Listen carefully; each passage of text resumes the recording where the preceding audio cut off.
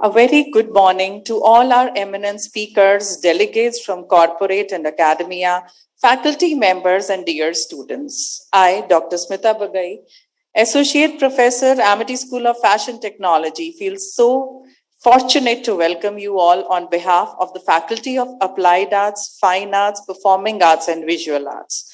Today, 15th of November 2022, is a very important day for all of us as we at Amity School of Fashion Technology, Amity University, have reached another milestone. We are here to initiate the sessions of second day of International Conference on Fashion, Apparel and Textiles 2022, and we have our plenary session on Advancements of Fashion and Textiles, Emerging Opportunities. For this session, we have with us Mr. Paul Bruschi, Department Chair, Graphic Design, Associate Professor, College of Design, Iowa State University. Mr. Qazi Iftikhar Hussain, President, Bangladesh Garment Buying House Association. Mr. Prateek Gadia, Founder and CEO, Yarn Bazaar. Dr. Rupak Vashish, CEO, Apparel Made-ups and Home Furnishing, Sector Skill Council. Mr. Salil Chawla, Director, DFU Publications. Mr. Anil Peshavri, Vice President, Noida Apparel Export Cluster. Mr. Ayon Banerjee, Fashion Journalist from News One Asia, Singapore. Now I would request Professor Dr. Pradeep Joshi, Group Additional Pro Vice Chancellor, Director General and Dean, Faculty of Applied Arts, Fine Arts, Performing Arts and Visual Arts to kindly make the opening remarks and initiate the session. A very good morning to all of you. Good morning. At the outset, I would like to welcome all the registered delegates for the International Conference on Fashion, Apparel and Textiles 2022 for the second day of the conference. Yesterday, we had a very interesting day. We had more than 10 keynote speakers who spoke on the theme Advancements in the Fashion and Textiles Emerging Opportunities. And there were more than 10 research papers which were presented on the themes Emerging Trends in the Business of Fashion and Sustainable Fashion. Today, on the second day of this conference, we have this session as a plenary session where we have got the keynote invited speakers who are the eminent people from the fashion, the textile fields present here. And then we have got the sessions, Innovation in Textiles and Apparel, and the session with theme Technological Advancements in the Apparel Industry, followed by the poster presentation by the researchers. Very briefly, before even I start, I would like to welcome esteemed guests of the day for the first session, Mr. Paul Bruschi, Mr. Qazi Iftikhar Hussain, Dr. Rupak Vashish, and Mr. Salil Chawla, who are here, and other speakers are likely to join very shortly. I am very happy that all of you have taken out the time and joined us. At Amity, we do this conference for last few years. Every year, we are inviting the research papers on the relevant themes for the textiles and apparel. The basic idea is to create a platform for the academicians and the researchers to deliberate upon what innovations have taken place or are taking place, what are the opportunities happening and what are the challenges happening. We as an academic institution believe that whatever programs we are offering, whatever skill set we tend to impart or knowledge we want to provide should be in tune with the requirement of the industry. That's why we invite beside the research papers, the invited speakers who are the eminent people from the field. Today, when I see that Dr. Rupak Vashist, who's a very senior person from the industry, worked with the Apparel Export Promotion Council for many years and heading the Skill Council for right from its inception, is one of the right person to speak to all of you, to students and the researchers, about the requirements or what is happening in the field of skill development and what skill sets are required. Incidentally, I must take this opportunity to inform all the people who are present here attending the conference is that we have got an MOU with the Apparel and Made-up Sector Skill Council, under which for the various job roles, we are working together and providing the knowledge to the students, which is being checked and monitored by the Apparel and Made-up Sector Skill Council and being certified by them also. So we are working together for long. And Mr. Hussain, I welcome you here once again. You have been with us in earlier also. And you are the right person, being a very senior member from the Bangladesh industry, which is a neighboring country and a very strong country in terms of the fundamentals in the garment industry. So we would like to hear and learn from Mr. Salil Chawla. Again, I would like to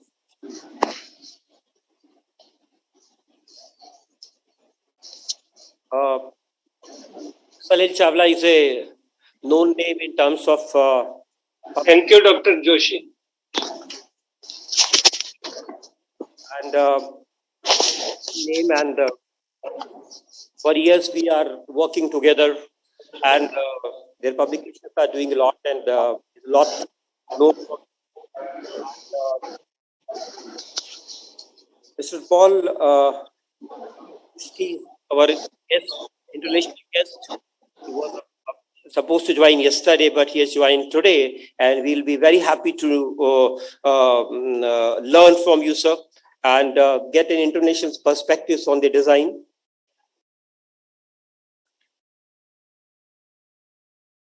We have got very exhaustive list of the speakers for this 2-day conference. Some of them were there yesterday, and some of them are going to be here with the this conference today. We got the research paper, just to brief the people who were not here yesterday. We got the papers from all the many leading institutes or the universities in the field.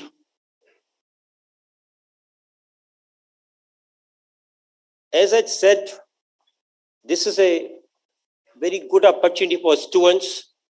When I see that more than 500 students are here today. Yesterday also, I wanted to brief our presenters also that yesterday's proceedings were also attended by more than 600 students or 700 students who attended it here in the campus at Noida. Besides it, this conference is being attended by the students of the other MIT University campuses, besides research paper presenters who are joining us from across the India, and the presenters from India as well as abroad.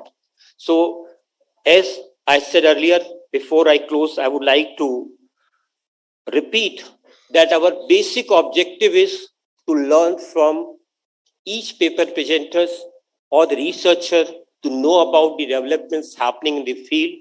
Besides it, from all the people who are coming here, taking out 15-20 minutes or the time for a session with us, is to know that what are the directions of the industry, textiles and apparel, may be the area of the design, technology and the management.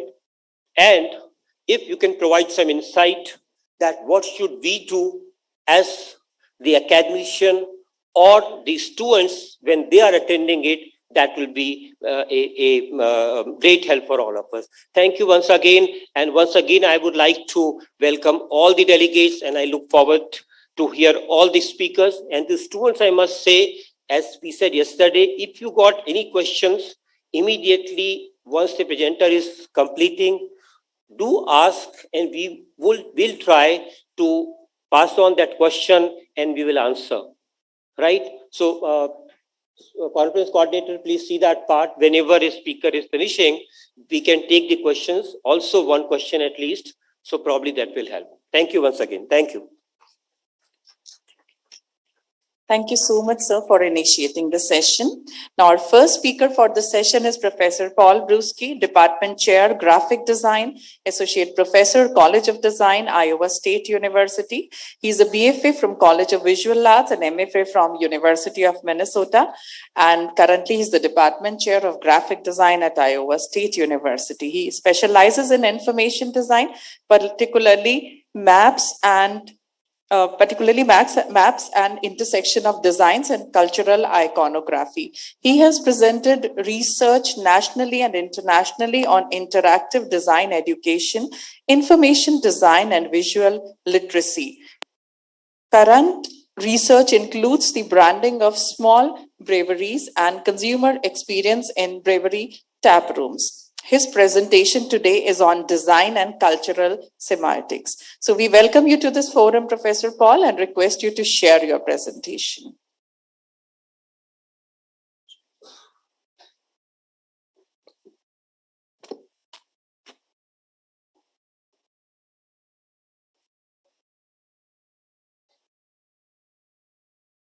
Kindly unmute yourself, sir. You're muted. Thankfully, technology lets us know that. Thank you. Hello, everyone. Thank you for that wonderful introduction, and hello to all of you. I was happy to have visited India very briefly about a month ago. I wish I'd been able to visit your university, hopefully next time. So I would like to, again, I'm a graphic design professor, so I don't know a whole lot about fashion, but I know about branding. And when it comes to apparel and fashion, I know there's a large intersection of that area. That's mostly what we're going to be discussing today. And today I want to introduce you mostly to the connection between design, culture, and meaning through semiotics and visual analysis.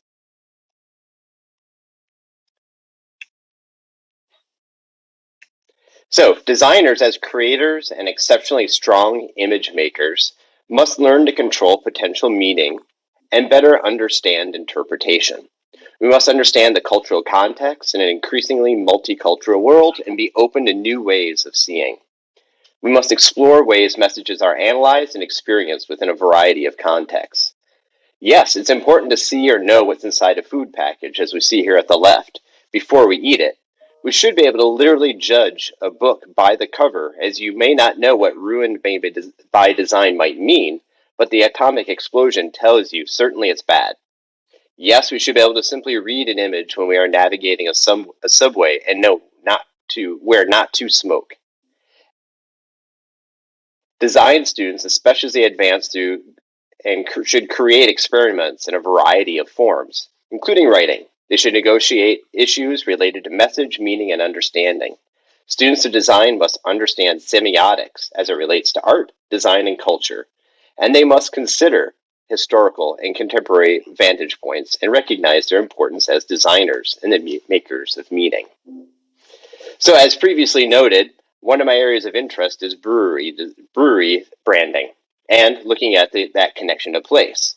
When you look at this image, you are likely to read the text first.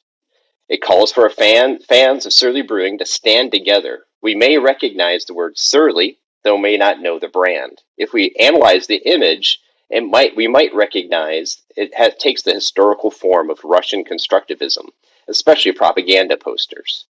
The strong directionality of the figures, particularly the male in the foreground holding the beer in his left hand and a can in his right, and the thick angular lines indicate that he is a man of action, a worker, given his work overalls and the mechanical cog in the background. He is the hero. She, on the other hand, is drawn with thinner lines and a supporting character, literally standing behind her man. Maybe she would also like that beer. This is only beer, but this image elevates beer to an object of worship, literally the shining star here. We can view this image formally, looking at the colors and the symmetry, but we should be looking at its true message. What is it actually telling us? And what it's actually telling us is to drink this beer is to be part of a community and also of hard-working strength. Design communicates directly and indirectly. This U.S. suburban landscape could be anywhere in the United States. Open green lawn communicates that you can afford to have land that does not grow crops, for example. It simply exists only to be green. The prominence of the garage shows how important a car is to living in America. Also, the style of home can be found anywhere in the United States, almost ignoring physical geography. For example, would it be important to have grass in the desert in Phoenix, Arizona? But it happens. This interactive Lufthansa route map shows cities you can reach from a location. It appears purely functional, but its real meaning is more subtle. It communicates to you that you can reach anywhere in the world with Lufthansa. Its purpose is to allow you to dream of the travels you could have with Lufthansa. So, what are we talking about when we're talking about interpretation and translation? Translating directly doesn't interpret the meaning or the intent or context. We can think of analyzing images much like translating text. So in this case, looking at the word suspenders in English and translating that to German, that's the language, another language I speak, which could roughly translate to Hosenträger, which if you very literally directly translate that to English means something along pants strap. Doesn't make a lot of sense, but you can kind of think, okay, straps to the pants. But that's where you have to think about and interpret and think about the context. So to continue on with this idea of semiotics versus iconography. When we're looking at images, we have to think about what the kind of cultural meanings are and the currency of that. So an icon often looks like what it represents. We have to pay attention to how an image is produced, how it is circulated, and why cultural meanings and their visual expressions come about historically. Perhaps you've seen this image before. The Treachery of Images is a painting by Belgian surrealist painter René Magritte. The picture shows a pipe. However, in French, it reads below it, "This is not a pipe." It is not a pipe, it is simply an image of a pipe. And this is why he called it the Treachery of Images. The statement is taken to mean that the painting itself is not a pipe. The painting is merely an image of a pipe, hence the description.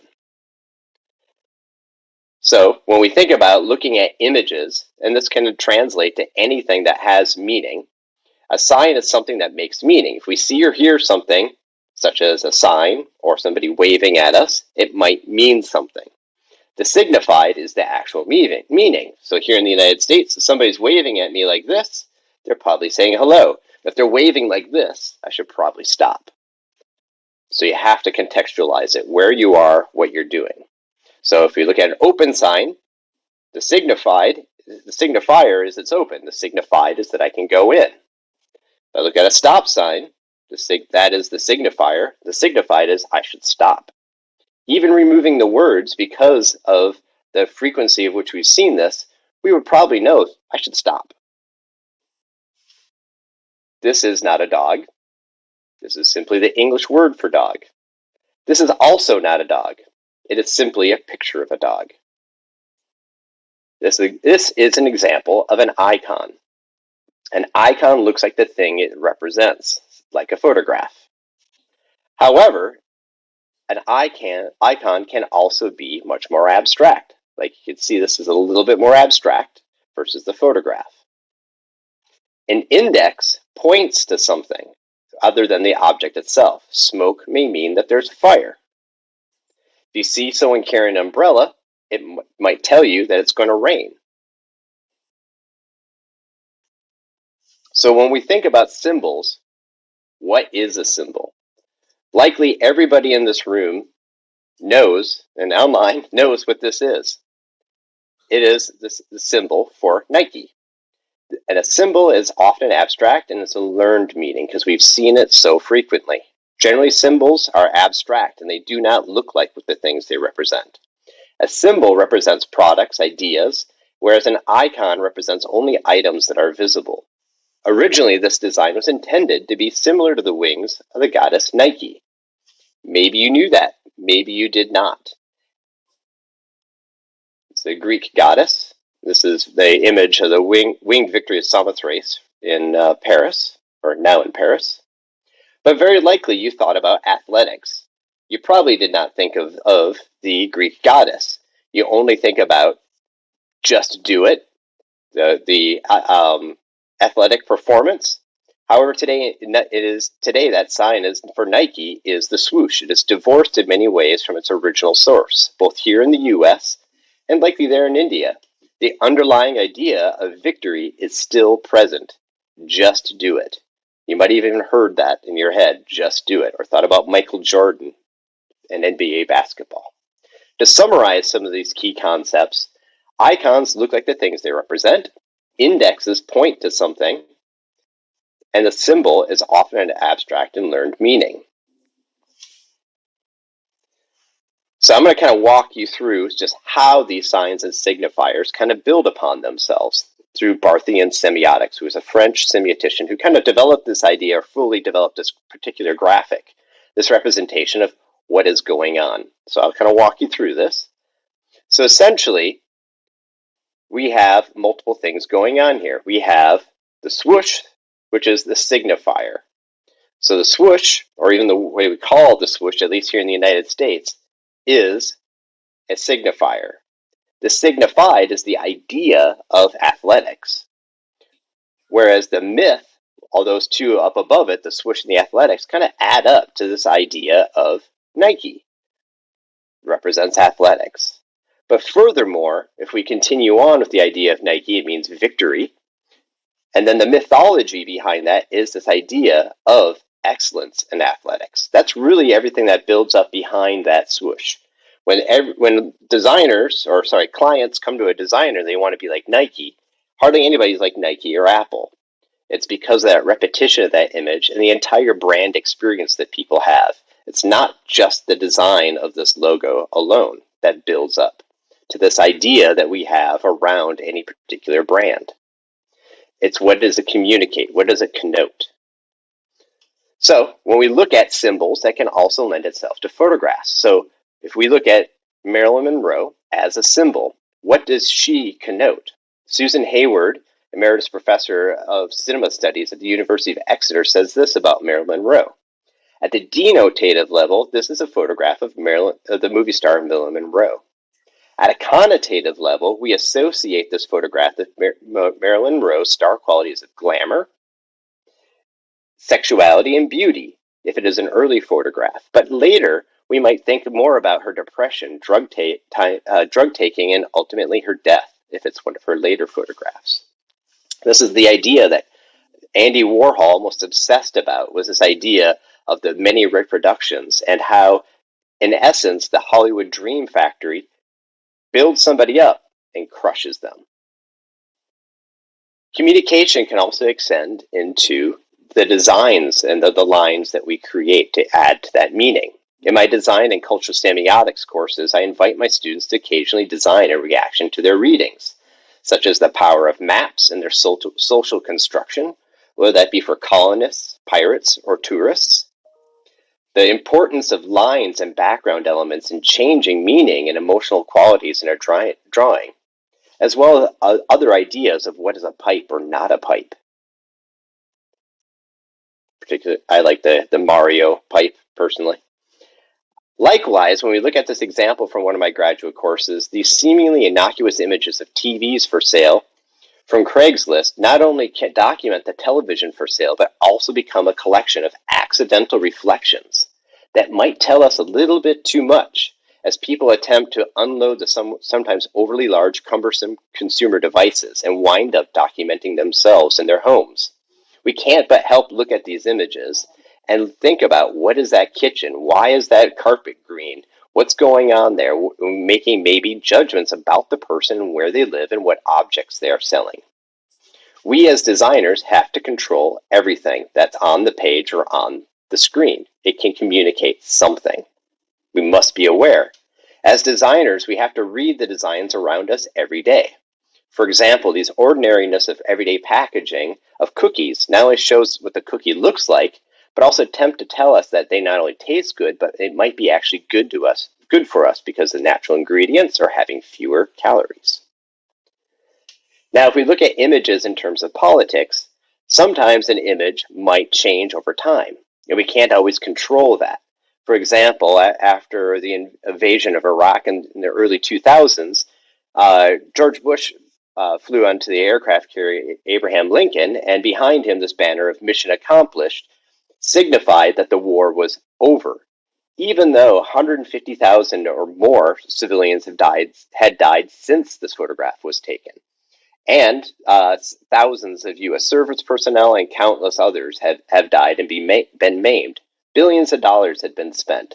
So an image that was originally created to kind of signify accomplishment became an image of hubris and arrogance.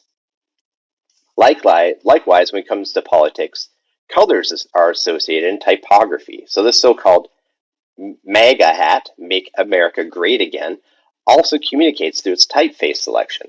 The serifed Roman type, which is traditional, red for Republican Party, communicates a message about going back into tradition. And just in case you're not sure, there's an American flag on the side. But opposite side of this would be math, Make America Think Harder, from the former Democratic presidential candidate Andrew Yang, which was obviously a play on the Make America Great Again idea. So blue, in this case, communicates to Democratic Party. And serif type could be perceived as more modern and forward-looking. So if we could look at these two as essentially opposites, and Andrew Yang described himself as saying, I am the opposite of Trump. I'm an Asian man who likes math. Now, if we look at our current president, his campaign sought to have things both ways. There was traditional kind of typography and maybe more forward-looking typography. But likewise, red, white, and blue. Got to have red, white, and blue in American politics. So you have to think about the context. But also when I was there in India, I couldn't help but see red, white, and blue for Domino's. Maybe that is exporting the idea of Americanness through commercial and capitalism. So in America, we have also this idea of looking at maps and trying to interpret meaning. So the last presidential election, we might look at space in the United States and see these individual districts as representing people. So as they were trying to impeach him, people were sharing both these images on opposite sides. Land doesn't vote, people do. And thinking about how these kinds of, this animation kind of shows how actually it's not the land mass. These areas way to the west are very, very empty. What might show that a little bit more are looking at these various different maps. These bottom ones are what we call cartograms, what actually are distorted by population. And so you could see how some areas in western United States are actually very sparse, very few people, whereas other places such as California and New York loom much larger. And this is also being shown through these other kinds of maps that present an argument. So these maps argue to show how we could conceive of these spaces. So geographically, this map may be used erroneously to show an overwhelming Republican victory, despite the numbers at the top. However, this cartogram is a more accurate depiction, and it shows each district that was won, although when we look at these maps, very few districts probably went 100% Democrat or 100% Republican. So as I wrap up, when we look at design and consider all these things that we utilize, this iPhone, for example, has a very direct personal relationship to its users. The look and the actual feel of being held in your hand, the customization features all tie into this device. It is far more than a phone. Its whole form factor is designed to be intimate to you and customizable by you. Designs are arguments. It is not always possible to be 100% certain what you communicate will stay immutable and unchanging. The design could be seemingly perfect, but if the product or service is terrible, good design will not save it. All details must be considered. The canvas is blank until you put something upon it. Ensure its form aids your message. Thank you.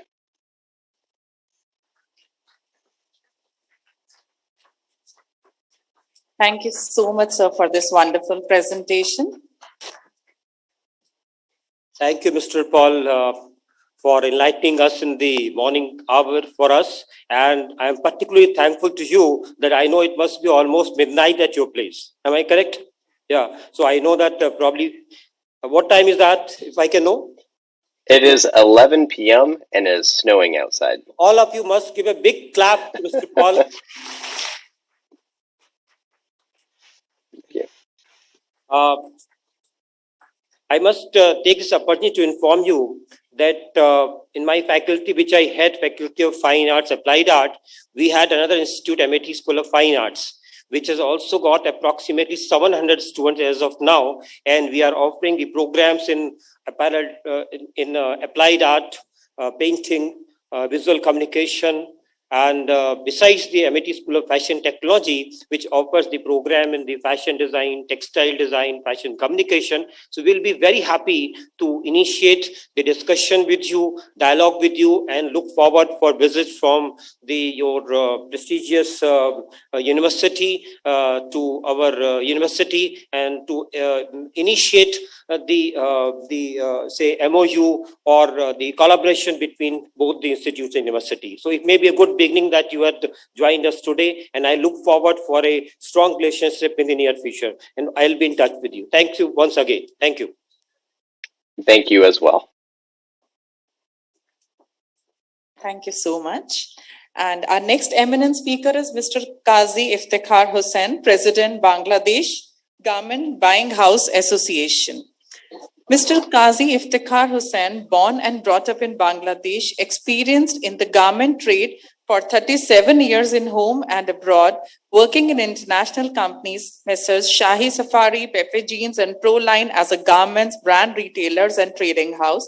He has got an experience with brands like Slanzer, Kangol. His extensive work expertise covered total value chain of sourcing to shipment of merchandise, working closely with brands and interprets to local manufacturers. He's working with eco-friendly products for the save of planet. He's involved with the organization as a president of Bangladesh Garment Buying House Association, which is one of the largest association in Bangladesh for the ready-made garments. We welcome you to this forum, sir, once again, and request you to kindly initiate your session.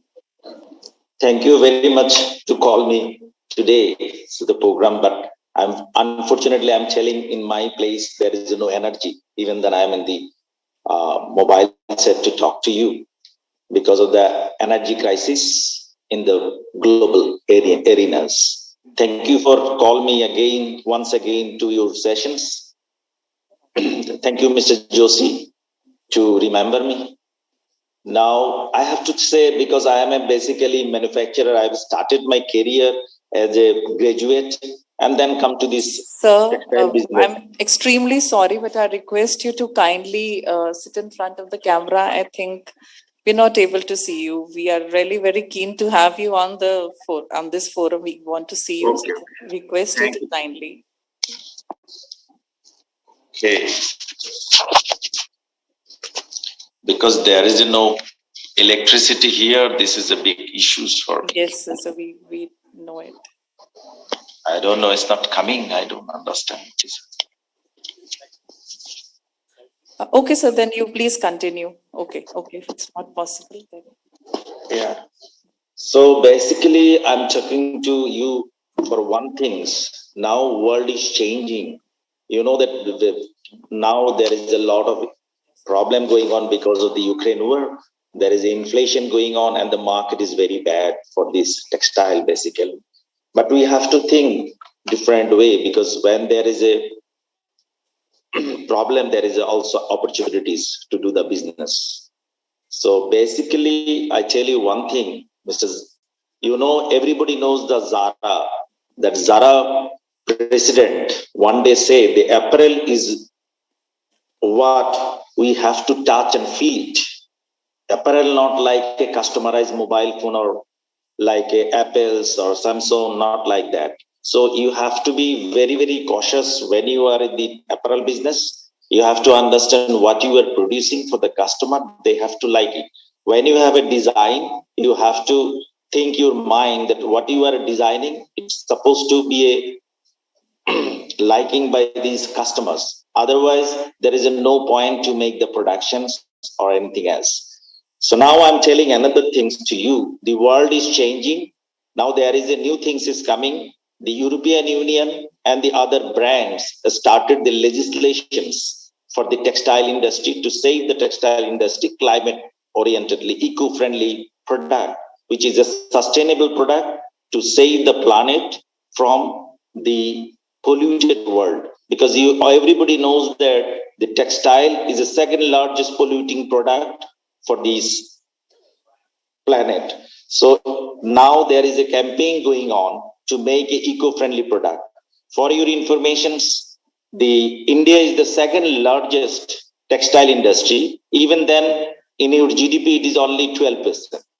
But if you look at Bangladesh, Bangladesh is the second largest manufacturer of the apparels and the exporters. Why? Because Bangladesh adopted this business since 35 years and then gradually developed this business slowly. So now our turnover of the business is around $47 billion and more than 4 million people are working here. For your information, you are in the textile business, education, more than 5,000 Indian people are working in Bangladesh. So there is a lot of opportunity in the textile sector because it is growing now.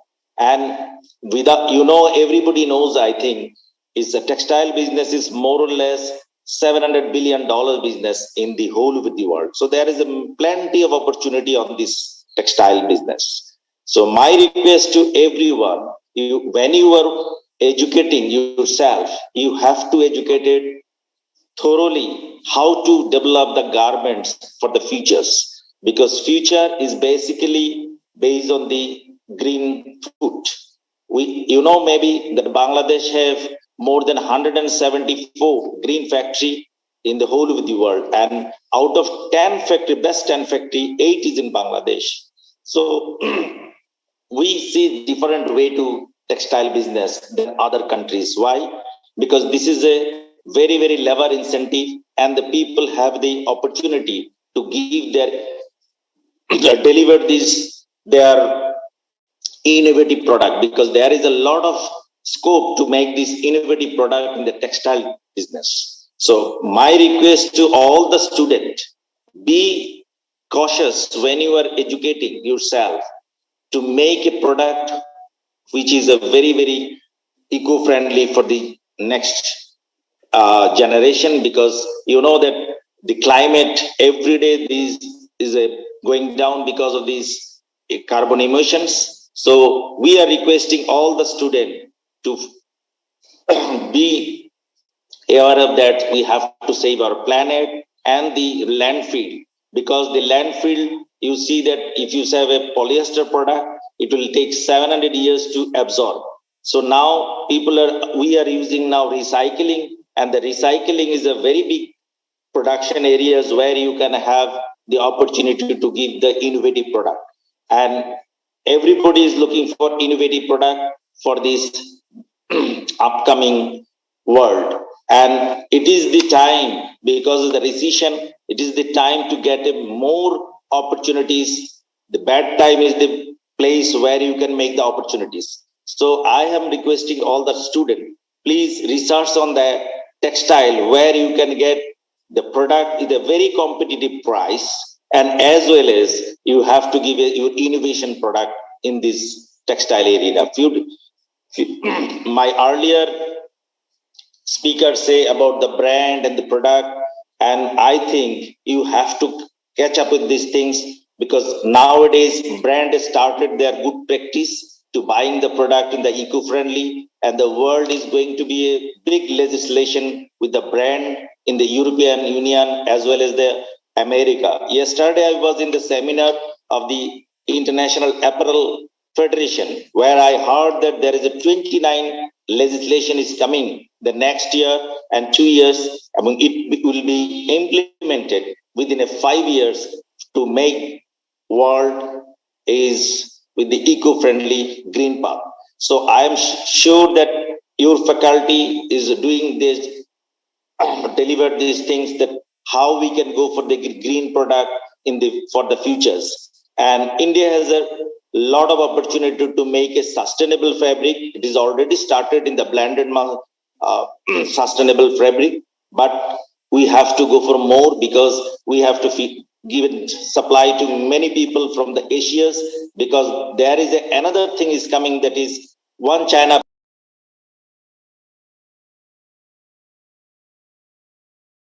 These things, there is what.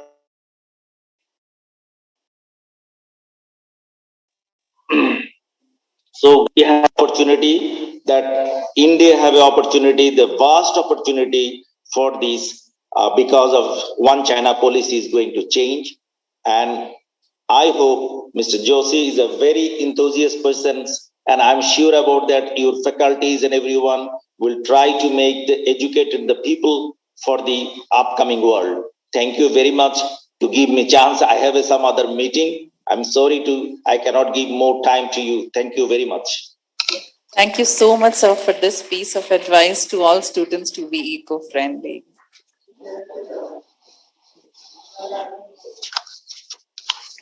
Thank you, Mr. Kazi, for your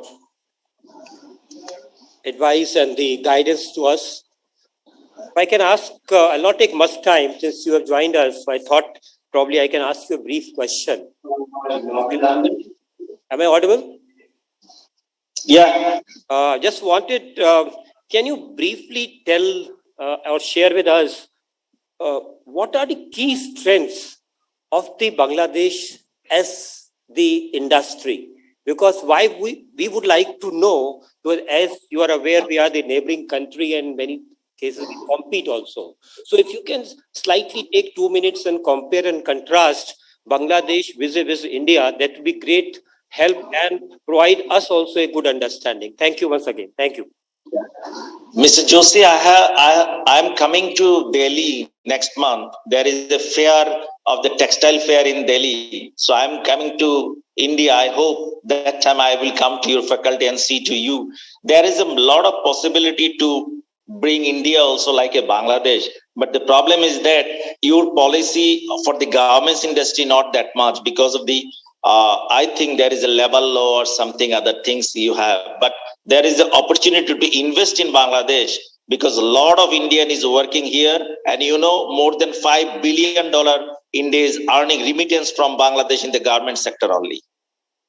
So your people are coming to Bangladesh, giving teaching to our industry how it was built up. Even myself, I have started my career with the Indian company, and I grown out with the Indian company. So there is a lot of opportunity for your people to bring this business forward.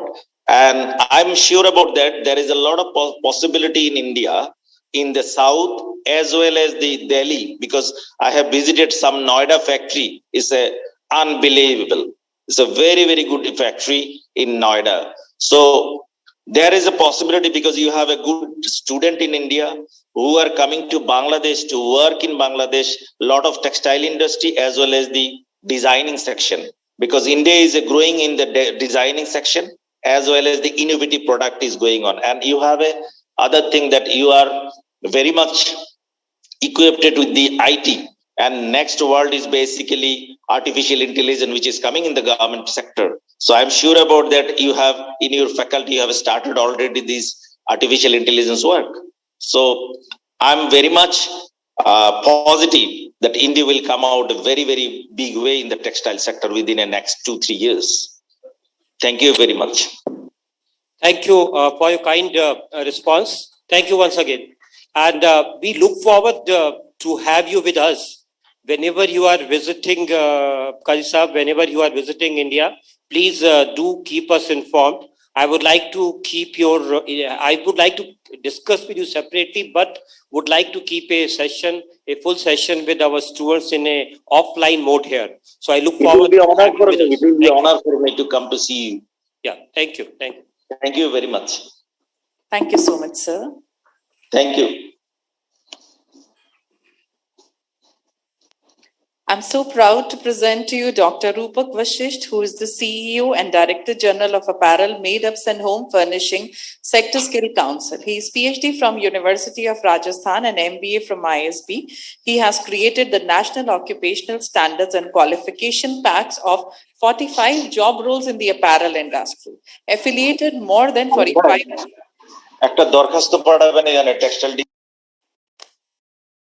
Affiliated more than 4,500 training partners across the country to carry out trainings on the NOS basis. Affiliated 46 assessment bodies of ILNFS, Accenture, and ENY fame to assess the trainers of the 4,500 training partners. Arranged for more than 1.2 million trainings across the country, additional 0.45 million currently underway. We welcome you to this forum, sir, and request you to kindly start your presentation. Thank you. Good morning, everybody. First of all, I would like to just start from where my earlier speaker has left. Yes, India is also changing now, and with the help of Skill India movement, a lot of changes are coming up, which I'll just try to cover up in a few minutes from now. First of all, let me tell you that I represent the apparel, made-ups and home furnishing sector. Let me tell you, India, the apparel sector, apparel and textile sector, as you know, is the second largest employment generator in the country. We have a total business of 55 billion US dollars, out of which 35 billion is domestic and 20 billion is exports. And out of 20 billion of exports, around 15 billion of exports takes place in apparel sector and 5 billion in made-ups. Now, the government of India has opened 38 sector skill councils, and we represent the apparel sector. Now, we were, formed in December 2013, and we have made, we call it qualification packs. These are the standards on which the trainings take place across the country in all skilling arena. And now, till now, by the way, the figure is slightly more. Instead of 1.2 million, it's 1.8 million. In fact, people have now been skilled in apparel sector alone.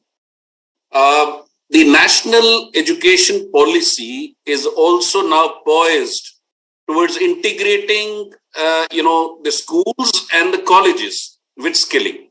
In fact, most of the skilling in future by the government of India is likely to take place through the schools and the colleges only. Now,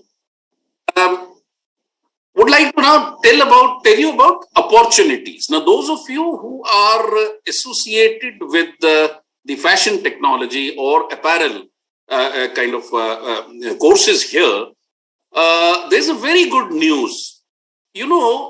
First of all, we already had a huge skill gap in apparel sector.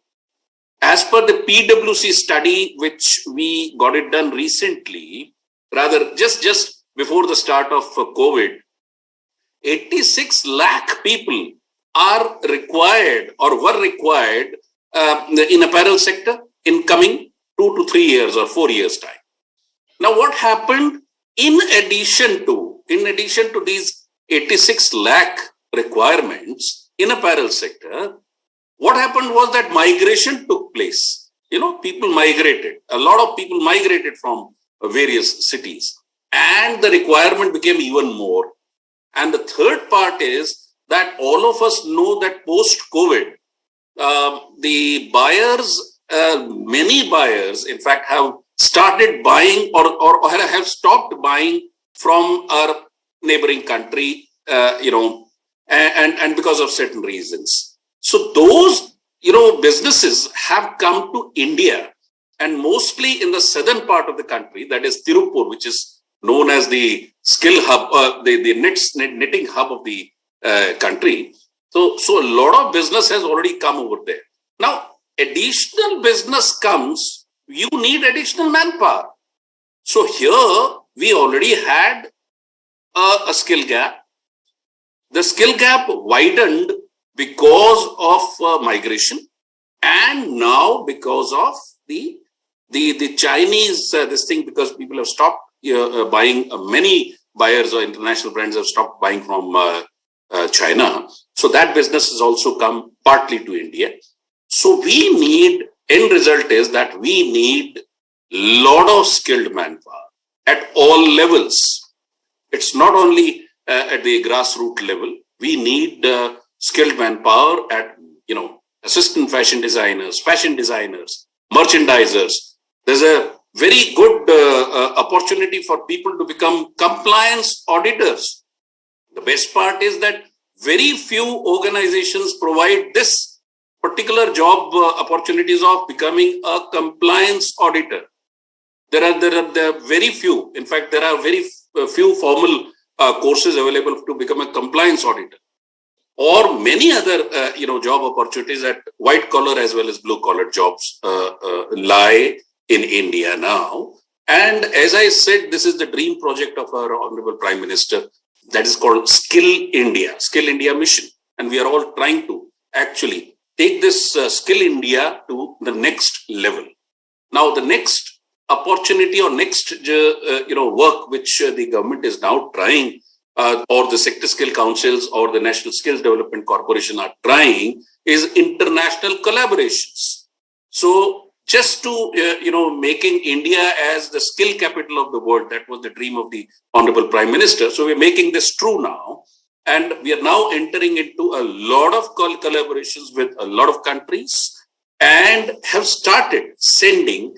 And by the way, now there's a change here. Earlier, the manpower, the lower manpower basically used to go to only countries like Gulf, basically Muscat, Dubai, these places.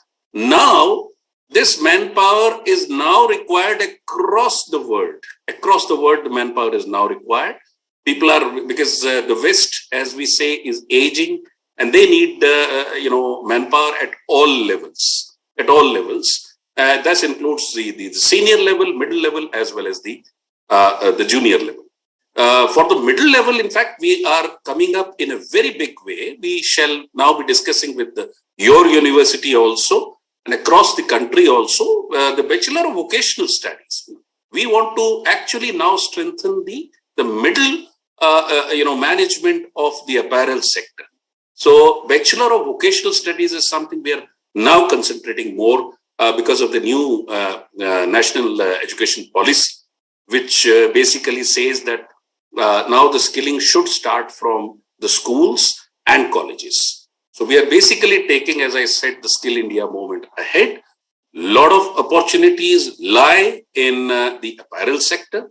We all are working together. In fact, any of the students, if they need any kind of help or any kind of clarification related to the opportunities which lie in the apparel sector, we are very much there to help. And it's always a pleasure to attend such events of amity. We have been associated with the amity, I believe, for many, many years. The auditorium where you are sitting, I think I have myself attended many of such programs over there. And it's always pleasure, as I said, to attend such events. And thank you very much, Dr. Joshi, for inviting me here. And I'm here if you need any kind of clarification, anything.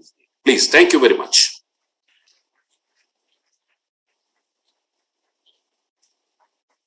Thank you, Dr. Vashist, for being here with us. And you have been always a great support for all the initiatives. I'm very happy to know that you are taking the initiative for the middle level management also by working on the B work programs, because till now, I think so, if I had to also share that our connotation, if you remember that when the Skill Council was there, I was also associated as the technical committee member right from inception. And I always thought that probably basic mandate was to work at the grassroots level exactly. But yes, for the universities, or the colleges, it will be very good whether we, or I think so that NIFT or other colleges also, if skill council start working on the middle level or the higher level programs also. And with your support, I think so we are anyway working for the various job roles. And I think so this month also there are the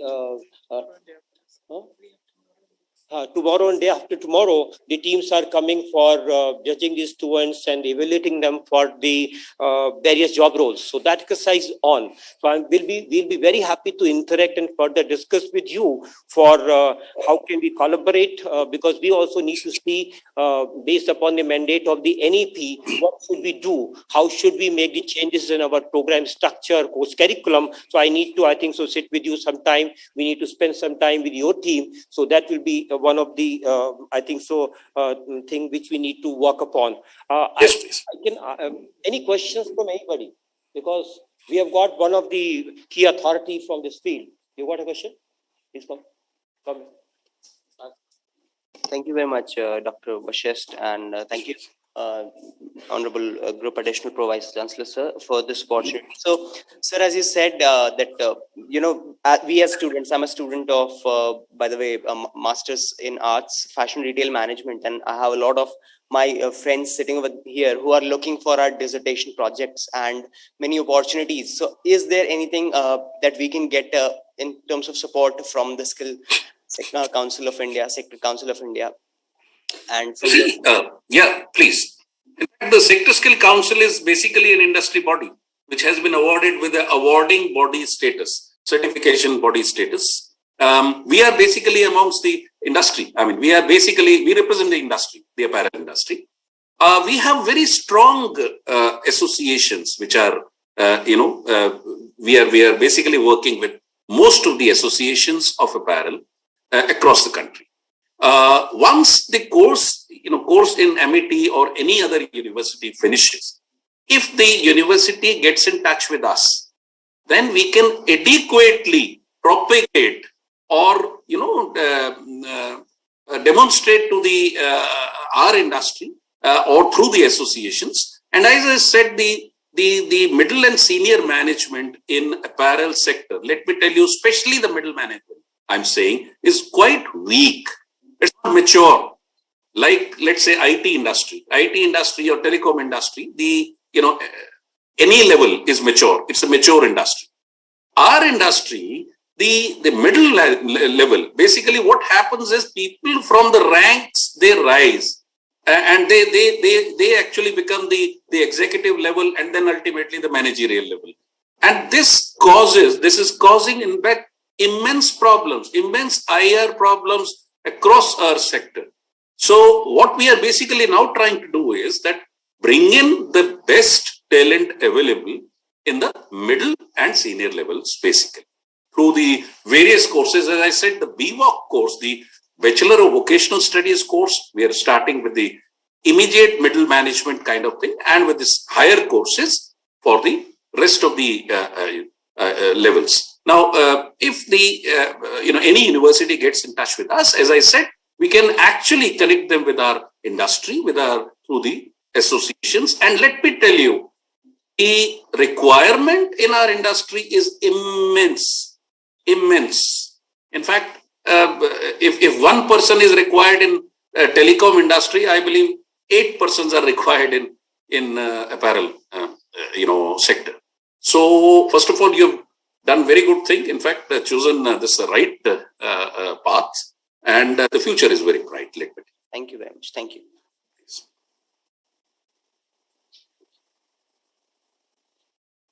Thank you so much, sir. Thank you. Our next speaker is Mr. Prateek Gadia, founder and CEO, Yarn Bazaar. Mr. Prateek is an inquisitive individual who is motivated by a sense of legacy.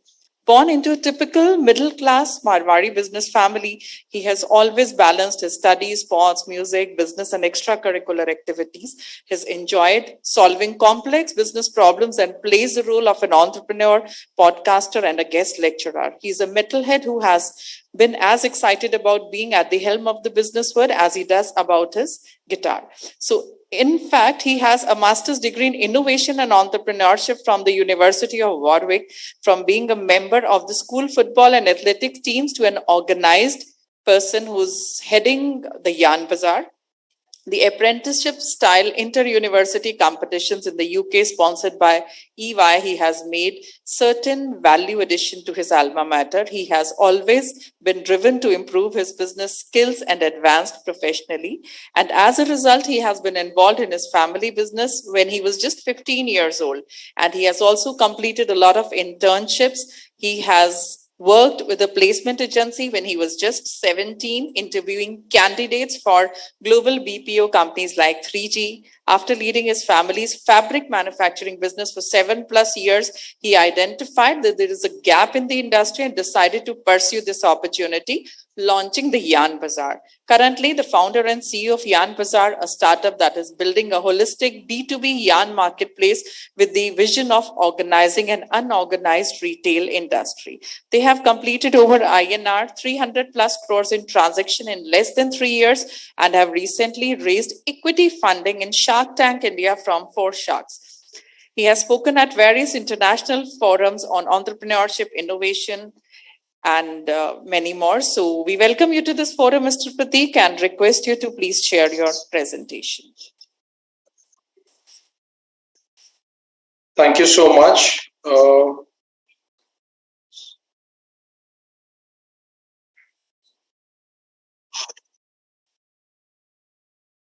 everyone. Thanks for having me here. As I've been introduced, my name is Prateek Gadia, and I'm the founder and CEO at the Yarn Bazaar. So before we begin, just a quick summary of what the Yarn Bazaar is about, since the topic that I have is on entrepreneurship in textiles and fashion.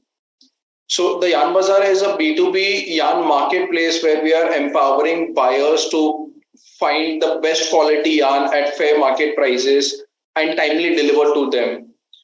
Our aim is to completely redefine how companies buy and sell yarn, and the vision is to organize a large unorganized textile industry, which is highly fragmented. As it has already been told to you guys, we were part of the Shark Tank season 1 in India, and we were very, very fortunate to raise funding from 4 of the sharks. So starting with the topic, it's important to understand what is entrepreneurship. Now, again, it's a very subjective term. Entrepreneurship means different things to different people. To me, I think in the most simplistic manner, entrepreneurship means, identifying a problem and solving it. It's as simple as that. But when it's about creating an enterprise, it's a slightly different journey. When you're creating an enterprise, it's very important that you identify that the market is very, very large, that you're solving for a large market. Your problem or your solution is very scalable, it's sustainable, there's some way it can turn profitable, it can make money. So there are many things, but if you look at the entire journey of entrepreneurship, it's more like a roller coaster ride. Right, so it's not an easy one. It requires a lot of persistence. It requires a lot of perseverance. It requires you to be, a lot of hard work and things like that. Because we're talking about entrepreneurship, I find it best to always, take references from case studies. I think that's the best way to understand entrepreneurship at its core. So, would want to, share an example of Airbnb with all of you guys here. Airbnb is, something that most of us have heard about. It's, for me personally, as an entrepreneur, is the most inspiring story or the most inspiring journey ever. And I'll tell you why. So let me begin with that first. Airbnb is a company even today where there's a very, very high threat or risk for a person to rent a room or an apartment, and someone next to them, that there's always a high threat for them to, for instances of murders and, those kind of things. So when Airbnb started, not many people know about it. They failed thrice. So they failed thrice, but the founder, Brian Chesky, was very convicted that this is a large problem to solve for, and this is a large opportunity, and he kept pursuing it. So when they had failed for the 3rd time, between the 2nd and the 3rd time, when they were facing cash flow problems, they didn't have enough money to restart the company. to restart the activities. US presidential elections were going on, and Obama was a big wave. It was a big wave during that time in the US. Most people believed that he would be the next president of the US. So what the founders of Airbnb did is they went to a supermarket just to get some money to restart Airbnb. They went to a supermarket. They bought up about 200 packs of cereals, your regular morning breakfast cereals from a supermarket, through the packaging, the packaging of the cereals, and branded it as Obama Oats. Every 200 box had a label to it, which is, with the number of the box. So whether it's the 50th one, whether it's the 90th one, whether it's the 100th one, and it was sold exclusively to Obama fans. Now imagine when US presidential campaign is going on and there's a huge Obama wave, selling 200 boxes of something, branded as Obama Oats is not a big deal. They were able to raise a lot of money through that. So when they had a meeting so Y Combinator is a very well-known established startup incubator / accelerator, the leading in the world. They had a meeting with the guy who started Y Combinator. His name is Paul Graham, popularly known as PG. They had a sit down with Paul Graham, and he also rejected the idea of Airbnb. But while they were leaving the office of Paul Graham, they kept the last limited edition box of Obama Oats on his table before they were leaving. And obviously, because Paul Graham had a high level of curiosity, he asked them, what is this? And asked them the story about, the Obama Oats box. When they told him the story, Paul Graham has said, I want to invest in your company because I know that you guys are hustlers. The reason I'm sharing you this story is that in the journey of you as an entrepreneur, you will always go through different times, the roller coaster ride, the upsides and the downside. And this is a story that reflects that if you have high conviction in the opportunity, just stay on course, don't look for plan B. Things will happen, and this is what happened with Airbnb. Paul Graham invested in Airbnb, they became a YC company just because he saw that the founders were hustlers. So talking about the Yarn Bazaar, when we started Yarn Bazaar to address the problem of broken supply chain in textiles, there were many challenges that we knew we would have. The biggest challenge being that of advance versus credit payment. So the entire market functions on credit. Credit is inherently part of every trade, right? But what happened is we were very clear we didn't want to build a business on credit. We were very clear that any transaction that happens on Yarn Bazaar, it has to be 100% paid in advance by the buyer. Now imagine a buyer who's used to getting 60, 90, 120 days of credit. Why would he pay on advance? Right? So that was a massive challenge. The challenge of establishing trust and credibility on the Yarn Bazaar as a brand. Right? A lot of people felt that, we don't know you. Why would we pay the Yarn Bazaar as a supplier? Because the buyers were expected to transfer the money to our account. Right? The challenge of their existing relationships. Textiles is a very close-knit community. Buyers and suppliers have known each other for a very, very long time. They've been working with each other for a very long time. And bypassing those existing relations and expecting a buyer or a supplier to kind of navigate their supply chain and come look at Yarn Bazaar as a new sourcing solution, it was again a big challenge for us. One of the most important challenges for most marketplaces is something called disintermediation, where people may use your platform just to discover a supplier or a buyer, and then they take the transactions offline. Right? It's like going to a retail store, finding more about the product, could be a TV or a mobile phone, and then logging into Amazon and buying it from there. The problem of the dominance of traders in the industry. So we had a lot of challenges, right? No entrepreneurship journey is very easy, but it's about the hustle. It's about having huge conviction in your idea, which allows you to kind of bypass all of that or navigate through that and create something which is very meaningful for your buyers and suppliers. Since I said that case studies are the best way to learn, looking at entrepreneurship opportunities in textiles and fashion. See, these are a very, very large industries. Textile is one of the largest industries. In fact, little known fact, textile is the only industry where India ranks amongst the top 10 as a country when it comes to global market share. So it's a large industry. We have a very huge population base. We have a very dynamic, growing and young population.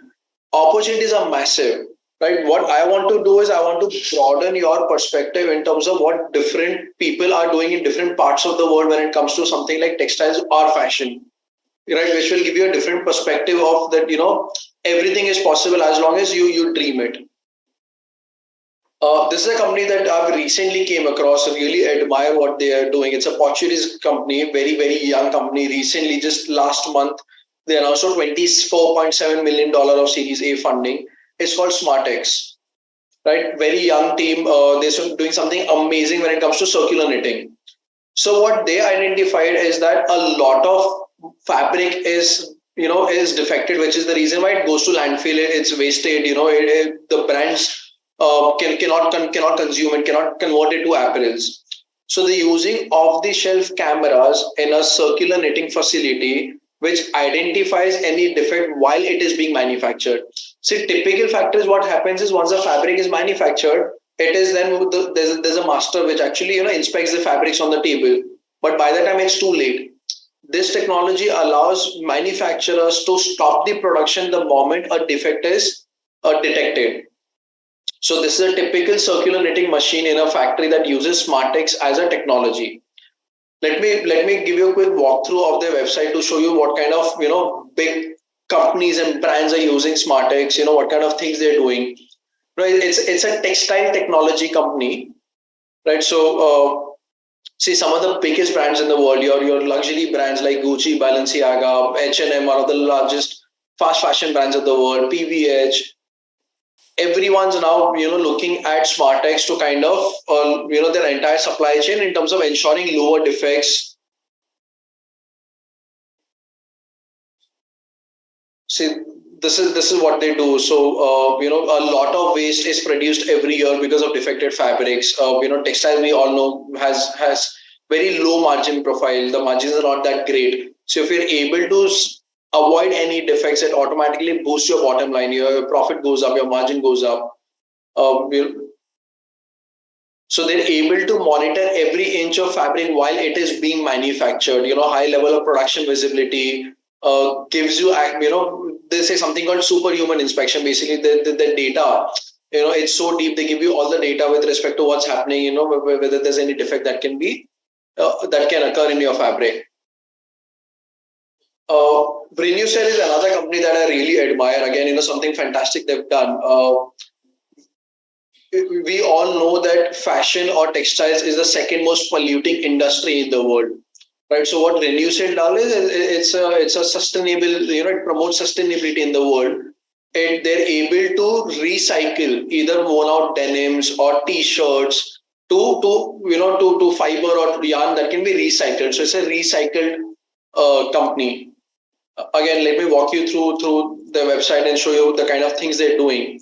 So it's a very fast-growing Swedish textile company with a very unique technology and a world-class team, which is on a mission to change the global textile industry. So they plan to recycle the equivalent of more than 1.4 billion t-shirts every year by 2030. They have a product called Circulose, and they make 100% textile waste. So these are the kind of opportunities that are already happening globally around the world when it comes to fashion or textiles. Let me give you some examples of more of fashion, because what we've seen so far, this is a technical textile or a textile tech company. This is a recycle company. This is a brand that I really admire. It's a brand called Theli. Before I tell you more about them, let me show you what Mr. Anand Mahindra had tweeted about them sometime last year. So that's his tweet. Mr. Anand Mahindra said he was embarrassed that he didn't know about this inspiring startup. These are the kind of startups we need to cheer on, not the most obvious unicorns. I'm going to buy a pair XYZ. So what Theli does is they make 100% recycled sneakers, 100% recycled, to the fact that even their shoe laces are made from recycled PET bottles. So everything that goes into the pair of shoes is it's 100% recycled, compared to large established brands that says, they have pineapple sneakers or this or that sustainable sneakers, but it's hardly 20 or 30% of the final product. Ashish, the founder, at the Yarn Bazaar, I had done a podcast with him right when he was about to launch his brand. Right, this is a brand that he's launched very recently. He's a very young kid, about 21, 22 years old. Again, something innovative that he's done in textiles, promoting and encouraging entrepreneurship. Another brand that I really, really admire, I don't know how many people have heard about this. It's a large brand. They have about more than $3 billion worth of business. It's called Patagonia. Again, taking you through to what kind of things Patagonia does as a brand. It's a sustainable apparel brand. So it's an outerwear brand, competing with the likes of well-established brands like Northern Face and all. This is something interesting that they did. So Patagonia helped gather the top leaders in the apparel industry, non-governmental organizations, academia, and the US Environmental Protection Agency for an inaugural meeting in 2010. This is 12 years back, to determine the feasibility of working together to create an index of social and environmental performance. Now, they are happy to report that today, as of today, there are 49 members of the Sustainable Apparel Coalition, which represents nearly a third of all clothing and footwear sold on the planet. The entire apparel supply chain is coming together to create one measuring stick of where we are and one roadmap to show us where we need to go. Their aim is an apparel industry that produces no unnecessary environmental harm and has a positive impact on the people and communities associated with its activities. Right, so it's a fashion brand. It's a proper fashion brand that does only sustainable. And the founder who started Patagonia is so tuned to sustainability. He puts where his mouth, where his words are. Recently, he's donated his entire company, and the proceeds or the profits will go towards climate change and things like that. And so the idea of sharing these case studies with all of you gathered here is to kind of broaden your perspectives or horizon on what kind of opportunities there exist. We may say that sustainability is not really a thing. It's a very small industry. That's not the case. Things are changing now. Also, there are many companies which are looking at supply chain as a problem. Right, most supply chains, including fashion and textile, are broken, are severely broken. So between a manufacturer and a consumer, there are multiple intermediaries, whether it's a dealer or a distributor or a trader, and multiple brokers, between the manufacturer and consumer. So essentially what is happening is supply chain has become a wall between the manufacturer and consumer. And there are many companies in the entire textile or fashion value chain, whether upstream or downstream. So for example, what Yarn Bazaar is doing in the yarn ecosystem, there are companies like Fashion which is doing the same in the apparel space, where what they're doing is they're trying to get rid of this obesity and connect a manufacturer directly with consumer. Peter Drucker said this, very, very nice thing, that the best way to predict the future is to create it. And I think that's what entrepreneurship does. Because the topic is entrepreneurship, I would want to take lesser time on sharing my perspectives, but have more time for Q&A. So really encourage, if anyone has any questions on, if they have to ask anything on entrepreneurship, happy to answer that. Thank you, Mr. Prateek, for very enlightening presentation. Very good to know. I'll initiate with one question. Sure, sir. I'll just brief you that NEP School of Fashion Technology has approximately 900 students as of now. And whenever the students join us, in the very beginning, we tend to know about their career progression. What would they like to do? And I must share with you, when students are here, a good number of them opt for entrepreneurship as the option. So when we talk about, say, entrepreneurship, placement, further studies, so entrepreneurship is one of the key things. And at MIT, we have got a concept and we have got a dedicated cell also, which guide them and for working on the entrepreneurial. Oh, wow. I'd like to know from you that in the light of that, what would you like to tell them? I understand there can't be a book about how to become a successful entrepreneur. There are the success stories, there are a lot of failure stories. And if I had to say, we say that one must read the failure stories also, because you actually learn a lot from there also. Because in success, you can keep on hearing a lot of good things only. But whenever we even read as a management student about the launch of brand, we know that we hear only a successful launches, but we never actually come to know how many attempted for that actually. One may be knowing that there is a successful brand called as Little or Lifebuoy, but one doesn't know that how many people may have attempted to start a brand and never became a brand. So I would like to know your perspective about that, how to get success as an entrepreneur, knowingly that these are the fashion and textile students. Some of them have got a background of the family also of the textile business or the fashion business. So if you can give some tips on that or share your thoughts. Sure. Thank Sure. you. I think that's a great question, sir, and great question for this forum as well. Before I start, you said a very important thing, that the number of failure stories are way more than the number of success stories. But what we know about is the success story, not the failure story, right? Uh, I would really highly encourage everyone, especially young students, to read this book called "The Hard Things About the Hard Things." It talks about this journey being like a roller coaster ride. That it's not an easy journey, and kind of prepares you, because I think success or failure is more about the fact that the founders have to be very very stubborn, very very stubborn about their idea. And and most of us from our early days are being taught about having a plan B, that if this does not work out, you do this. Unless you're very stubborn about something and you resort to plan B, it's not going to happen. Right? That's why it's important that you prepare yourself for the journey that you're embarking on. And these kind of books, a book like A Hard Things About the Hard Things really prepares you. Now back to entrepreneurship. I get what you're saying, that there are a lot of students who are into entrepreneurship. We've seen that not many entrepreneurs are being made. India as a country need to create, say, more than 1 billion jobs. We are hardly 20-30% there. One of the ways to get there is promote entrepreneurship, because entrepreneurship about employment generation. Personally, I have observed, and something that I always talk about, is that a lot of people, at least in our society, wait or seek approval from their family members.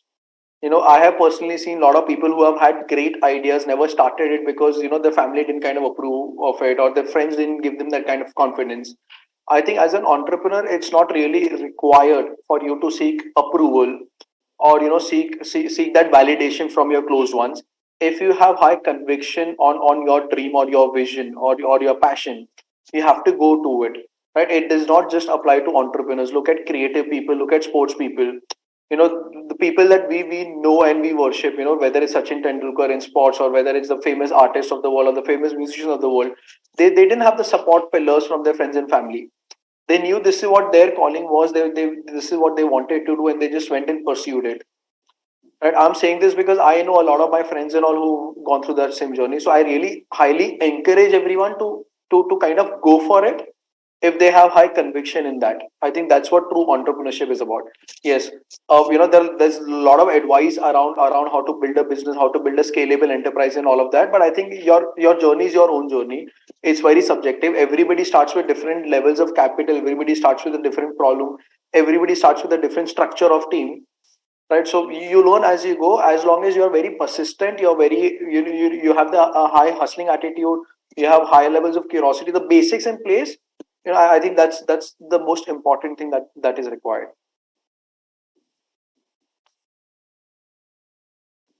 Thank you very much. Thank you. And I think so that I'll take this opportunity to invite you one of these days, whenever you are visiting here, to visit our campus. And we'll be very happy to have you and interact with the students in person also. Any other questions, Manpreet? Dr. Manpreet looks after our entrepreneurship cell. So I would like her also to ask. Yeah, thank you, Mr. Prateek. Your session was really interesting and motivating for our student. So my question is actually extension of the question that sir has asked. Okay, that sir has asked. So as you have said that a young entrepreneur need to be stubborn about the idea. As a ESL coordinator, I have seen that students have a general idea. I want to work in men's wear or women's wear or kids wear. but they don't know how to refine that idea, because menswear is a huge category, and it is the idea that matters when you are looking for a startup. So how they can refine the idea so that they can work on that? That's my question. Thank you. Sure, very good question. I think the best way to do that is first start. So the number one rule of entrepreneurship is don't think, just do it. So you have to start a business, because see, it's a different game sitting in a boardroom or sitting in an office and thinking about a solution, thinking of a product, thinking of how the product would be XYZ. And it's a very different thing in going in the market, going to your customers, interacting with them, showcasing your product or your service or your solution, and getting their feedback. So when it's about fine tuning their idea, I think just go with to your customers, discuss with them, potential customers, discuss with them, have a very casual, open discussion, have open ears and listen to them. Based on that feedback, come back, do the changes and go back to them. Like if I were to talk about my own journey, although I come from a textiles family, had decent experience in yarn sourcing and fabric production. That's how I got the idea of the yarn bazaar. But I started visiting every potential buyer and supplier and started having those tough conversations. It's very important to have these tough conversations. Most of these buyers and suppliers would laugh at my face ki beta, aap to chote ho, aapko kya pata, we've been in the industry for 20, 30 years. We've never seen advance payment. That's not how it works. Nobody would do this and all of that. Right? Don't listen to those kind of generic statements. All you have to do is present your solution to a problem that you identify and they also identify with. Just discuss that, what are the possibilities of implementing it. That's it. And so the best way to fine tune your solution or your product or service is go to the market, launch it. Fail fast but fail differently. Learn from your mistakes. Thank you. We have more questions from faculty and students. Happy to take them. Hi, Pratik. Can you hear me? Yes.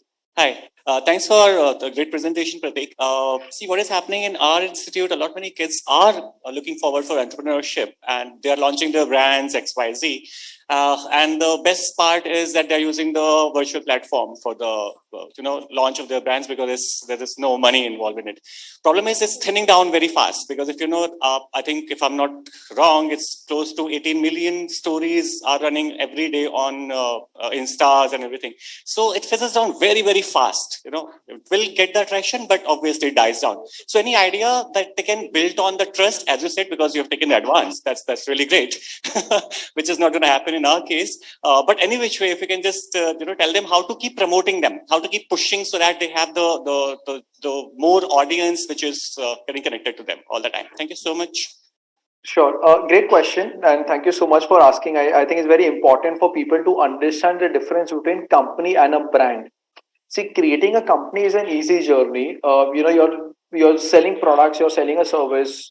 Right? People are buying your product or a service, and in exchange for money or whatever those terms are. But creating a brand is a long-term journey. It takes a decade at least. Look at the well-known brands of the world. No brand has been created overnight, and we are sitting in a time where everything is very, very cluttered. So you go to Amazon, for example, type for any product, like whether it's a protein bar or a T-shirt or a shoe or whatever it is. You'll see at least like hundreds and thousands of pages of results. Right? Which means there are many companies trying to create brands, but brands are very different. So the story of creating a brand is usually build high level of trust. So people really need to trust your brand, that this is the brand that I would want to associate with. Right? Today's young audience or generation is very, very different than what our elders or what our forefathers were like. The earlier generations. So have built very high level of trust. Be very consistent about it. Right? Your story should not change. Your story should be very consistent. And third, which is the most important and tricky, is try to build a community which is highly engaging. Right? Which is it's the community building exercise that leads to the brand building journey. Like for example, long back there was a suicide or a murder case in the US. Very, very vague story. I'll just walk you through it briefly. Where the person who died had an Apple phone. Now, the department of the US wanted Apple as a company to unlock that phone so that they could investigate the case. Can you imagine Apple buyers or Apple fans or Apple users across the world were actually went to social media and ensured that Apple as a company does not do that? This is the kind of brand they have built. It's because of the community. So A, you have to build high level of trust. B, you have to be very consistent. C, you have to build a deep, engaging, highly engaged community, which is not easy. So the point I'm trying to make it is when you start a company, you have to be very clear that building a brand is a long-term journey. It's going to take you at least a decade. You have to be at it, and you have to identify your target audience. What kind of story you want to craft to kind of associate with them. So what happens is we start, say, for example, a t-shirt brand, and we see, are 6 mahina ho gaya, 1 saal ho gaya, things are not working out, this and that. It's not as simple. It is going to take time. We have the last question for you, Mr. Prateek, now.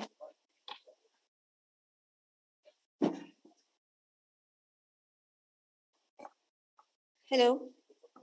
Hi. Sir, my name is Khushbu and we are textile designing students. We want to know that is there any chance to work with you? We want to experience something. See, we are always hiring. We are always, interested and eager to build a team of young people. In fact, I'm one of the oldest people in my team, realistically. So, always open. You can send your resume to hiring@theyanbazaar.com, and we're always happy to look at it. Although because we are a young marketplace, we don't have anything for fashion designers as such.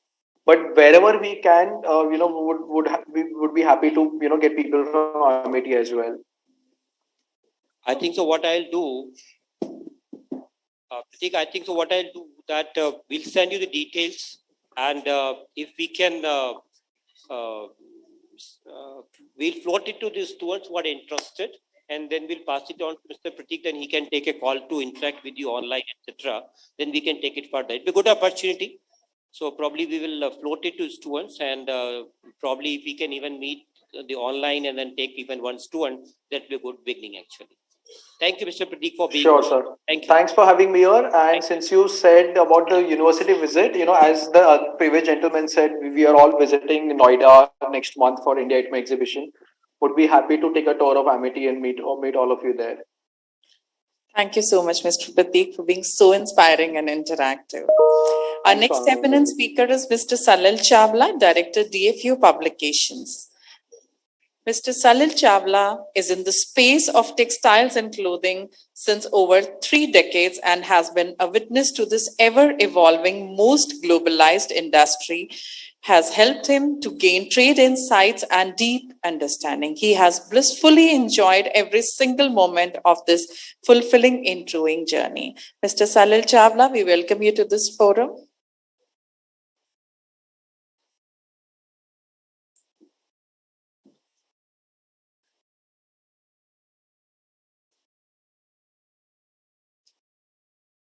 Mr. Salil Chawla.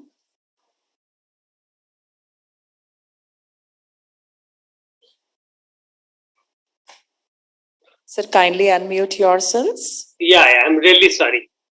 Yeah, I was saying that happy to be here. First, I wanted to know, am I audible? Yes, sir, very much. Okay. At the outset, I have to say that happy to be here. Thanks a ton for inviting me in this very prestigious event in which we have been given the opportunity to connect with the young budding entrepreneurs.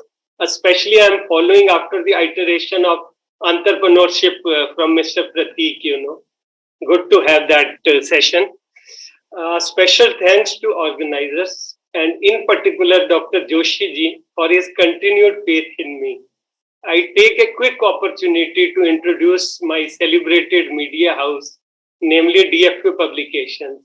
We are one of the longest surviving B2B trade publication catering to textile/apparel at global level and having a track record of 33 glorious years in this life space. Having both print and online media in the form of DFU publication, catering to Indian subcontinent, and fascinating world in our stable is a global online portal of repute. Without taking We're talking big. DFU's e-newsletter is one of the most awaited source of getting updated by tens of thousands professionals day in, day out.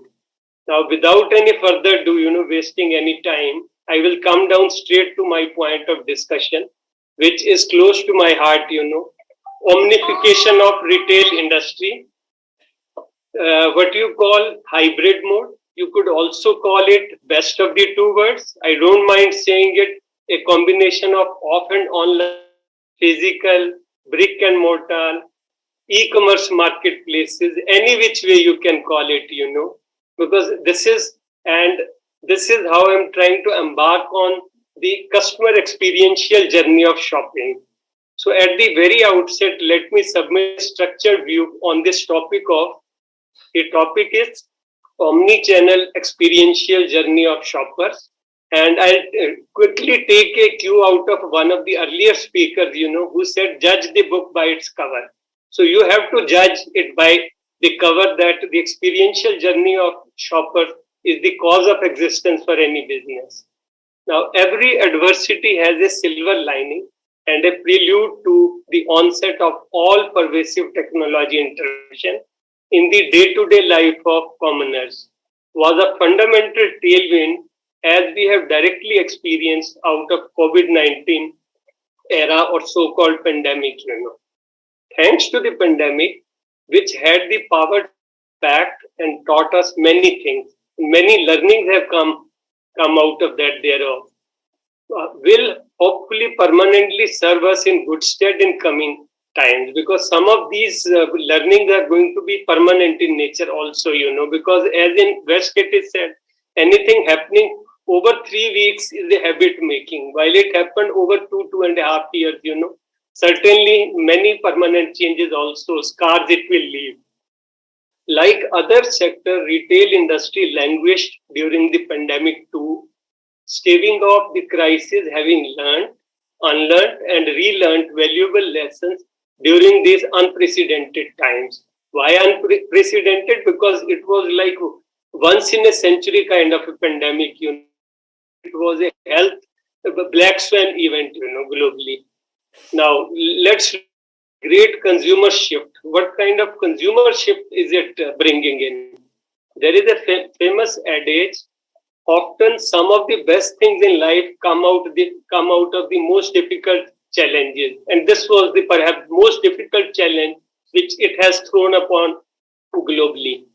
Now, what is driving all is the back of super buying ease retailers have made possible today with merely, I would say, with a swipe of consumer's figure while using a smartphone, taking her to a great marketplace where stunningly she gets spoiled for choices. More important, technology fully backed these emerging changes which consumer behavior is undergoing, crystallized by the social media's platform of the day. Needless to say that we are today living in a social media era. By the way, this presented e-biggies with an all-time high chance of engaging and directly reaching out to the customer. Now let's look at the reactive mode to proactive mode. Reactive is which happens post any event. Proactive is where you are already anticipating, which is proactiveness. The overwhelming change world has started to see in last 2.5 years of pandemic is simply startling. The good bit is sales recovering back to pre-COVID levels, which gives us a big heart that we have been able to surmount this so-called the black swan event, largely. Footfalls in the retail malls across India are on a rebound as we confidently are ushering in the post-COVID-19 era. This Diwali in particular was at par, or many said it was better than expected, recognizing the industry's latest retail sales data report seen across most of the categories, and it was validated when we have been talking across the segment, within the trade, from malls to major retailers to brand professionals to trade experts to consultants to and so forth. Now, the festive season has boosted sales, as was said by Mr. Mukesh Kumar, who is the chairman of the Shopping Center Association of India, as a validation. Now, let's see what influences consumer behavior is leaving, Unfolding global events as the healthcare black swan, as I said earlier, followed by Russia at war with Ukraine, resulting in red hot inflation. Putting it in the terms of RBI, Mr. Das, our governor, yesterday in his quote, he said that world is now bitten by, I would say, three pandemics. First was health pandemic. Second was Russia at war with Ukraine, Third is the resultant pandemic, which is red hot inflation, biting the common man and the poorest of the poor countries, across the globe, and nobody is spared out of this. So, and now it is snowballing energy crisis also. The worst case scenario we are experiencing, it is in Europe, unleashing some very noticeable trends, dynamics, some permanent and some transitory, continuing to impact the retail landscape. Now let's talk about reshaping retail, because at this stage, the retail is almost undergoing, some kind of transformation, which is more than transactional in nature. So experts are confident that these are not merely passing trends, but forces that have the potential of turning into permanent behavioral changes, altering the course of the retail scenario to create a winning strategy. Because the one who can reshape will emerge victorious out of it, Now, let's try to deep dive into new consumer behavior, which is sticking in. That means which is permanent in nature, apparently. As per Gaurav Jain, quoting him, head of strategy Reliance, the largest physical and the retail chain in India, consumers are shopping in both on and offline channels and shopping more than 35% what was earlier through a single channel. That means we are deep in that so-called hybrid mode, in which it is the consumer, who has the last laugh, to decide whether she wants to tie it into the physical side or want to kind of, enjoy the e-side of it. Now, given the impending global recessionary trends, and precisely uncertainty is the new certainty. This has now been, as an underlined statement, it has been said across the globe, which is a buzz phrase, uncertainty is certainty at this juncture. Knowing what to expect will help navigate retailers better prepare for what lies ahead. As it is said that past is always, it's a mirror and gives you an opportunity to kind of, prelude and make a prognosis, or so-called build a scenario for tomorrow, so that there is soft landing, Now, what makes retail special? It's a statement to make. Is it people, those who are proving it, or is it the buyers, those who are making it, The jury is out, because nobody knows whether chicken came first or the egg came first, But what is important here is, we are seeing that retail has got now legs to run. We are seeing it has got legs to grow. And Indian retail resilience, this is what leads to me saying that Indian retail has a strong resilience, which is setting in the mood of this segment, which is giving the product this kind of optimism to the trade to keep fledgling. Now, cause and effects. Let's try to understand, dig into the science side of it. The easing of corona-related curves by various local authorities would help FY20 emerge as the best year for both retailers and mall operators. It is very important. I'll repeat it, the kind of optimism we are seeing despite of being in a gloomy world, that the easing of corona-related curves by various local authorities would help FY23 emerge as the best year for both retailers and mall operators, with the potential of adding a feather, believe most of the operators. So it is a very, very heartening the data point, Now, according to a survey released earlier, I'd like to now talk about a survey which is a much talked about survey, within the retail space. Consumers anticipate hybrid malls to become widespread by the end of the decade, offering global experiences, interactions, and social connections in a networked physical setting that is near to home. This was conventionally it was thought.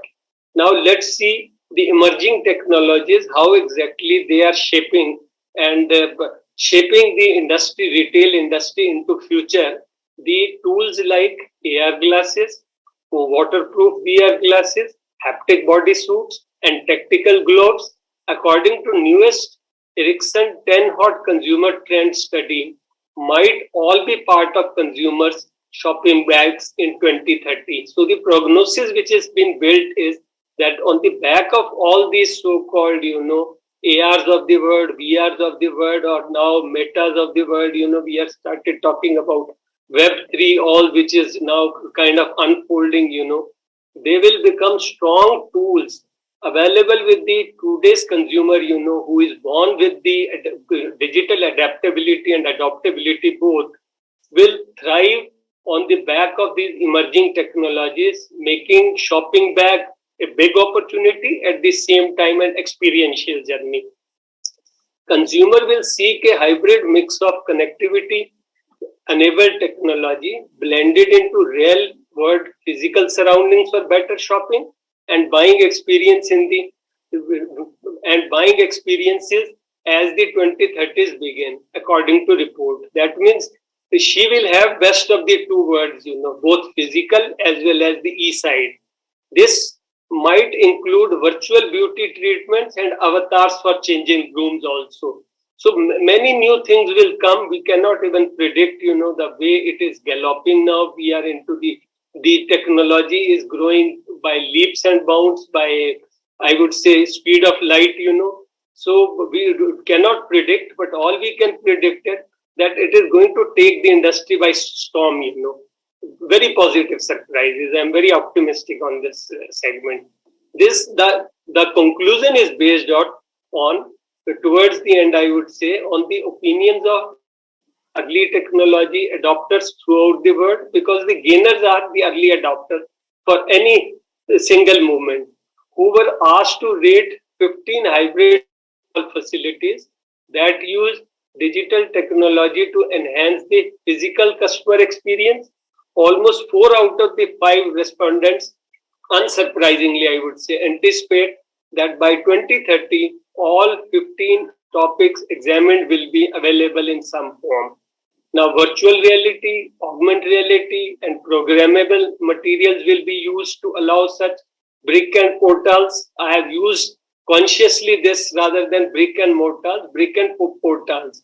That means the underlying message is that it will converge as good as, brick and portals will become the way forward as a pathway, where there is a lot of visibility for the retail industry to tread on.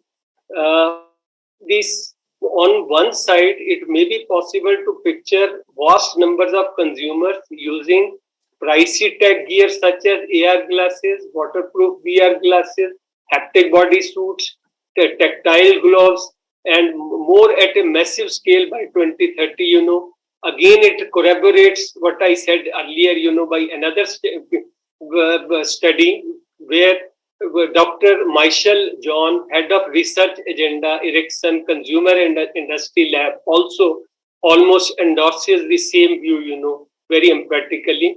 On one hand, if such equipment could be shared at a lesser cost. Now, what are the imponderables? They say technology is emerging, but technology has to become more affordable, A huge number of consumers may benefit from it to improve their ordinary shopping mall experiences if the technology were become more affordable or more inexpensive, In fact, 35% of consumers polled believe malls are more likely than residences to have next generation technology, while just 14% disagree to it. Nothing very surprising. Shopping malls now include theaters, game arcades, music halls, bowling alleys, and other high-tech amenities. Now, because these malls are facing, or physical retail is facing the heat of the competition, they are trying to become more experiential destination kind of places, so that they do not really get lost out to their fast coming up competition from the east side. They will all certainly keep playing that role. The survey also reveals consumer confidence that hybrid malls may positively and sustainability contribute to local life according to them. That is something becoming increasingly significant and critical in the context of shopping malls, which is a given, with a rising number of news stories describing how malls are being altered post-pandemic to better reflect the populations they serve. Now, the retail trade has embarked on a planned strategic. This is more like a sense to my message. Retail trade has embarked on a planned strategic journey of change when unification and omnification of the offline and online, so to say, become to be a second. That means now, as I said, jury is out, what will survive the onslaught of the competition, or both will coexist, which looks like the case, but unification and omnification of both offline and online, as I said in earlier one phrase, brick and portal is the way forward. The challenge now is, in summary, the challenge now is to achieve a balance between the ongoing capacity expansion and growing demand to avoid overcapacity while still meeting rising demand from the major brands. Thank you so much. I am standing by for any questions if anyone has. That will be my privilege and my this, God bless you all. Thank you for giving the opportunity. Before we take on the question, I would like to welcome Honorable Chairperson, ma'am, who have joined us online. Ma'am, we have started and there are more than 600 students here. And so if you allow that, we'll continue with Mr. Chawla. Yes, please continue. Saliji, that was wonderful. Thank Namaskar, ma'am. बहुत अच्छा लगा पाए. Dr. Joseph, please continue. I would prefer if the students ask questions. Mr. Chawla, I have a question before we move further. I'll ask a question which is based upon your organization, because you represent a very successful media house, DFU. And I know you for last more than 20 years, I must say. And so why I'm asking this question, because we got sizable number of the students who are from a program, fashion communication, right? Now, when we talk about a program like fashion communication, we talk about the directions for the career progression. One of them is journalism also, because when they are looking for the or event management, when they are looking for the opportunities in terms of passing out after completion of the programs, these are the things which come into the mind as such. That when we talk about whether we or any other institute has started the program in the communication field, idea was that to start the specialized program which can develop the professionals in the field of communication. And since I think that you are one of the very right person to answer that, what should be the necessary skills to become a successful person in the field of fashion communication particularly? And I'll give you the background of my whole question also. Thank you so much for giving me an opportunity of presenting something which is close to my heart. Thankfully, I am in this space since last around 33 years, and without passion, you cannot reach there. Of course, God is always there to support you and to lead to you. But from your side, if there is no passion, you don't reach anywhere. So first and foremost, the first prerequisite is passion. You have to be obsessed. Taking a cue from my earlier Mr. Pratik, he said stubborn. So I would say that you have to be stubborn about any area where you foray into, despite or in spite of validations, because till the time you are not confident, you will not be able to take the baton for too long. Now, this was the first prerequisite, that what you require as a human being, as a candidate to be successful in any given area. Now, quickly, I'll try to take you to the background of this trade. I would say that textile industry is the oldest industry and the most globalized. And when the preamble is that make in India, Atmanirbhar, all that, this is one industry which is truly 100% Indian, Though it is highly fragmented, the good side is it is 100% Atmanirbhar. The bad side is, I would not say bad, it is wrong word. The downside is that it is the most fragmented industry where there is a complete disconnect. India is the only, away from China, which is a complete supply chain. We have abundance of, plentiful of raw material, talent grooming institutes, associations, apparel making, the know-how, the right kind of the skill set is available in India, And since it is a labor-intensive industry, India is full of hands. So it has everything. But where we lack is where we have not been able to be coherent about this, we have not been able to make best out of it is that very long and fragmented supply chain. So all the more now you will know where I'm coming from, why I'm trying to talk about to drive home the point that since it is fragmented, there is a need to communicate or so-called, the swings, the song of this industry to glamorize, to kind of, to romanticize this industry. You need some kind of connect. There is no better connect than media. Media is trying to connect this highly fragmented industry to create a fabric out of it, So that means there is an absolute need for a media. One. Number two, it's a national industry. Number three, it is the most globalized. That means you are also chances of getting connected with the global supply chain, which is the positive side of it. And one more point I'd like to add here, that since it is one industry, as my earlier speaker from Bangladesh said, that it is easier in any, rather I think Dr. Rupela, he said that it is easier in any other industry like IT or anywhere else, wherein you can jump from, say, lower to mid-level in a very professional manner. And the mid-level of management is very mature. Unlike in this industry, even if you rise in the ranks, from executive to managerial level, you don't really mature. So this industry needs a professional approach. This industry needs some kind of knowledge and information dissemination, which media comes as a binder. So this is the critical need of the media within the entire global supply chain or this value chain of textile/apparel industry, And now fashion side, I'll take you now to the fashion side of it. When I say textile and apparel industry, which is commoditized, while branding or so to say fashion is the icing on the cake.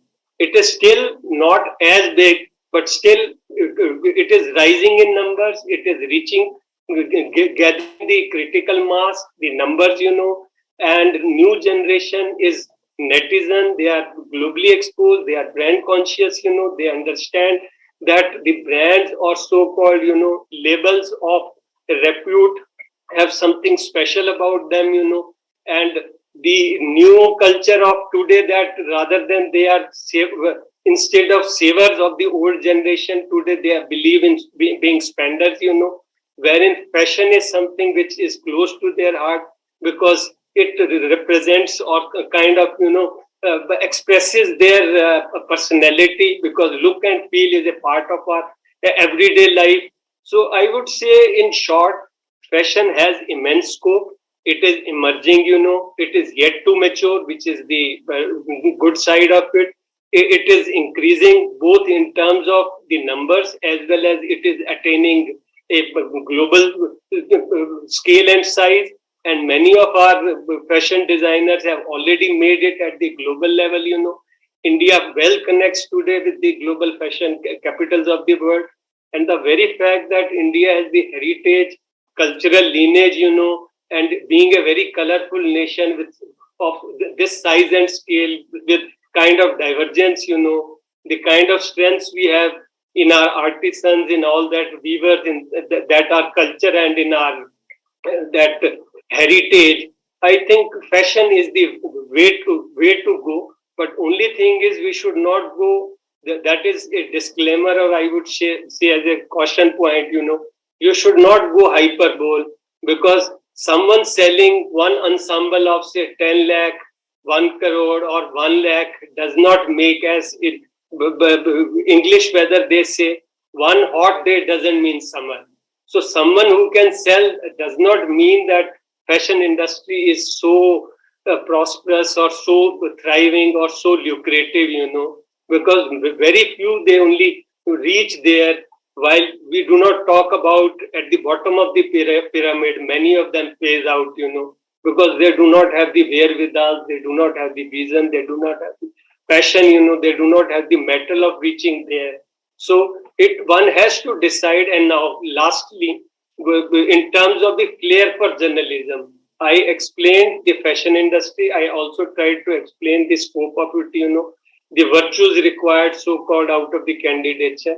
But till the time you do not have the subject understanding, domain understanding, you do not have some kind of either a holistic qualification or right kind of mindset with the language control and command, you cannot afford to become. So there is no place for mediocrity. Today, fashion is business. If you have to rise there, act out, make a space for self, carve out some image or that imagery for you, you have to be bang on. So with that, I'll stop here. Thank you so much once again. Sir, we have a question from one of our students, if you permit. Hello, sir. Hi, I'm BC Anand. Thank you very much for such an insight. My question, as you discussed earlier about the conflict of between Russia and Ukraine. So, a data recently I was going through from textile economic.com, which said that we imported almost 7 million USD of organic chemicals from Ukraine as of 2020. And we've been talking about this conflict for almost 7 months now. And India has been heavily dependent on exporting natural chemicals, especially, which also are used in the textile industry. So I want to know your take. How has this conflict between the two nations impacted Indian textile in manufacturers? Yeah, thank you. Yeah, thanks for your question. Good question, I must say, at the outset. I would say first and foremost, somebody said that there are no winners in war, Only humanity is the casualty, and there is no obvious gain out of any war, given whatever wars we had in the past. So I am also of the firm belief that wars, they do not serve anyone's purpose. And unfortunately, this time the war, without getting into the politics of it, it has assumed a global proportion, much more than it was expected. Many thought that it will not take any time, because it was like a military-less power Ukraine, and Russia is second or third largest, whatever, military power in the world, and so forth. But now, given that the way events are unfolding, that NATO, West support, whatever, it has reached to a level when today we see there is no sight in the ending. It doesn't look like that war is, it is still far from getting over, because every day it is escalating, de-escalating in this hot blow, hot cold, it is very difficult. And the given global ramifications, implication it has got, especially in the textile industry, as this boy also just referred to, that it has, like Russia was largely ruled by international brands, because Russia hardly has got any textile or apparel industry per se manufacturing of there, Now If the global brands have pulled out of them, which all you know, Zara of the world, they have already pulled out of that space, you know. So this is leaving a big void there. Someone are arguing that this void is creating Russia an opportunity it is offering them, that till now they were relying on international this, you know, today it gives the space for the local industry or so and so forth, you know. Let's not go into that. Now, the reverse side. One, the inputs India is now answering directly to his question pinpointedly. The inputs India is drawing out of Russia. Obviously, India still, I would say, has not been as heavily affected because India is standing tall in the sense that India has good relations with Russia. They have not really broken that time-old relation and bond with them. At the same time, it has not really displeased West. Like last Saturday, you would have heard she was there, Miss Yellen was there, you know, ex-Treasury head. She said that US has no qualms when India buys Russian oils because for any nation, their national energy security comes first, you know. Though initially there was a dithering in the sense that US was trying to blame India, but now they have understood that India has taken a firm stand and they understand that India is becoming a global voice, you know. So given on all that, India is still getting, you know, much of the inputs from Russia, be it oil or chemicals, you know, much more than away from China. China is the one which is getting the maximum dosage, you know, of anything Russia can export. Away from that, if I'm not mistaken, India is the second beneficiary, you know.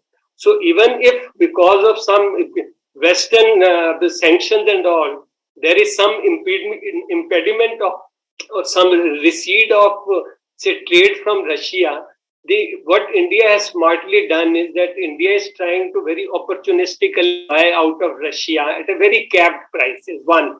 Secondly, they have also opened, in some sense, you know, not exactly, rupee to ruble trade, which gives some kind of cushion to India because when it gets converted from one to A to B currency, there is always some arbitrage and some that, you know, currency convergence, that loss. So I would say that India has not really lost much out of in this, you know. And thankfully, as again, I would say India remains a self-reliant force, self-reliant self-help model in textile and apparel industry. I don't really see that Russia's of the world can spoil our party. India is started to enjoy this party now. India is in a sweet spot because of China plus and now Europe plus, you know, anti-sentiments we have started to see in in the whole global supply chain. This has become, India has become a sweet spot where opportunities are become like a natural, I would say, fundamental tailwind. I hope I have answered that student's question. Thank you. Thank you so much, sir, for sharing your knowledge and wisdom with the gathering. Now we have the technical session 3 on innovation in textiles and apparel. Thank you, sir. Innovation in textile and apparel. I now request my faculty colleague, Dr. Sugandha Sani, to initiate technical session 3. Thank you, ma'am. A very good afternoon to the distinguished guest, Group Additional Pro Vice Chancellor, Director General and Dean, Faculty of Applied Art, Fine Art, Performing Arts, Visual Arts, and our very learned delegates from corporate and academia, faculty members, and my dear students. I, Dr. Sugandha Sahani, convener of International Conference and Assistant Professor, Amity School of Fashion Technology, feel privileged to initiate the technical session 3. The theme of this session is innovation in textile and apparel. We are honored to have two keynote speakers for this session, Dr. V.K. Kothari, Emeritus Professor, IIT Delhi, and Dr. Kusum Chopra, ex-chairperson, NIFT, Delhi. I would now request the conference chair, Professor Dr. Pradeep Joshi, Group Additional Pro Vice Chancellor, Director General and Dean, Faculty of Applied Arts, Fine Arts, Performing Arts, Visual Arts, to say a few words and welcome the speakers. A very good afternoon to all. I would like to welcome in this session our Honorable Chairperson, ma'am, and Professor Dr. V.K. Kothari and Dr. Chopra. We have got the two very senior person from the fashion and textile space to be there as a invited speaker in this session, where we have got 5 research papers which are going to be presented by the researchers. And the theme was innovations in the textiles and apparel. Very briefly, I would like to say that the moment we talk about the textiles and apparel industry, innovation is the buzzword. The moment we are talking about the innovation, may it be in the terms of the design, may it be in terms of material, that is very much required to differentiate our product or the offerings in the market. Whether we say differentiate or look for good price or look for better positioning. India has got a traditionally very rich, strong textile base. We have got the expertise in the various crafts, and there are the various places in the India which are known or the tagged with the type of the craft work which is being done in those areas, whether it may be the Varanasi, whether it may be Maheshwar, there may be the various areas, whether it may be the Kullu.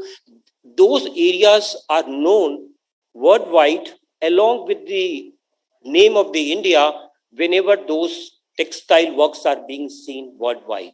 But as we are talking about the globalization, we are talking about the big market in terms of the textiles and apparel, one need to know what are the innovations which are happening.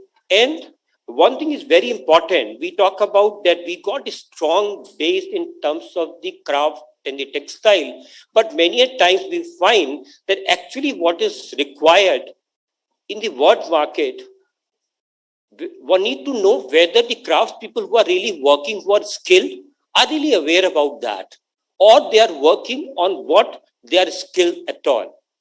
So actually there's a need.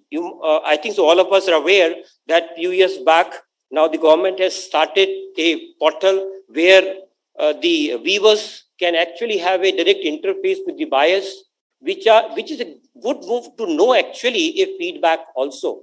Because what I am working upon, unless I come to know that what for I can get a good price or what can I get a best price, probably I can't succeed. We have got Dr. Kothari, who is expert in the area of the technical textiles. I remember while I was doing my doctoral study from the IIT Delhi and I was attending the classes with him in the technical textiles. And sir, I remember that you have done so much work. And when we talk about technical textiles, when we were in the era of the COVID 2 years back, and I think so that there was a big market which has opened up for technical textiles. And if we talk about the growing areas in the technical textiles is one of those key areas. Many a times we find that in the apparel earlier, if I am a textile person, I may say in apparel, there was not much of the use of the technical textiles. It was another area of the textile. But when we talk about when the COVID came, there are the many areas which emerged where those technical textiles were successfully used in the apparel industry also. So we would like to have your brief inputs about the innovations which are happening. I think so students are very keen, or the researchers who have presented the paper will also be keen to listen to both of you, sir. Thank you very much for being here, and we look forward to hear from you. Thank you. Thank you so much, sir.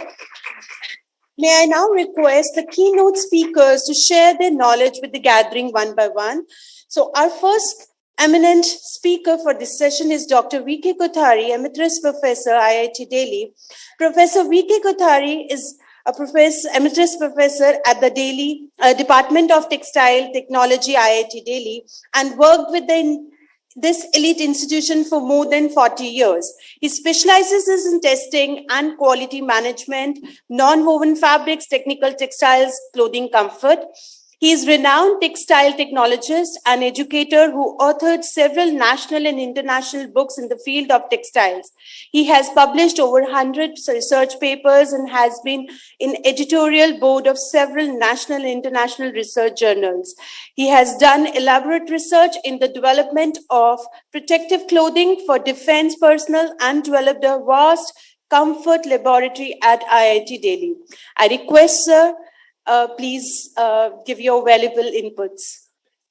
Good afternoon. Can you hear me now? Yes, sir, we can hear you. Kothari ji, can I take a second before you speak? A very warm welcome to you. And to Kusum ji, thank you very much for being here. It's a pleasure. I just want to address the students, Sugandha, for 1 minute because sure, ma'am. Such eminent speakers have taken out time for the students. They have specially come for you. Please take advantage of this. Ask them questions. They are full of knowledge. Can I see the students? Can IT please show me the students? Thank you so much. It's wonderful. I know you all had very good sessions in the morning. I was listening continuously. Congratulations to you all. But please give an applause to your speakers because they have really taken out time for you. Thank you so much, Kothari ji. Sorry, I just wanted a minute with the students before you take on, and a very warm welcome to you and Kusum ji. Looking forward to the talk. Thank you. Well, we straight away come to the topic for the day, which is innovations in textiles and apparels.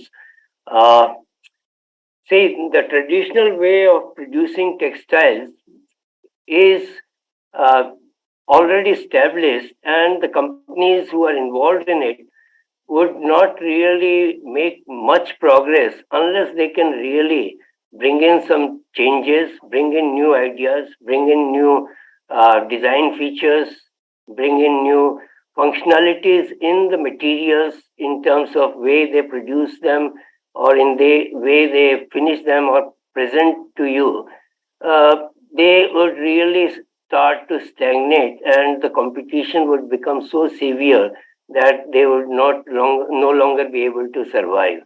So bringing in new ideas, new products, new processes, or changing something which they were doing earlier is key to really succeed in today's world. That is the point number one, which should always be kept in mind, because we all know how to produce textiles and how to use them, but unless we can really develop something which is more efficient, which can be brought in at a new level of functionality, could really be more useful, could really be brought in at a lower cost, or could really be offered with new features or new applications, we would really try to stagnate, and that is not a good idea, because the companies which succeed really work on innovation on a continuous basis.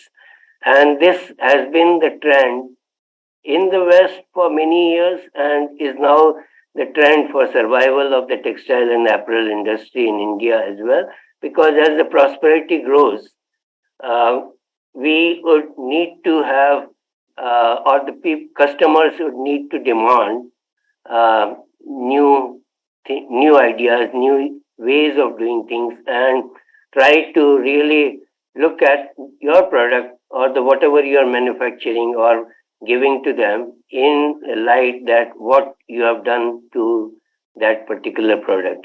And this has been the constant endeavor of the people in the textile value chain, be it in terms of the fibers which were being produced or which are being produced, trying to give new features like moisture management fibers, antimicrobial fibers, odor management fibers, maybe anti-mosquito or mosquito repellent finishes, or some other features which could really be added to the fibers, or try to develop new fibers with new features like the increased strength, increased dimensional stability, increased modulus, or add some new sort of highly desirable functionality which was not possible earlier on.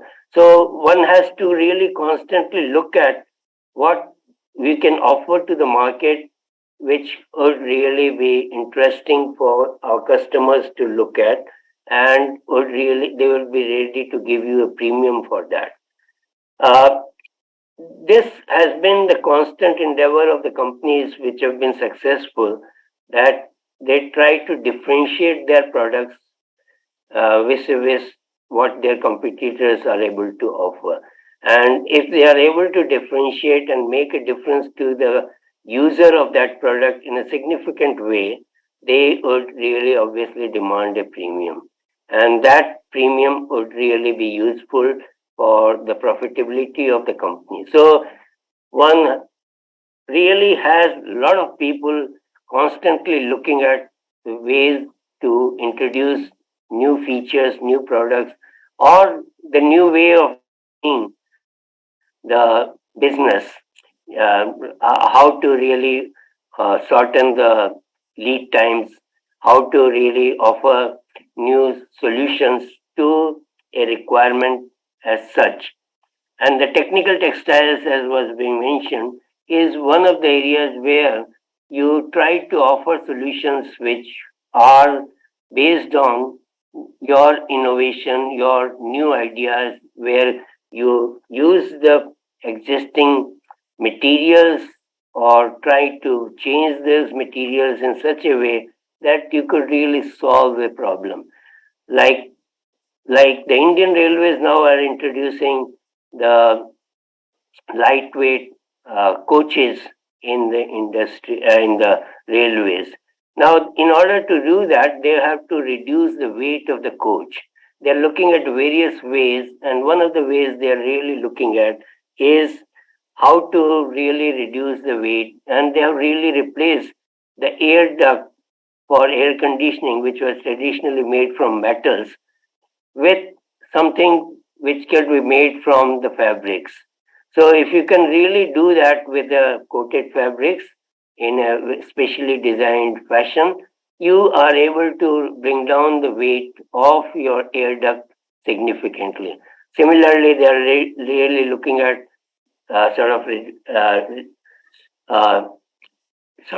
replacing the iron and steel with aluminium or some other ways where we can really introduce the textile-based composites in the structures which are there, and thereby offer them the solutions which they will find attractive, and probably because of the lesser weight, they are able to run the railways or the railways at a higher speed. Same is true with the aircrafts.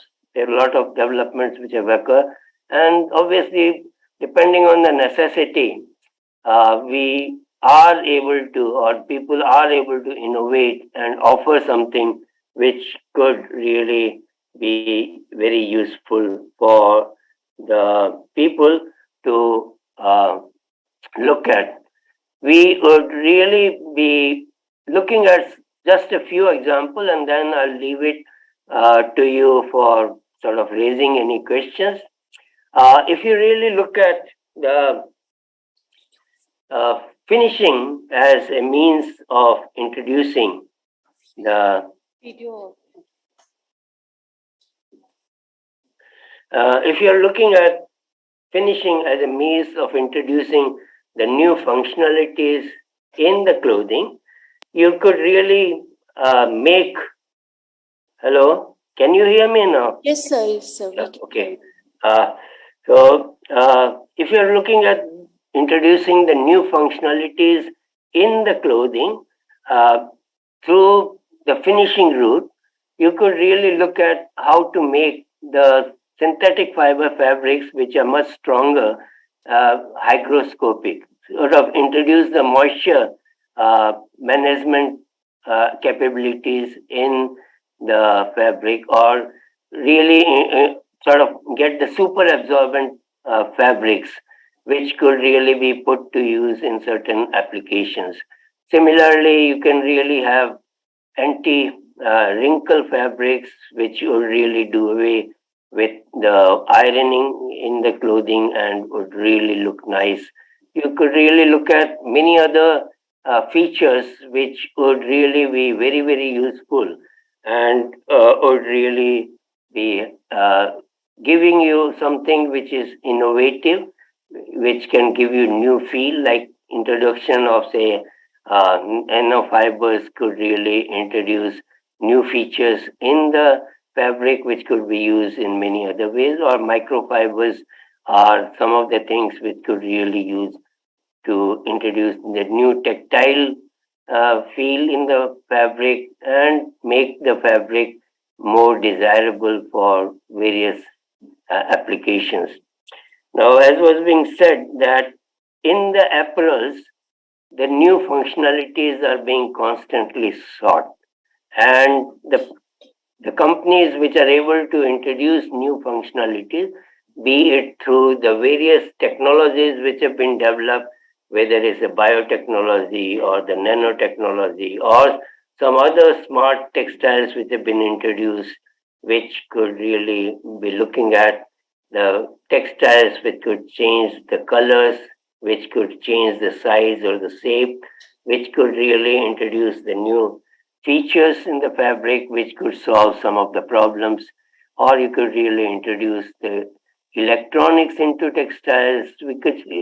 There are various ways which you can really look at because of the new technologies which have been developed, whether it be information technology, electronics, which have been miniaturized, or you can really look at the nanotechnology, biotechnology, or other technologies which have been developed to really make the textiles useful in many of the applications which were not earlier thought of.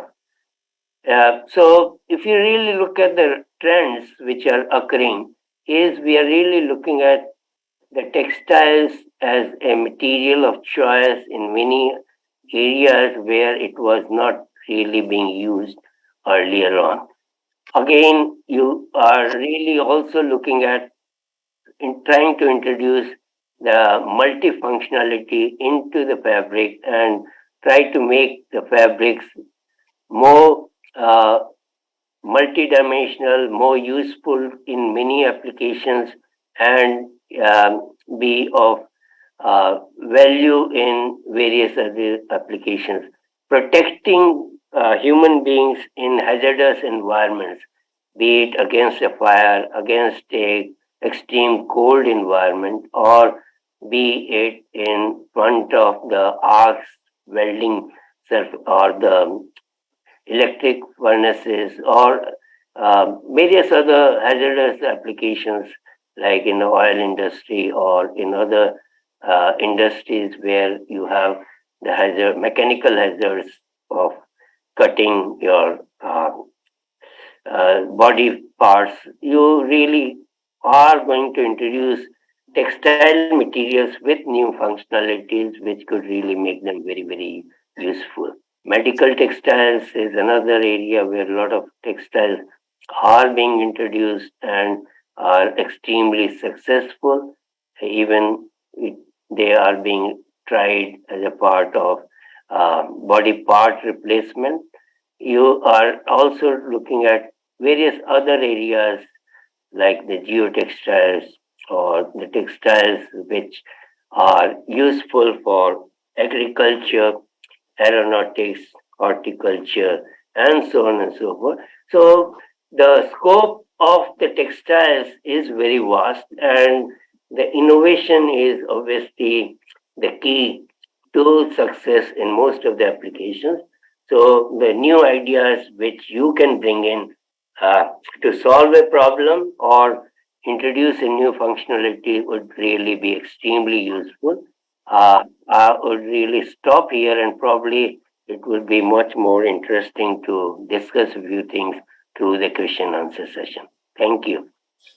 Thank you so much, sir. for your valuable inputs on multi-dimensional fabric, more usable, and how functional fabrics can help us. We have questions. Do we have questions from students? Yeah, one of the faculty wants to ask a question from you.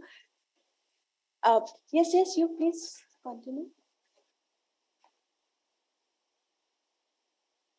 Mr. Ashraf, so he has a question. Can you hear me, everybody? Yeah. Good afternoon, Dr. V.K. Kothari. It was a really interesting session, small, although I wanted more detail. My question is very simple. We had a lot of non-woven fabrics that were used during the pandemic as PPE. So that generated a lot of waste. Simple question, since you're such an eminent professor, are there any new alternatives available that are biodegradable, or are we going to still use the same PPE that have been using for a while? Thank you. Very good question, and this is a question which is very close to my heart, because nonwovens is the area I work in, and the environmental concerns with large waste which nonwovens generate because of the disposable nature of many of the applications of nonwovens is a matter of concern. People are working in trying to use the biodegradable polymers in the nonwoven arena, and probably it is little too early to really bring them into the commodity materials, but maybe in not distant futures, maybe in next 5 to 10 years, we would really have the biodegradable nonwovens which could really be used in a large number of applications.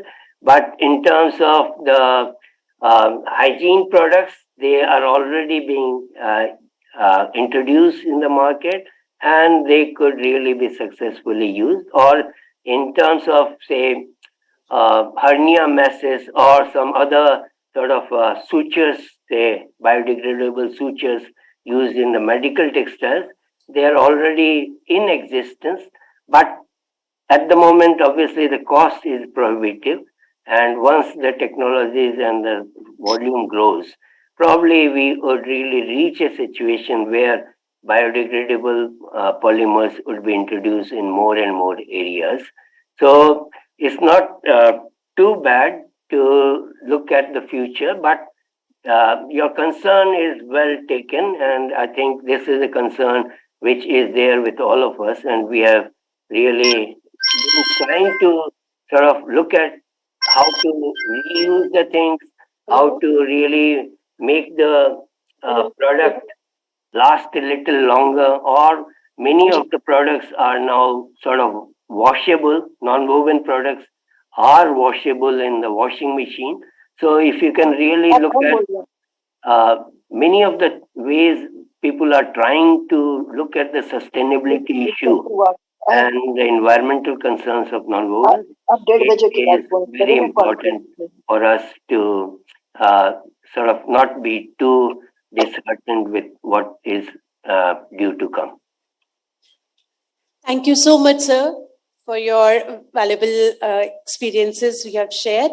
Our next keynote speaker is Dr. Kusum Chopra, ex-chairperson, NIFT, Delhi. Dr. Chopra has formerly the professor and chairperson of the Department of Fashion Design at NIFT. A PhD from IIT Delhi, Professor Chopra has rich experience of more than 30 years of teaching, research, professional experience. She has held the position of chairperson fashion design at NIFT and coordinated the setting up of NIFT centers at Mumbai, Chennai, and Kolkata. During the course of her career, she has handled various consultancy projects related to the product development, research, costumes, display, and publication. She is on the advisory board of many reputed fashion educational institutions. Ma'am, may I request you to kindly enlighten the gathering? Well, hello, hello everybody, and this is Mrs. Divya Chauhan, Pradeep Joshi, and Professor Kothari and everybody else. I hope I'm... Yes, ma'am, you're audible. Okay, I'm audible. Okay. So this is a very good afternoon or a good morning, whichever way one may think, to everybody. It's a pleasure to be here as always and to be part of this event. There have been a last few years. Kusumji visible? Sorry, Kusumji, sorry to interrupt you. Dr. Joshi, is Kusumji visible on your side? I think, ma'am, your camera is off. Kusuma? Kusumji, आपका camera off हो गया था. I don't know what happened. That's yeah, okay. now it's perfect. It's perfect. This is technology. Well, these last few years, we have seen a lot of changes, and some good, some not so good, and some really bad. But as far as our industry, textile industry, fashion industry is concerned, I think we have seen some very good changes. For example, people have become more creative. People have had lot of time to research, have deep thinking, and when they had that free time, which was taken off from lot of unwanted or unimportant activities, they have done a brilliant job. So as far as this individual thinking has really been there, despite the fact that everybody can communicate more these days, yet there was enough time to contemplate and think of many other good solutions. We've seen this happen in the areas of design, in the areas of marketing, and in the areas of consumption as well.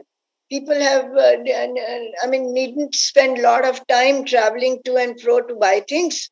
They can easily order online, So the designers, the manufacturers, the retailers, they've all had time to think of very innovative ways. And I think overall, this has, as far as our industry is concerned, I think it has not been that affected because of this particular reason. And what we see around in the markets today is a flux of products and techniques which the consumers are very, very excited about. I meet a lot of young people, and they are very, very happy with what's going on.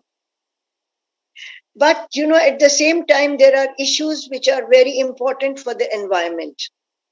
For example, we may think of alternative green, so-called green methods, but at the same time, if the people are not conscious about, say, for example, take the case of laundering.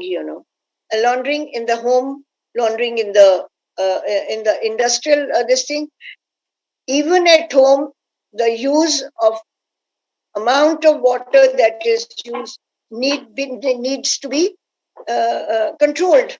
I mean, there has to be, from a consumer point of view, I think that there are enough reasons for us to, take on projects which can, teach the consumers. I think it's the consumers which are not thought of in generally, Take the case of a washing machine. I know for sure, and I have seen it myself, people washing, whereas the capacity of the machine is, say, 6 kgs, 5 kgs, people wanting to wash 1 or 2, you need something, put it in a washing machine and take it out, How much water, how much the other things that we need, the power, everything is being used. So I think that it is, in other words, the same is happening in the industry. In the industry, there will be systems which can check all that, but at the domestic level, it's not possible. And in my opinion, that is one particular area where we need to educate people. The amount of the amount of the soaps, etc., that we use, the right amount that is used. Many times, more of it is used, and it all goes into the soil, and so much of water is wasted. So these are some of the issues which I think need to be highlighted by our industry. And of course, we've seen there are a lot of opportunities which are available, a simpler one and a more complicated one, and we need to have some guiding,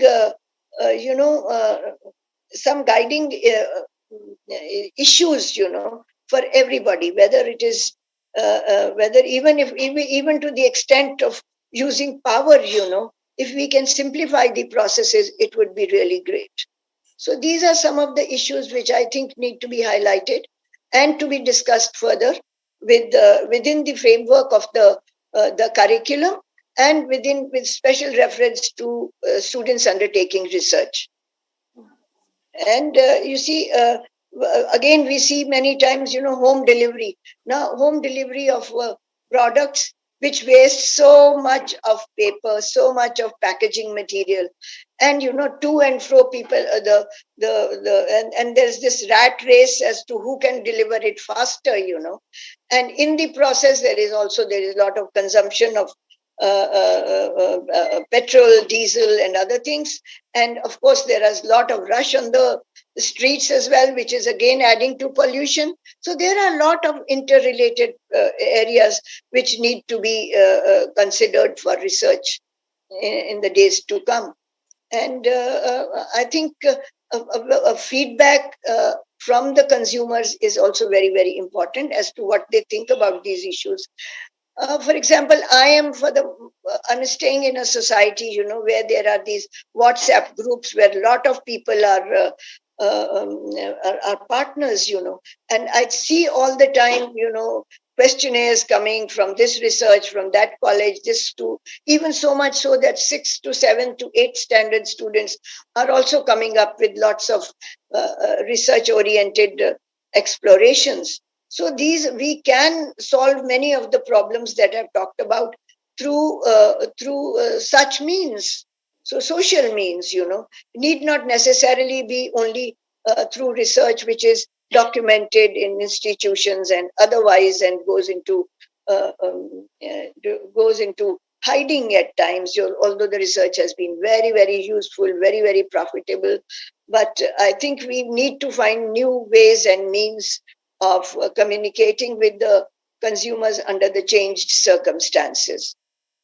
Then I think the curriculum also has to undergo a change, which I'm sure those who are involved with curriculum development, etc., need to also take care about many other things. I think these are some of the views that I would like to be considered, and maybe given a little thought, so that in the days to come we are able to solve some of the problems. Yes, that's what I think. Yeah. Thank you so much, ma'am, for your inputs, that how we can, problem solving from day-to-day life, we can find out, and then we have to find the solution for the same, definitely. Thank you so much, ma'am. So now... you really joined the dots. The small things that we ignore every day, so I think they are very relevant. Very, very relevant, yeah. Thank Anyone if has question? Okay, so now... we move for the paper presentations. Now we begin the next technical session 3. The theme of this session is innovations in textile and apparel. So the first paper we have with Ms. Ankita Singh from Lady Irwin College. Her topic is a study on extraction and applications of Himalayan nettle fibers in textiles. I would request Ms. Ankita to share her screen. Please note, all paper presenters, that the time allotted is only 5 minutes. So you have to come to the, your presentation, wind up it in 5 minutes. Thank you. Hello, good afternoon, ma'am. Is my screen visible to everyone? Yes, it is visible. Yeah, it is visible. Good afternoon, everyone. I am Ankita Singh, research scholar of Lady Irwin College, University of Delhi. Today, I am going to talk about extraction application of Himalayan nettle fiber in textile usage. So, as we all know, Uttarakhand is a state situated in north of India that has, and it has wide variety of natural fibers that are widely grown, can be used in textile sectors. It has Uttarakhand is a total geographical area around 53,483 square kilometers. It has plethora of employment opportunity because of the abundance of natural resources available. some of the naturally available natural fibers yielding plants are there in the Uttarakhand, like bhimal, hemp, etc. And one of the main example is of Himalayan nettle that can be used in textile sectors. There is a board, Union Bamboo and Fiber Development Board, that identify the natural fiber yielding plants of the state and help the people to associate with them and help in extracting the fibers. Mainly the extraction of the Himalayan nettle is practiced by Bhotia community. Bhotia tribe of Uttarakhand is scattered in almost 3 districts, Chamoli, Pithoragarh and Uttarkashi.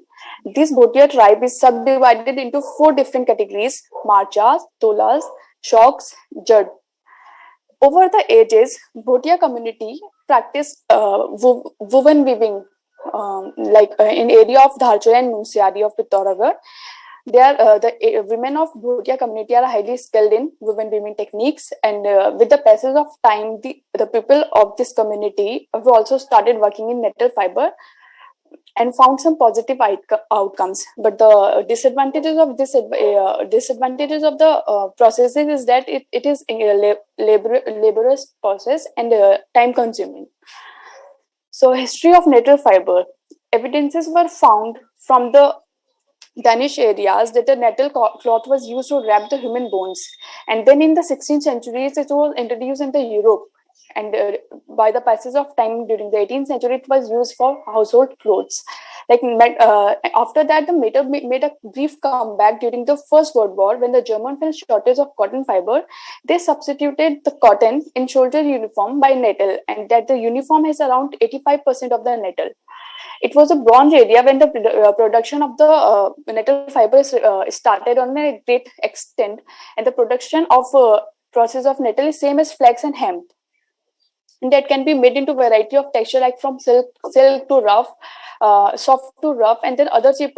And after that, its production stopped because of the availability of other cheaper fibers become more easily available, and the fiber extraction process that has been followed by the local community of the Uttarakhand, the Bhotia community, was that first of all they boiled the dried stem of the nettle fiber after harvesting it and making it dry, and then they boiled the dried stem in the water, and that boiling lead to a little bit loosening of the outer layer of stem.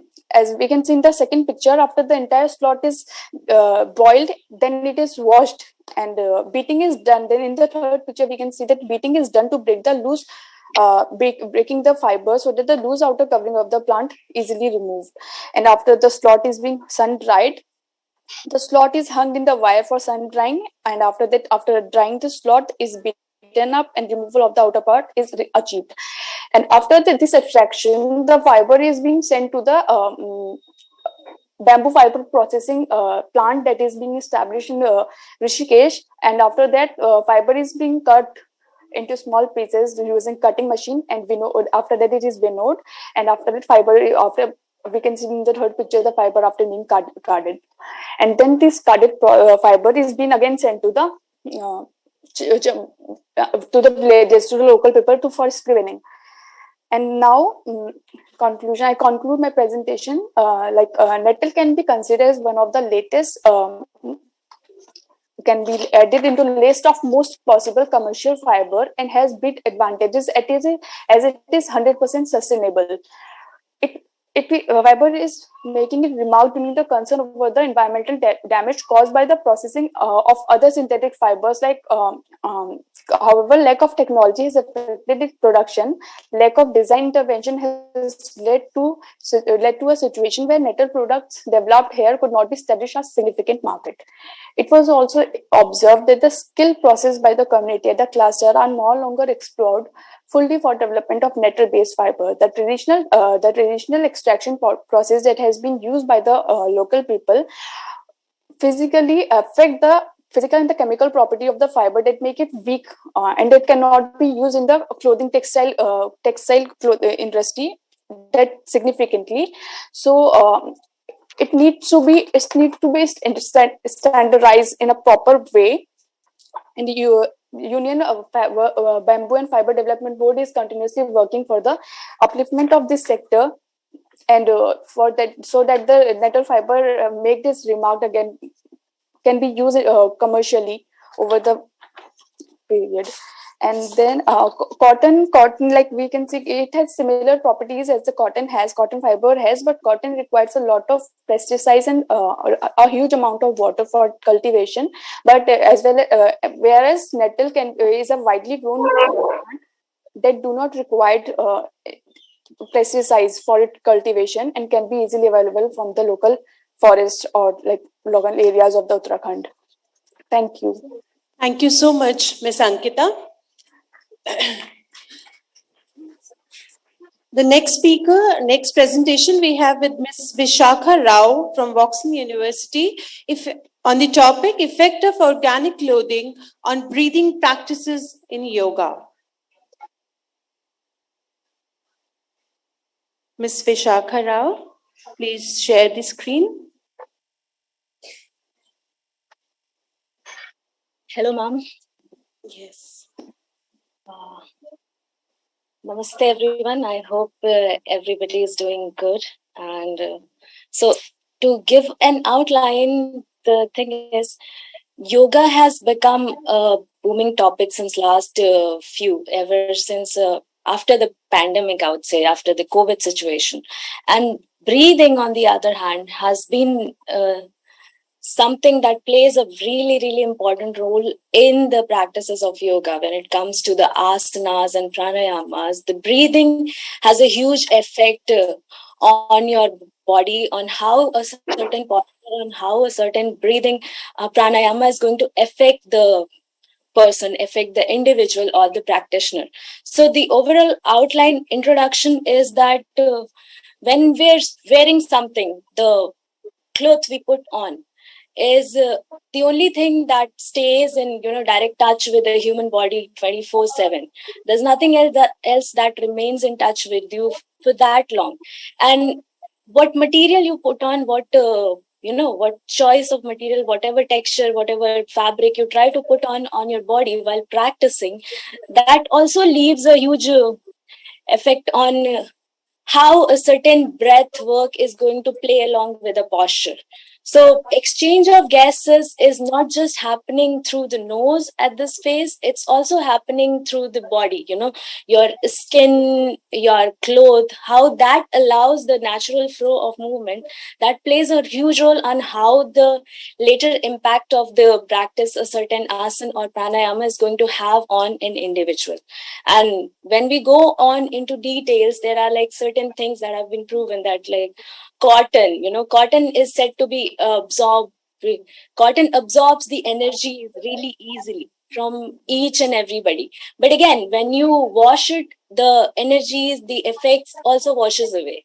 On the other hand, the silk has this tendency of not shielding your body. It's not getting affected when you're sitting at a certain posture or just exchanging places with something. So the silk and cotton and everything that remains organic is said to be something that has the same elements as your body. There are like the concept of Panch Mahabhutas, that is fire, ether, water, earth, and fire, ether, water, earth. So this all constituents are going to remain similar when we use something really organic. Now with growing fashion, growing trends and fast fashion, these all things are something that has been compromised. We want things trendy, and even while practicing, even while doing certain postures, we want things to look really trendy. So what we do, we try and find something that makes us look good instead of something that makes us feel good, which is creating a gap in the practices in between the breath work. So my hypothesis is how organic clothing can stimulate and enhance the movement of breath. Also, the body is a breathing being. We can easily say that our body is a breathing being, and nature of the fabric has direct effect on the yogic practices and breathing as a whole.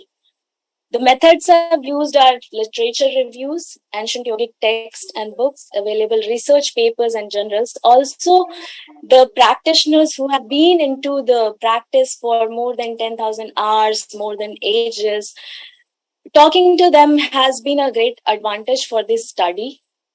Now, findings as a whole is there is a positive influence on the body when we are wearing something organic, and it just not just influences the body, it affects our mood, our overall persona, the emotional and mental health. It also allows a kind of mindfulness inside a person's body. The entire mental activities are going to be enhanced. It's more subtler and calmer than before. And all the senses, like especially when we talk about senses, there is a sense of touch that is attached to the fabric. It has a direct impact with the fabric you're wearing. So sense of touch is also being enhanced when you put on something organic, especially while practicing. And this overall gives a nice benefit to our overall lifestyle, the health and the physical fitness and benefits. So my finding as a whole are like, as I said before, the Panch Mahabhutas our body is made of, and when we are providing our body with something that it's already familiar with, it's easier for it to get that flow right. And when it comes to the practices of yoga, each and everything has a certain breathing requirement, and the breathing acts as a bridge between your body and your inner senses, your pranic body and your gross body. So putting on something that's already connected with nature allows us to go deeper into any practice, or also cultivate a hormonal balance inside and get a proper circulation inside our organs, regenerating and settling down the nervous system. So conclusion as a whole is like having something natural, something organic on us while these kind of practices allows us to go deeper in the perspective of the mind-body complex. It also allows a free flow of prana, infusing the mindfulness, peacefulness, and a healthier individual overall. And at last, I would sum up with saying that Hatha Yoga Pradipika, Ghairan Samhita, even Yoga Sutras of Patanjali and Bhagavad Gita have especially focused on breath at every perspective of pranayamas. So, like, chale vate chale chittam, nishchale nishchalam bhavat. Like, when you breathe, your mind and your body are working together. And if the breath is subtle, if the breath is smooth, and if the breath is with a natural rhythm, then entire process, entire organic thing that's going on inside your body is going to be moved very smoothly. The entire functioning is going to be smoother and better, enhanced. And so there are certain limitations to the practice. Like I said, the advancement, the modernization, the globalization, and the fast fashion has been creating a lot of competitions. And also in the field of yoga, it's becoming a lot closer to the industry now. So everything we want it fast, and everything we want it fashionable and look more than feel. So the look factor has been gaining more weightage than the feel factor. So these are the certain things that may act as limitations in the process. But then again, the fashion is already moving towards not organic, like the first person already mentioned, the natural fibers, using them and practicing more of natural things than synthetic. With this, I'd close my presentation. Thank you so much, faculty. Thank you, Ms. Vishakha Rao. Thank you so much.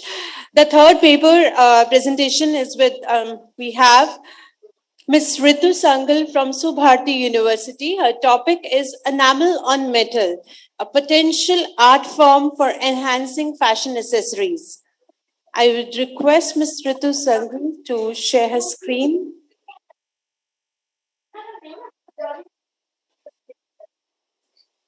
Ma'am, you have to make it full screen.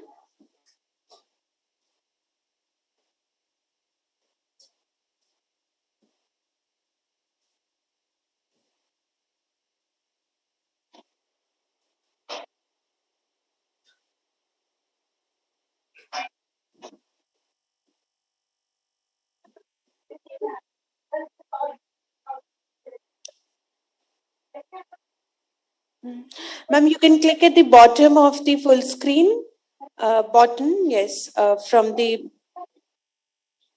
slide share at the bottom right-hand corner.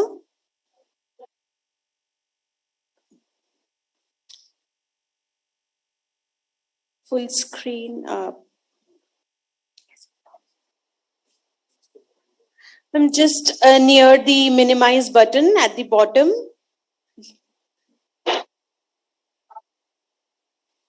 The minus sign is there, then the next one at the bottom, ma'am. The comments, notes, it's written, right? Notes, comments, then there are icons. Fourth icon, you just click on the fourth icon.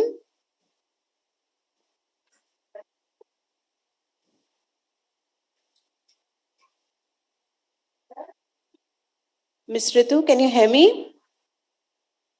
You see my screen? Yeah, we can see your screen, but you have to make it full screen. So for that, you need to click on the full screen from the bottom where it is written notes, comments, the fourth icon you have to click. I can't. It's okay, ma'am. You can proceed with your presentation. Okay.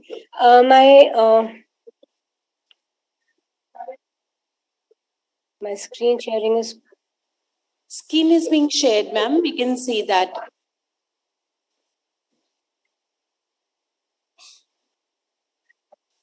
I don't know how to do this, it seems. Anyway, my topic is enamel on metal, a potential art form for enhancing fashion accessories.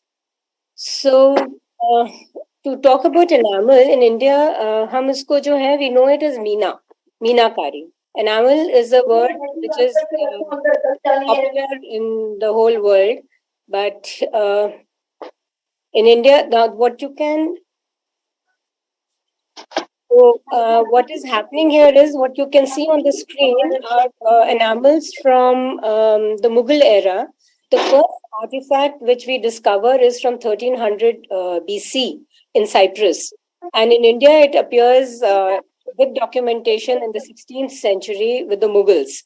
And obviously, then it catered to their lifestyle. So, most of the work you find is in gold, on gold, and in jewelry. Today, if you talk to the audience and the students, I'm sure their great grandmothers or their grandmothers would have, exquisite meenakari bangles on gold. But as an art form, it is disappearing. For my paper, I used a threefold approach. I talked to practicing enamelers from India and abroad who have been in the field for decades. I also conducted an experiment with Culture Choraha Studio in Delhi, where we made a small disc. And the third thing was that we had a workshop with students of Ruchi's Institute of Creative Arts, Allahabad. They were design students. 16 of them participated, and then we took their feedback. So can I move on to the screen, or can I move the slideshow? I can. Yes. Okay. All right. So to quote an American enameler, she says, the enameling process is simple and creating awareness goes a long way to convert enthusiasts to follow the medium. An Indian enameler, Dr. Jyoti Singh, comments, enamel has the scope of creating a new line of products for the fashion industry, and enamel jewelry is very underexplored. This piece was created at Culture Choraha. It is made for a fabric. It is made on copper. It is a 1-inch disc, and the colors are the same as the jacket for the waistcoat. Now, this obviously by itself can be used in a number of ways in the fashion industry for accessorizing anything, from a buckle on a slipper to maybe a buckle on the belt, or for jewelry pieces. Then the result of the workshop were very positive. There were 16 students, and this is what they created during a 2-hour workshop. And they did the designing, and they were able to, this is a little, so this is a workshop in process. This is their design. This is the copper sheet which was cut.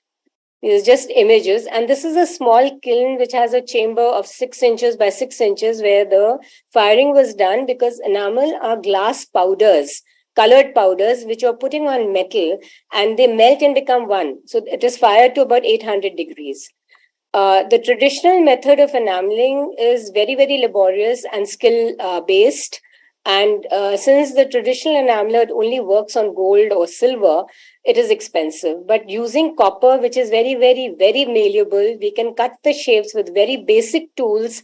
We are able to, create products to complement our own designs. So again, Jyoti Singh says, it is through creating awareness of the versatility of the medium, we can draw the interest of interior designers, artists, and product designers. These are some examples of, enamels done on 1 inch, 2 inch pieces. And, some of them, of course, have bezel on them. So if we have to enable the traditional Meenakar to come to share his knowledge and start a dialogue with the design community. The traditional artisan, as in most cases in other crafts, he's stuck in a time capsule and he's only replicating old designs. He's not able to think of the contemporary, possibilities of enamel or Meena as we know it. And once enamel gets a relevance, we will be able to have a supporting industry for the fashion accessories to develop. So enamel accessories on fashion show ramps will bring enamel into the common space and create awareness. As enamel is in its traditional avatar is losing ground, it will have a new lease of life, an opportunity for development. Enamel can be as laborious and expensive as it can be quick and affordable. The right incentive, opportunity, and training can make it the new favorite technique. Just to show you some of the things which are possible, these are copper flowers which have been enameled in different colors of and shaped. These are leaves which have been, weaving has been done to create this pattern. And what we found was that students loved the medium. It is quick, it is easy, and any of the new the fine art techniques can be used to create something which is really contemporary. So conclusion, all enamelers want to propagate art enamel. Students' response was positive. Studio documentation reinforced that enamel can be made at low cost. Art enamel as a subject in art schools can create an ancillary industry supporting the fashion industry. Copper, because of its malleability, is easily cut, shaped and enameled, and so the cost is very low. So attaching a basic studio to any institute will give the students opportunity to know about the medium, and all those who want to carry it forward can do it. I have been practicing enameling. I'm a fine arts person. I've been doing enameling for the last 20 years and sharing my skills. I would welcome anybody to ask any questions or come and give a demonstration or teach, because that's what my passion is about. Thank you so much. Thank you so much, Ms. Ritu. Anybody wants to ask me anything, you're welcome. Sure, ma'am. Anyone, if you have questions, you can always send me. I will share it with ma'am. Thank you so much, ma'am. Now we have the second last presentation by Miss L. Madhu Nisha. She's from Tamil Nadu, Dr. J. Jayalalitha, Music and Fine Arts University. The topic of her presentation is Kalamkari in Modern Era.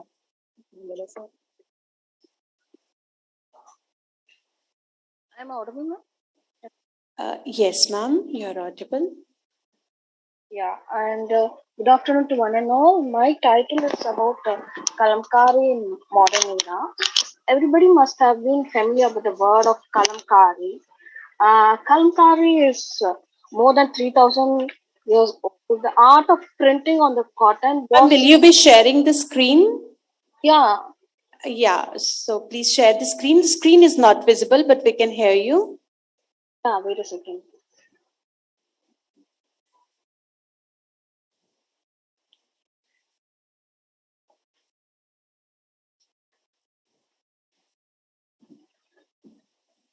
Can you see? Yes, ma'am. Now the screen is visible. You can continue.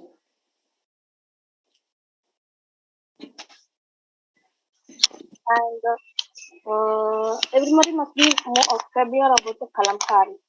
Kalamkari is more than 3,000 years old. The art of printing on cotton was an Indian secret during those days. Since nationalized won't fix with cotton, it is won't fix without a cotton or fixative or a mordant. It's used. Historically, it's practiced all over the Coromandel. Just a short brief how Kalamkari designs have evolved and new methods were adapted. In southern India, Srikalahasti, the most prominent Kalamkari centers during 13th to 16th centuries were practiced. The mythological topics are like Ramayana, Mahabharata, Shiva Purana, Vishnu Purana, and some of the legendary myths were practiced, and vibrant colors were used like black, red, blue, yellow, green. In late 16th century, the Kolkata style of stylized Persian motifs like tree of life, roses, bulbs, and pomegranate fruit were introduced by the ruler Qutb Shah and Masulipatinam. You can see the roses images, the pomegranate, and these are the prayer mats where it was demand during that period. In 17th century, Europeans started to buy kalamkari. They were enchanted by its colors and the floral patterns which were used. Portuguese called this pintado, and the word sits was used by the Dutch. The origin of the word sits is the Tamil word denoting kalamkari, chitti, or even they called it as chitti tuni. Then the word chintz were used later on. Kalamkari painting started to lose. Later on, the Kalamkari painting started to lose its patronage. Kalamkari workers of the Andhra Pradesh faced a bleak feature. Just like want to show that these are the Europeans. Europeans used the Kalamkari that it was called as chintz, right? These are the dresses, and these are they use the chintz fabric in furnishings and all. And later on, Kamala Devi in 1957, Kamala Devi, she has revived Kalamkari. When almost everyone has abandoned the Kalamkari, Kamala Devi has been entrusted with the task of reviving Indian culture. She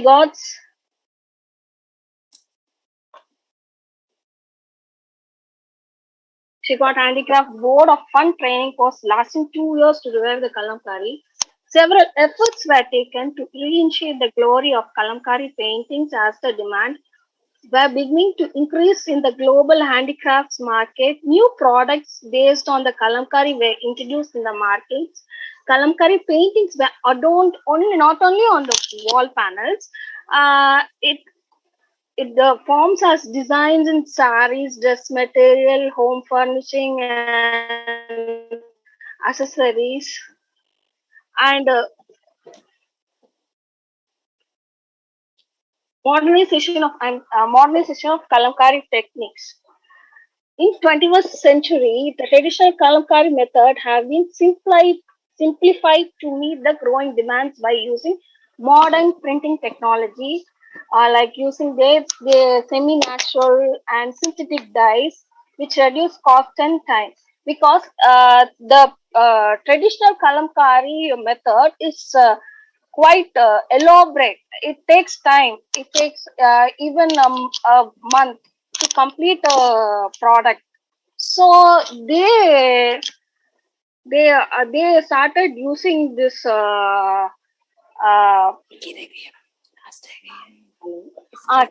traditionally they use table kauri, but they Excuse started me, ma'am. Ma'am, the time is over, so just wind up. Yeah, sure. They substituted with alizarin, and for the gum powder, for Arabic gum, they used a gum powder. Excuse me, I can't move. And later on, these are the products that are introduced.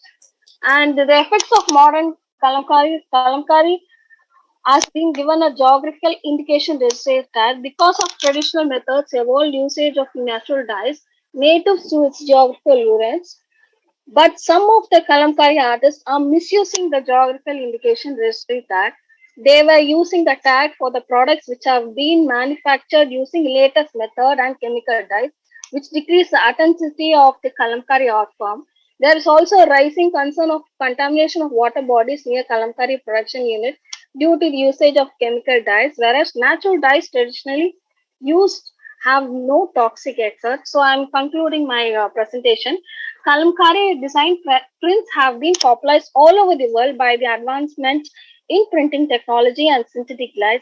Instead of chemical dyes, water-based inks can be used for adapted more since eco-friendly, and they are free from harmful chemicals. Water-based inks are safe, not just for the environment but for the artists as well. They easily wash up in water.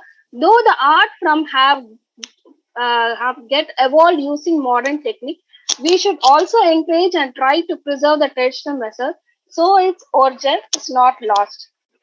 Thank you. That's my message. Thank you so much, Ms. Madhunisha.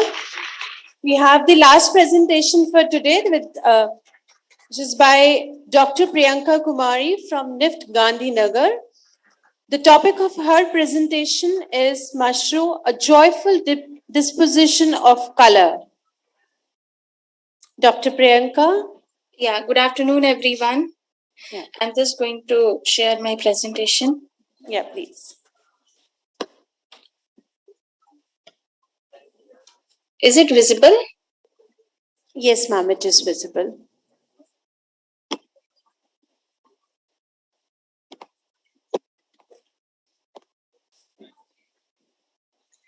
Yeah, so a very good afternoon to everyone present over here. I'm Dr. Priyanka Kumari, Assistant Professor in Department of Textile Design, NIFT, Gandhinagar.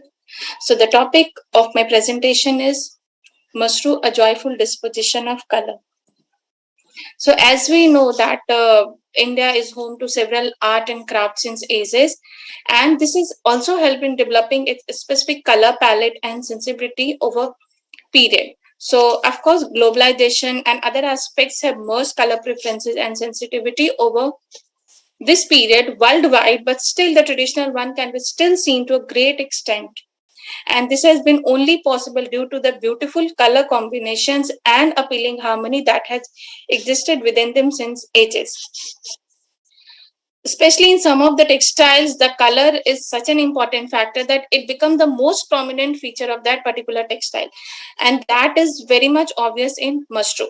So Mashru literally means a fabric that is permitted, and it refers to the fabric that are not of pure silk but mixed in character.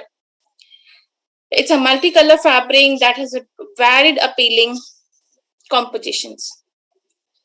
So it can be also stated as a joyful disposition of mood in form of color that has expressed the sensitivity of both rich and poor since ages. So it has been preferred by different communities at different level since previous to the present time. Artisans having without any formal knowledge of color, they have been creating wonderful pieces that have been very attractive. They have very beautiful design compositions. And till today, that hint of legacy can be experienced in their fabric development. So it is not only engrossed aesthetics, but also touched and sustained the psychological need of the user as well as the functional need of the product. So basically in this study, I haven't focused much on the conventional color harmony and different theories, but it is more about like how a traditional craft can be used as a case study to learn all these color aspects, so that through experience one can understand probably in a better way. So for methodology, it was an exploratory study, and it was qualitative in nature. The data were collected from both primary and secondary sources, and the major emphasis were given to the analysis of the samples or the photograph collected from different sources. in terms of color combination, their interaction, intercolor harmony, stories associated with them, etc. And later the qualitative analysis were channelized based on individual perspective, but the study of secondary sources has helped in framing those perspectives. Now, under result and discussion, I'll be talking about colors of mushroom and their features. So the distinctive and influencing colors of mushroom were social agents for interweaving religious and mystical motives and key to understanding the life. So basically, mushroom from where it started and where we see it today, so it has been accepted by different communities. So we can also understand this fabric as a fabric that has united different communities. The major colors of the mushroom were red, yellow, and green. Of course, we can see other colors as well, but the primary colors were these. Its color talk about the approaching and energizing red, invigorating and stimulating pink, refreshing and prosperous green, luxuriant and lush purple, etc. As there has been many colors, but I'll be focusing on few of the colors. We know that Gujarat is a land of culture, and this diversity of culture, the diversity and the preferences of different color can be very well understood through this fabric. So through this slide, I'll be talking about the different connotations, nuances that has been attached to mushroom. Like it talks about aggression, brightness, balance, devotion, freshness, strength, maturity, fulfillment, bloom, last 1 minute, etc. So there has been different narratives associated with the mushroom, like especially in the context of color, as we know that red is associated with Kshatriyas, a sign of valor, etc. So similarly, the artisan has also tried to express the fabric with all these connotations attached to mushroom. Like red mushroom has been widely used among native royal families of Bhuj for the costumes of bride and their relatives. Green has been used among very much within the Vanya community.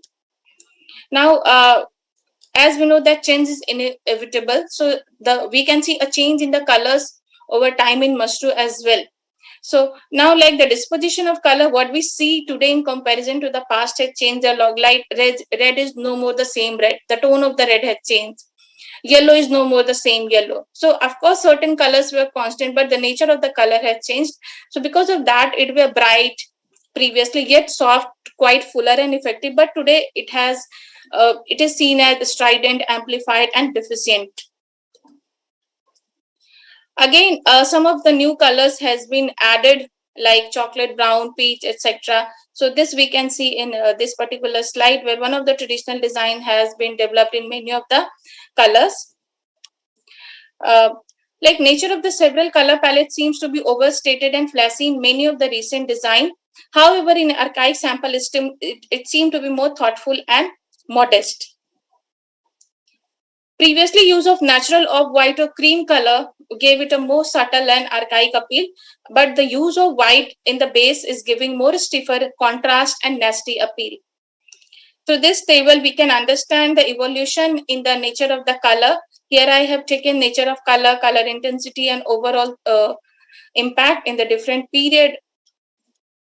So if we talk about overall impact in 19th century, it was subtle and serene. In 20th, it became more medium, robust, and bustling. In 20th century, it's become robust and highly appealing. Similarly, the nature of color and the intensity of the color has also been influenced. Now, the role of the weaver become very much important. And you have exceeded the time limit. Please, yeah, just give me 1 or 2 minutes. I can just summarize it. Yeah. So now I'll be talking about briefly the principle and the different elements of the mushroom. So it exhibits a unique art and science of color palette. The harmony rhythm that has been seen in this multicolored fabric is thrilling. I would like to quote Plato, who talks that simplicity, order, contrast, harmony form the core component of any artwork. So similarly, that can be easily experienced in mushroom in its color combination. According to Ruskin's metaphysical theory, beauty in object is found in certain qualities like unity, repose, symmetry, and that we can experience through the placement of stripe, through the use of color, etc. So here in this slide, I'll be talking about the contrast nature. Like we can experience that a day seems to be more beautiful when it comes after night. Similarly, a color seems to be more beautiful when a dark color is placed against a light color. So, and in that also there can be different level of contrast, and that we can easily see in mushroom. Now I'll be coming to conclusion. So it can be concluded that adeptness of color has enabled a wide variety of visual aspects, and that have created a beautiful rhythm, luster, simplicity, and it can be seen as a perfect edifice for physical and psychological interaction. Similarly, its unique propositions offer a wealth of engagement and nuances depending on region, tribe, community.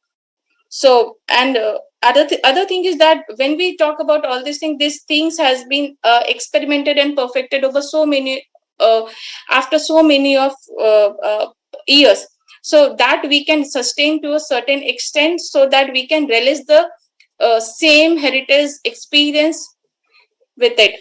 So, according to a statement given by Bela Sangvi in 2020, she stated that I believe it takes centuries to develop a sensibility and make it a tradition, and one cannot just slap the design in traditional sensibility even to contemporize the design. So we need to uphold the color sensibility of mushroom. Also, these traditional, the learning or the application of this can be that the traditional textile samples can be discussed in classroom to make students aware about the age-old color harmony that has been created and perfected over years. And along with the conventional theories that we are following, so these study can also be taken as a case study of different craft, their combinations, pattern to understand the different principle and elements of design. So thank you so much, ma'am, for your presentation. Thank you. So we had 5 presentations. It's good to see the student energy. And I think so. I think so all of them are hungry and they want to go for lunch also. So now we will take a short break and resume with our next technical session at 2 p.m. sharp. So I request all students to be here after lunch.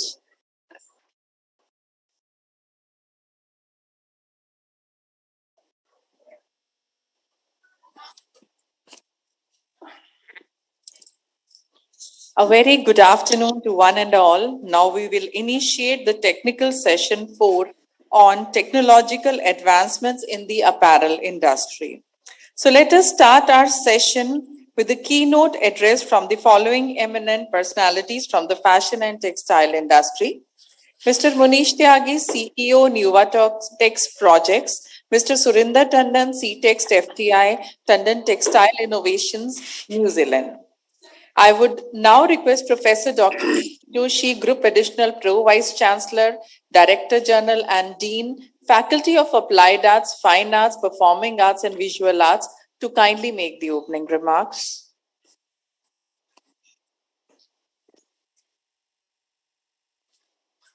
Good afternoon to all. Good afternoon to all. Same story that after lunch, all of you take time to settle down, one. And although I feel that after lunch, you should have more energy. So at least clap for yourself. Why I said this? Because all of you are a very good listener. I must appreciate. For last 2 days, you are here. And I understand sometime you may find that why this conference is happening, why there are so many papers which are being read, why so much is being told to us, why so much information is being bombarded. But I must say that, which I said in the beginning also, that when we do seminars, conferences, talk shows, which are not a day-to-day or daily affair, as you got your classes every day. For every particular course you got, say, maybe 1 credit course, 15 classes, 2 credit course, 33 sessions. But you'll find in whole semester, this is the first conference which you are attending. And it takes a lot of energy, a lot of efforts by the team to approach and identify the right speakers, the right research papers. So what question I asked, I must answer you also that there are the papers from the diversified areas. They may not be from exactly from your course which you are being taught in first semester or seventh semester. But all of them, whether they are the session is on the technological advancements in the apparel industry, or the session is on the emerging trends in the business of fashion, all of them are related to, are very much in the periphery of fashion, textiles, and apparel, for which you have taken admission and you are studying with us. And I must say that this is a great opportunity to learn from the experienced people. So I already appreciated all of you, and this is one of the last session for the day today. And I am sure that you will listen to all the keynote speakers as well as the presenters. And to our keynote speakers, I must welcome Mr. Manish Tyagi and Mr. Surinder Tandon. Both of them, Mr. Surinder Tandon has joined us from the New Zealand. And thank you, Mr. Tandon, for joining us. And I had seen you yesterday also, you have joined us. Mr. Tyagi, I came to know that you are back to India. Mr. Tyagi is a both of them are Indian, I must say, but Mr. Tandon is based in New Zealand as of now, and Mr. Tyagi keeps on shuttling from one place to other. But he keeps on informing. So currently he's very much in India. Am I right, Mr. Tyagi? So, and both of them are experts. Mr. Tyagi, I know for many years now, say that more than 20 years, and very much authority on the areas of textiles and apparel as a consultant, I must say. So I'll not take much time. And the theme is, I'll just repeat, I need not repeat, but I'm repeating, technological advancements in apparel industry. And we had requested our keynote speakers to speak for 15 minutes approximately, followed by 1 to odd questions which are there. Then we will move on with the paper presentation which are linked with this theme. Thank you once again, Mr. Tyagi and Mr. Tandon, for joining us. Thank you once again.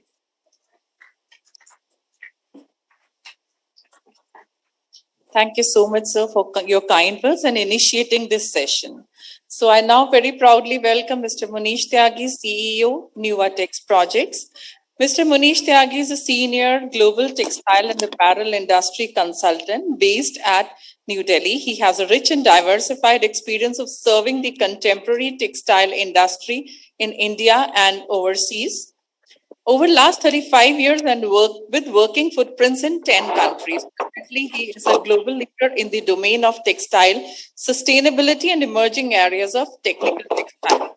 Mr. Tyagi has accrued 35 plus years in-depth proactive experience in planning and running the operations of large textile corporates, including GPI, Textiles of Global INCFAT Group, Deutsche Bank Textiles in Gujarat, leading Vardhaman Group's Alps and Setia Textile Group in Northern India. He was associated with planning and setting up of one of the largest textile mill complex of outlay rupees 350 crores in 1995 of GPI Textiles in Himachal Pradesh, and which remained a technology benchmark for a decade. So we welcome you to this forum, sir, and I'll share your presentation from this site.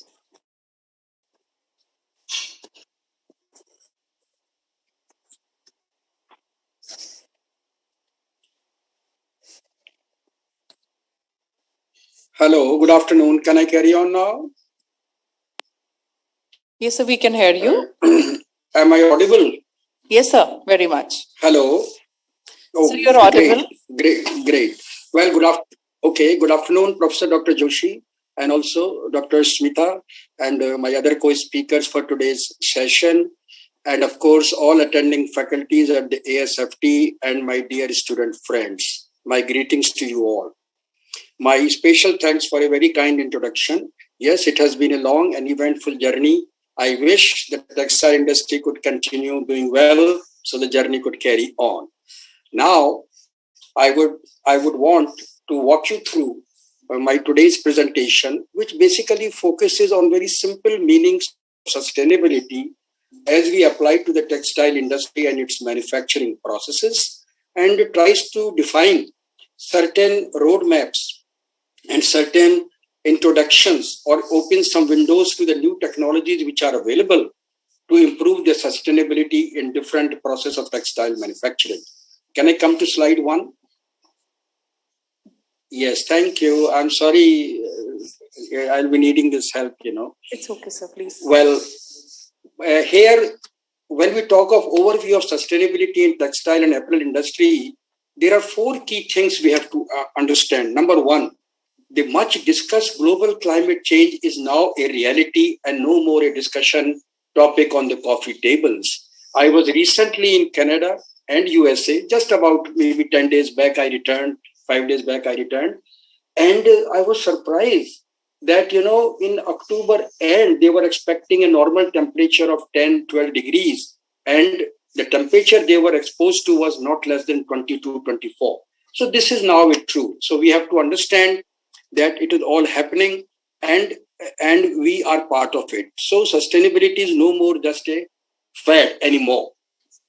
The simple reason for this, at least pertaining to the textile and all industries globally, has been excessive and continuous carbon footprint, which has been created by the use of solid fuels and, of course, the materials which had very, very long biodegradable life. The other things which we have to understand is that the main resources like water, solid fuel energy, and of course land are not very renewable and not very replenishable. And they are undergoing depletion. And with today's global population at 8 billion and with projected average growth of 2.5 or 2.75% per annum, it will be a time where many of the resources will just disappear very soon, and especially I'm sure in the lifetime of you young people, this will become a reality. Now, with this introduction, one has to see what actually then sustainability would mean in terms of the textile context. Basically, it would mean that we should think of recyclable raw materials and sustainable manufacturing process to create products of long life, and where possibility exists of recycling their process waste or even the post-consumer textile product like apparel or fabric. So the mantra, and to understand this focused concept, would be reuse, recycle, renewable, regeneration of usable products via post-consumer waste processing. This basically is the core concept behind sustainability. So I would be now walking you through the other slides and trying to expanding this context in terms of the kind of technologies are available or kind of at least manufacturing process and process logic that can be adopted to reduce this load of wastage and effluents and create a more sustainable textile and apparel industry. Can we go to next slide, please? Yeah. Thank you. Just a minute, yes. So let us first review what are the key process in textile apparels manufacturing. And I have tried to put it in a very simple way that basically all textile manufacturing would happen from raw materials. And these raw materials that come to the textile usage are of natural fibers like cotton, wool, jute, hemp, and biodegradable, which are biodegradable and easily recyclable. However, all natural fibers are not God or not saint. They have the problem that they require extensive use of land and water, but fortunately are decomposable in a less time cycle. So their recyclability is one core advantage. But let me tell you, despite all this, their conversion to usable textile, by the time fiber comes to fabric, fabric comes to dyed printed output, and it comes to the final apparel or a home textile, on an average, there is a huge consumption of power generated from solid or agri-fuels and of course water and chemicals. On average, 1 kg of wearable textile may consume approximately 150 liters of water. And you can imagine, if you look into the global demand or value of today is around almost $1,800 billion worth. So you can imagine the kind of water and things which are being consumed and other resources that are being consumed. There are some very, very difficult processes like denim fabric production, where this water consumption can become almost 2 to 3 times of the normal textile water consumption. So these are issues of concern, of course. The main core processes in conversion of fiber to consumer also have to be understood as basically ABC. ABC is the first very stage which would convert the basic fiber into a yarn through yarn spinning process. This can be cotton spinning, woolen spinning, synthetic spinning. That is just a difference of process. But without yarn, we cannot really create a fabric and we cannot make a textile or a usable or a wearable textile. After the yarn, we move on to the next stage called fabric making, which basically is there to create woven fabric either by weaving on the looms or knit fabric by the knitting process.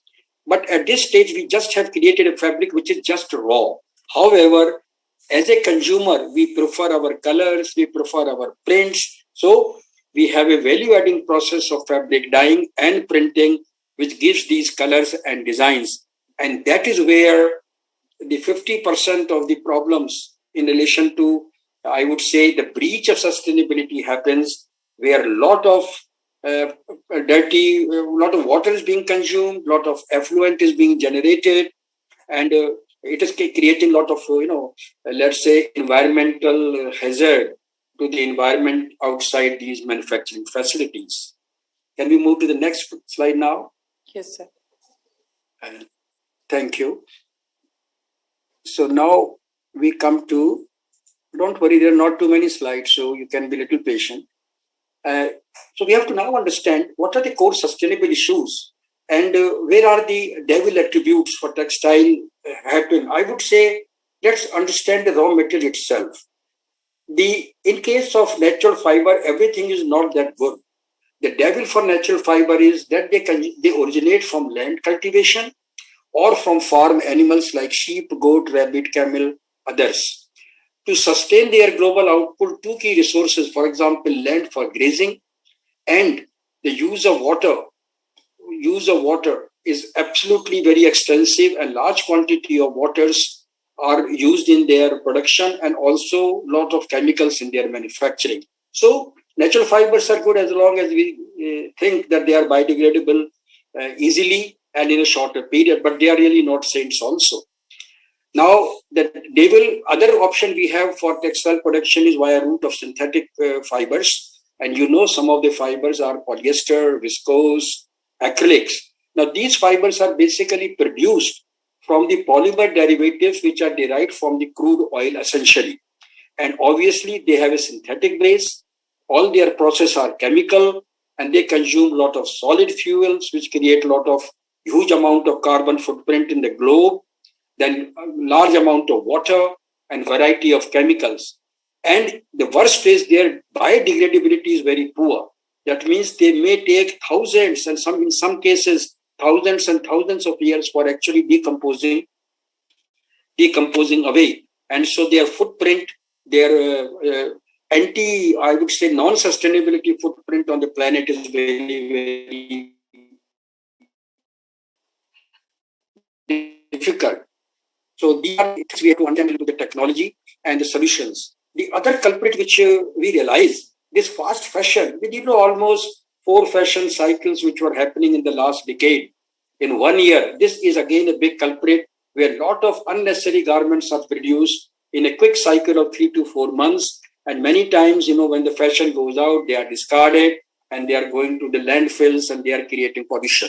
So this post-consumer waste coming out of the fast fashion is again something to be addressed along with the time. And now the time has come and industry people, the retail companies and experts like us believe that the time has come for slow fashion. And slow fashion simply means, our using the consumption cycle becomes longer. Instead of 4 times, we do the buying 2 times a year. Whatever we like, we are not very heavily fashion oriented. I wish our young people will also adopt and support, and then this can be a solution. Can we move to the next slide, please? Yes. So the core process in textile manufacturing, which create a need of sustainability or technology applications to improve sustainability, are to be understood at different stages. As we know, the core conversion process are one, in case of cotton, ginning and yarn spinning. For synthetic, we do not have ginning because the ready-made fiber comes from a chemical or a polymer factory. And then we have fabric weaving and knitting made from the fibers. But again, these fibers are raw. These fabrics are raw in the sense we cannot, they have to be treated to impart and design more, let's say, consumer savvy and more fashion savvy.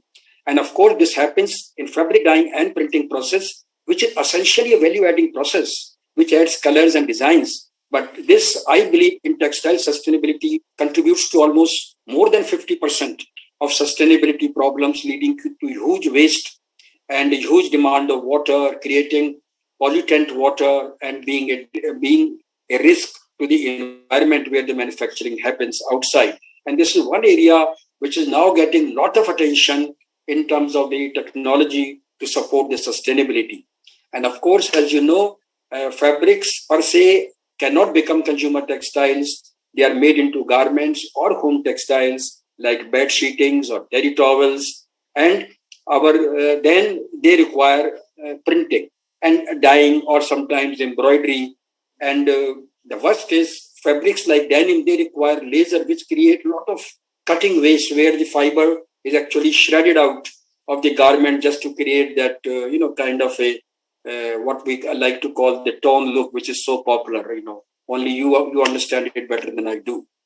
So all the above conversions create their inherent process waste. The idea is that how much of it can be recycled, and can we increase this recycling, and whatever we recycle, can we use this to regenerate and put into the original raw material so that the load on the consumption of the virgin raw material is reduced by this reuse. Can we move to the next slide now? Yes, sir. Yeah. So, as I said, the way we look at as textile technologists and the people who have been involved in this manufacturing for decades, the raw material stage corrections are very, very important. And this actually begins right from the farmland. For example, for cotton, it is now important to shift to organic variety, where cottons are produced with rather no use of pesticide, little use of chemicals, and basically use of local livestock manure to give it a better yield, so that yield is better and we get a higher output. In case of synthetic fiber, the majorly globally consumed fibers, as I mentioned, are polyester and viscose. And today, for your knowledge, almost all the textiles, the share of polyesters and viscose, what we call man-made fiber, globally is almost 2/3 of the entire value chain, which is around 1800 billions in value today. Cotton has been now relegated, but still is a big culprit. However, in our country, India, it is other way around, which is so unfortunate that though we have one of the largest polyester complexes of the world run by Reliance Industries, we are still heavily dependent on cotton, and we keep on creating all these problems which cotton gives, both in manufacturing and as well as in the pricing part of our exports. The viscose fibers also are very difficult in the sense for the sustainability, because they require huge forest covers or tree canopies, because from the pit of these trees, the wood of these trees or the pulp or the pit is regenerated with a large volume of chemicals and waters, and their effluent loads can be huge. Here, let me tell you, one of the Indian companies, which probably is called Birla Cellulose and is now probably number 2 in the world, has done wonderful work where they are trying to do a lot of regeneration, and their effluent footprint is actually coming to almost a level of 15%, which is amazing. Earlier, it used to be 100%. There is also now a trend in case of viscose. The new fibers have come which are called renew. RENU, and they are simply fibers which are produced from the recycling of the viscose waste. And same thing is happening by recycling technologies that are being deployed in the polyester industry to create regenerated polyester fiber using used, discarded drinking water bottles, as you know very much, PET bottles. And you can imagine the volume happening globally, because these days it is no more a fad or fashion. The drinking water from these bottles is so common, and a huge amount of, let's say, landfill waste is otherwise created. Once again, we have a good example, a very positive example of a sustainability solution by our petro giant called Indian Oil Corporation, which has now started initiative to collect, recycle, reuse 20 million such PET bottles every year, and to convert them into regenerated PET polymer, which will produce further yarns, fabrics, and would be targeted to produce uniforms for almost 30 lakh of Indian oil employees all over the country, the pump attendants and all the other staffs and everything, their factories. So this is the way to proactively look into the ways and means to find solutions. Now, such recycled polyfibers are now much in demand by major MNC retailers like Zara, Gap, H&M, and many others, and they require a certification called GRS, which is the Global Recycling Standard.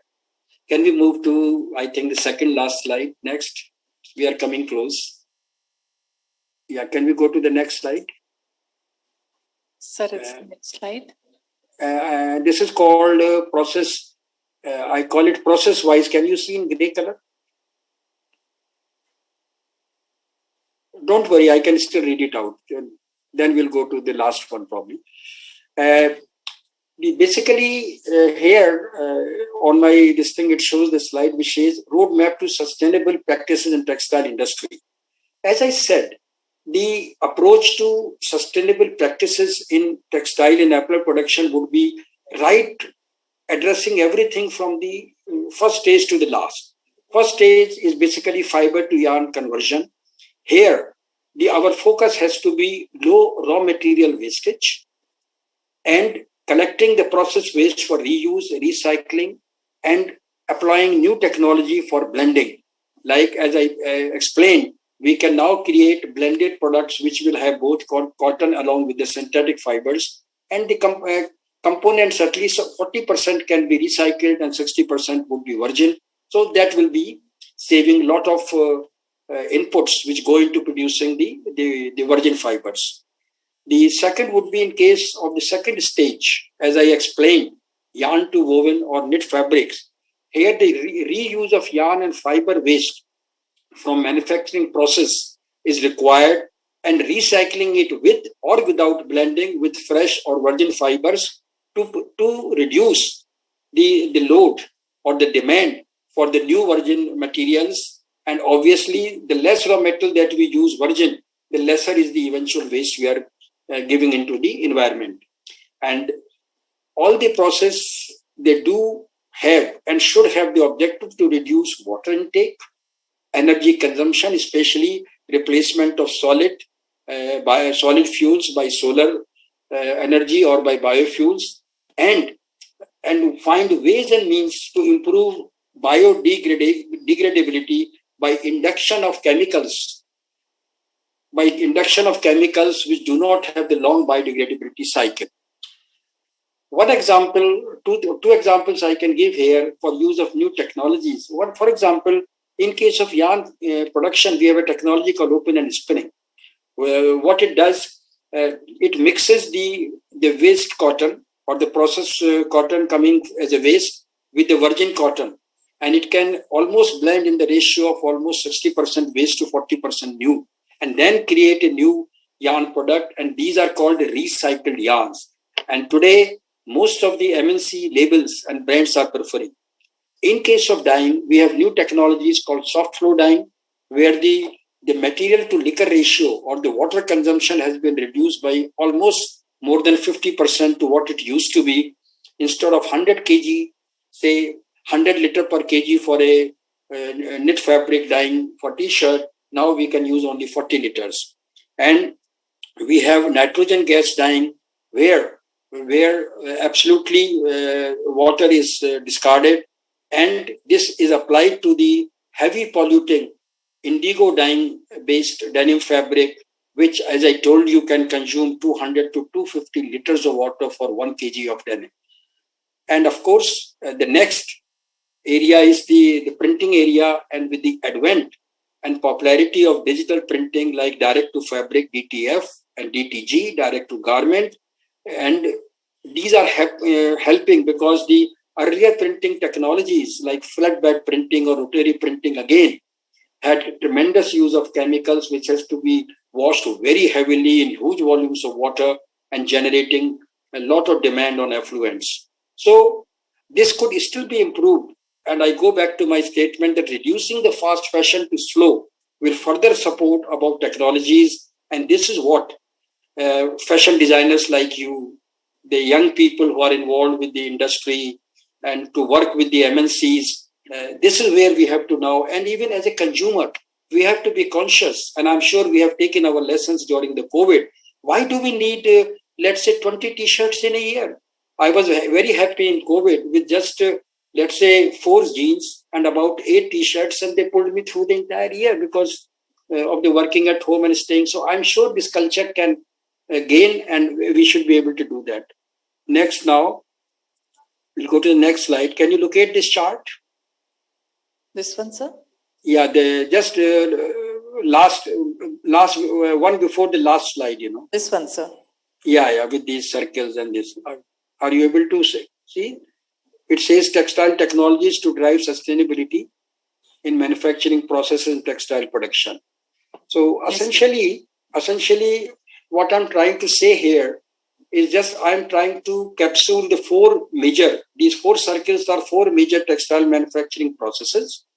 One starting from fiber to yarn conversion, second from yarn to fabric, third from fabric to dyeing and printing, and fourth is the final, fabric to garment. And as I have already explained in the last 2-3 slides, and the solutions that are coming here with the focus on renewal, recycling, and reuse, this will apply to all the processes.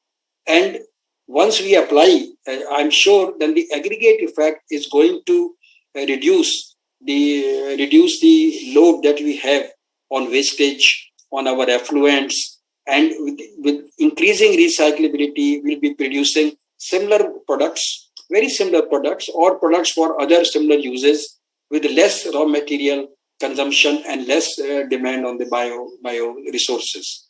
Last slide now. There are a lot of colors here, I think. Yeah, this is the one. So basically, these different, representation in the color is nothing but just the key takeaways for enhanced and better sustainability. And when we go through this, we will understand the way forward to be. And all this, basically, I have tried to mention that one, we have to go for, in the first one, we have to go for greater use of recycling textile waste. Second, the color below, to adopt and increase the alternate sources of energy generation. Example, solar power for running the machinery and natural gas versus solid fuel for creating, for example, steam in the dyeing and printing houses. Then third, to renew and replace the used forest cover in case of the viscose fibers, and also to use a lot of recycled viscose apparels to regenerate the fiber again, which can be produced to create more garments. And finally, we have to go for high yield cottons, which require less land, and we can get a level of at least 1,000 pounds of cotton per hectare for India, which is at the moment just struggling at 650 or 700, I believe, and thus minimize consumption of huge amounts of pesticides and water. And finally, if you look at the end, to move back to slow fashion vis-a-vis fast fashion is really going to be a long-term sustainable solution, which will support the use of these new technologies which I have mentioned. And I'm glad to tell you, and with this example of Indian Oil and many, many such examples all over the world, in case of polyester uses, to adopt the available technologies to regenerate fiber from used PET bottles and the recycled polyester. I can assure you in quality and strength and its usability is absolutely at par with the virgin polyester and can be easily blended with the virgin materials to the extent of even 70 to 80%.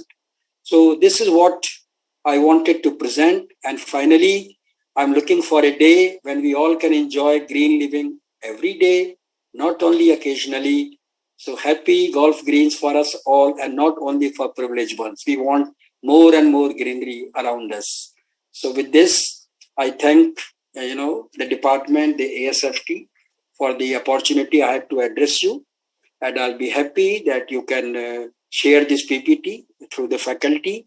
And if there are any questions, I'm still available to you for next 5 to 10 minutes. Thank you. Thank you so much, sir. Thank you, Mr. Tyagi. Sir, always with ASFT and for ASFT. We will have a brief talk by Mr. Tandon. Then Sure. Take the questions which can be handled by both of you. Great. I would love to listen. Tandon sir, all the best and pleasure to see you here. Okay, thank you. Great.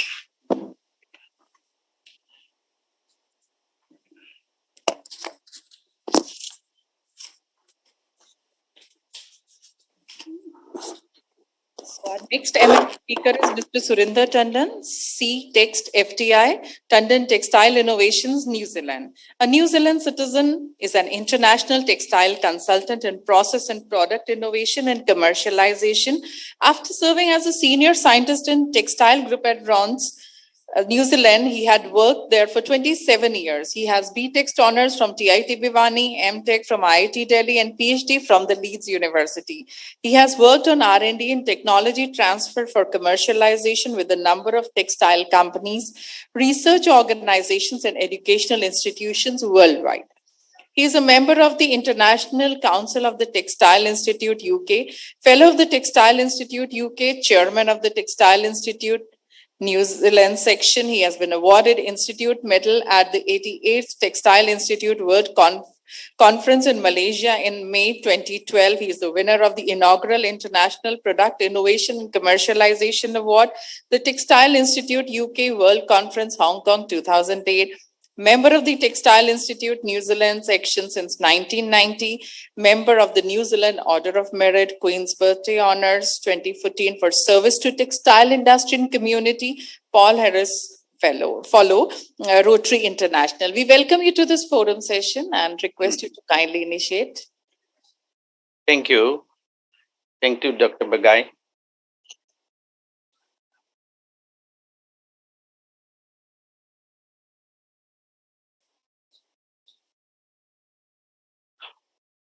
Just trying to share my screen.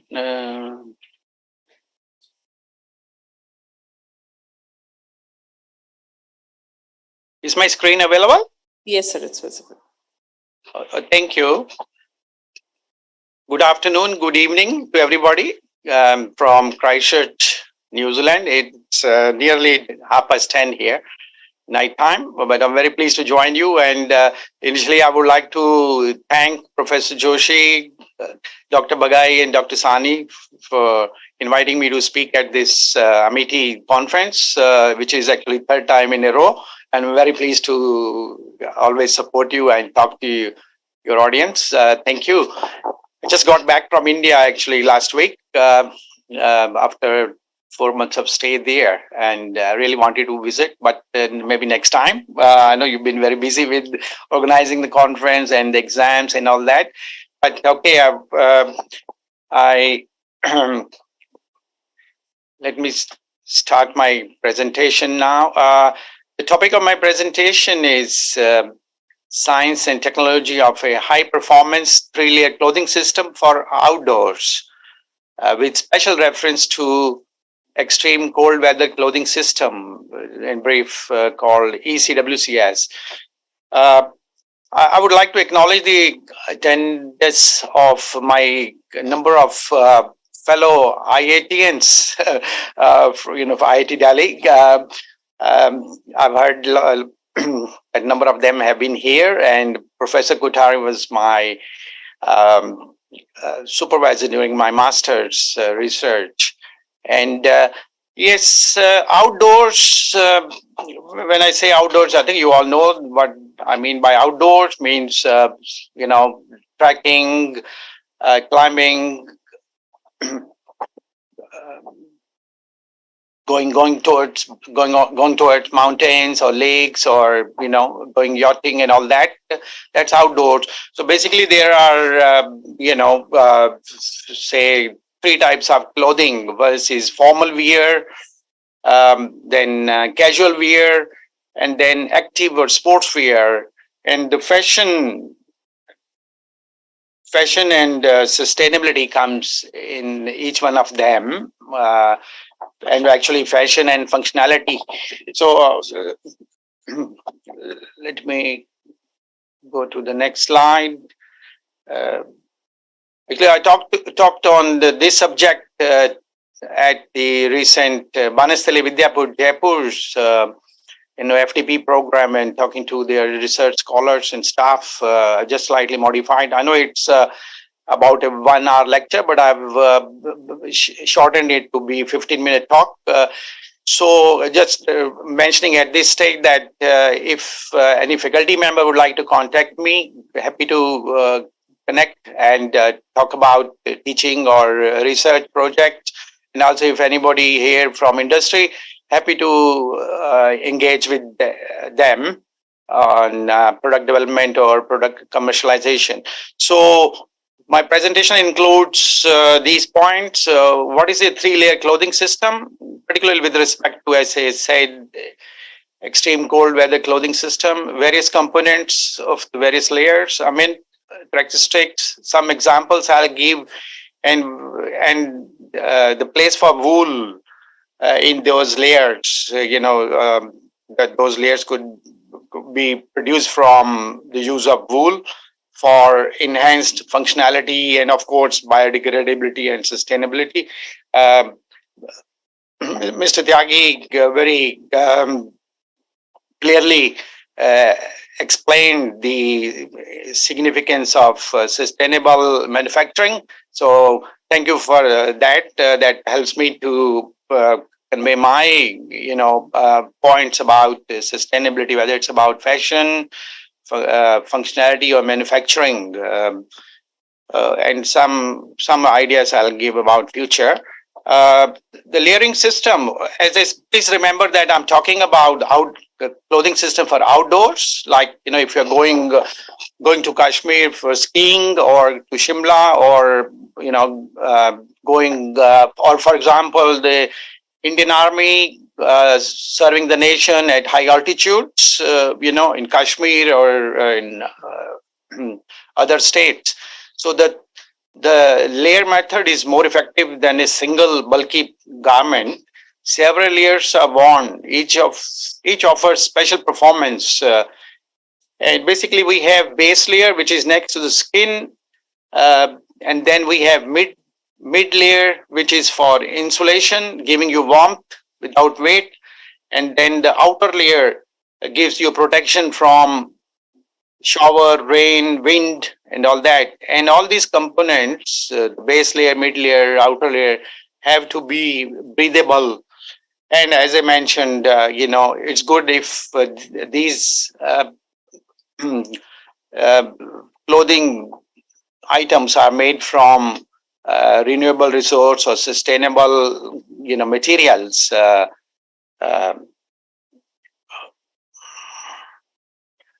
So this slide shows a close-up of those 3 layers. The base layer basically next to skin. So it, as the person is climbing, he's sweating, and then that sweat, the moisture vapor, needs to be transported to the outside. And the base layer having high moisture management properties, high moisture wicking properties, takes the moisture, absorbs the moisture vapor from the skin, tries to keep the skin temperature under control, and then the middle layer gives the person warmth. It's basically giving thermal insulation properties. So it's made from bulky material like fleece or terry loop, something, And then the outer layer is basically made from like a ripstop woven fabric, which has very high water repellency, wind resistance, so that and also it's breathable. So basically that's the concept. And so there are 3 layers. For different weather conditions, you could wear different number of combinations. Like on a, like say New Zealand summer day, you need a base layer, merino base layer, 20 degree, and mid layer. If it is getting cooler, you wear mid layer as well over it. Like back home in winter we wear singlet. Then we wear a shirt, and then we wear sweater. But for outdoors, we are saying we wear base layer and mid layer. And on a rainy day or windy day, we wear outer jacket as well. So the perspiration is in the form of water vapor is transported to the outside, and the whole system is breathable. Let's move on. The base layer, of course, it's worn next to skin. It wicks excess moisture away from the body. It's breathable, has to be lightweight, anti-static. It's good if it is machine washable and quick dry. These days, the top garment brands operating in the outdoor clothing sector tend to use merino wool because of its high moisture vapor management properties and its natural fiber, biodegradable, sustainable, all that. Polypropylene doesn't do very well. And polyester, only some kind of polyester with high moisture management like Poolmax. So merino wool scores very high on that perform functionality and sustainability scale. Mid layer, it's again worn over the base layer, gives it probably has pile or terry loop fleece construction to give you warmth without weight, and it's breathable. Again, blends of polyester, merino wool are used. I think now, the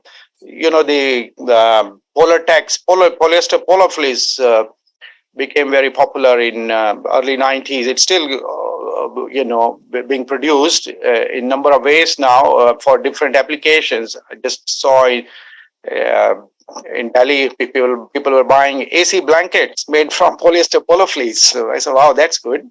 It has that warmth without weight. And some outdoor clothing businesses are making polyester merino blended fleece, where the wool is on the inside and polyester on the outside of that bilayer garment. Outer layer, I think I earlier mentioned, it's like over jacket. It's waterproof, windproof, also called soft shell. There are various versions of it depending on how much protection you need.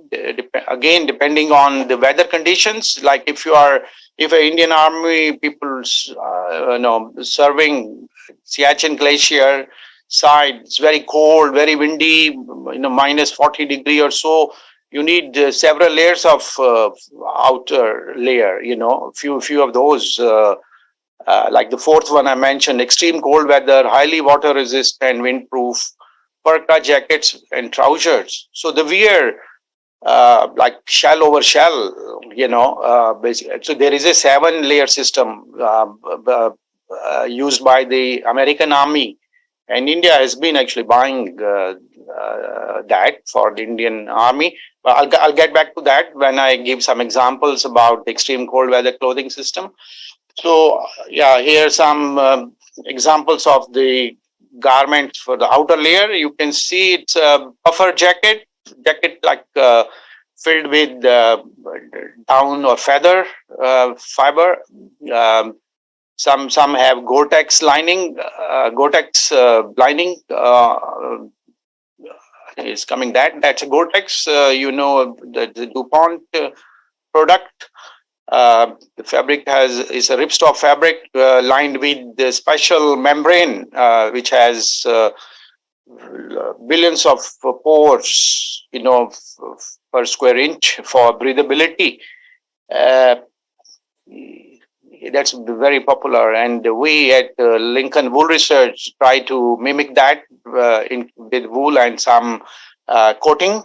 But this is very smart fabric. So yeah, I'd like to now give you an example. Talk about the layering system with reference to the extreme cold weather clothing system. It's a multi-layer. I think I've already discussed this slide from the we got basically 3 layers: base layer, mid layer, outer layer, and I just mentioned that this layering clothing system keeps the army, let's say, warm, dry, protects from rain, snow, ice, wind, maintains comfortable body temperature. It's breathable, and this is 7-layer actually, 7-layer breathing system. But in effect, it's made up of basically 3 layers. But like you're wearing one base layer and then few mid layers and then a few of those outer layers. As the weather deteriorates, getting very cold and windy, you need 1 or 2 more so-called soft shell or wind-resistant jackets. And that's Indian Army. I can't see the part of the slide, but it's used to cost 35,000 rupees per kit for one army soldier. India used to buy from Black Diamond, Switzerland mostly. And in late 2015, I was invited as a consultant to give a talk at NITRA. You know all about NITRA. NITRA is or was Center of Excellence for Protective Technical Textiles, designated by the Ministry of Textiles. They invited me. I spoke about extreme cold weather clothing system. I said, why can't we produce some of the layers here in India? Very easy, and I've offered my help at that time. I think I did hear, the progress on a regular basis. I know more recently, particularly last year, I was very pleased to read that the DRDO, Ministry of Defense, released the details of this extreme cold weather clothing system to 5 Indian companies. And the photograph, right, you can see that. I was very pleased that, there are some textile manufacturers in India now going to produce some of the layers, particularly the base layer, mid layer, and outer layer. And that means these layers can be now made here in India, and means but good business opportunity for the textile manufacturers. And there's a new company called Aru. You would have heard about them. They have started producing the 3-layer clothing system for the Indian Army. I'm in touch with them. I'm hopefully going to be closely working with them to produce, highly functional, sustainable layers, base layer, mid layer, outer layer for the Indian defense. And there are various components of the extreme cold weather clothing system. I'm basically talking about the apparel part. I mean, the layers, the tops and the long johns, leggings, and all the pants, trousers.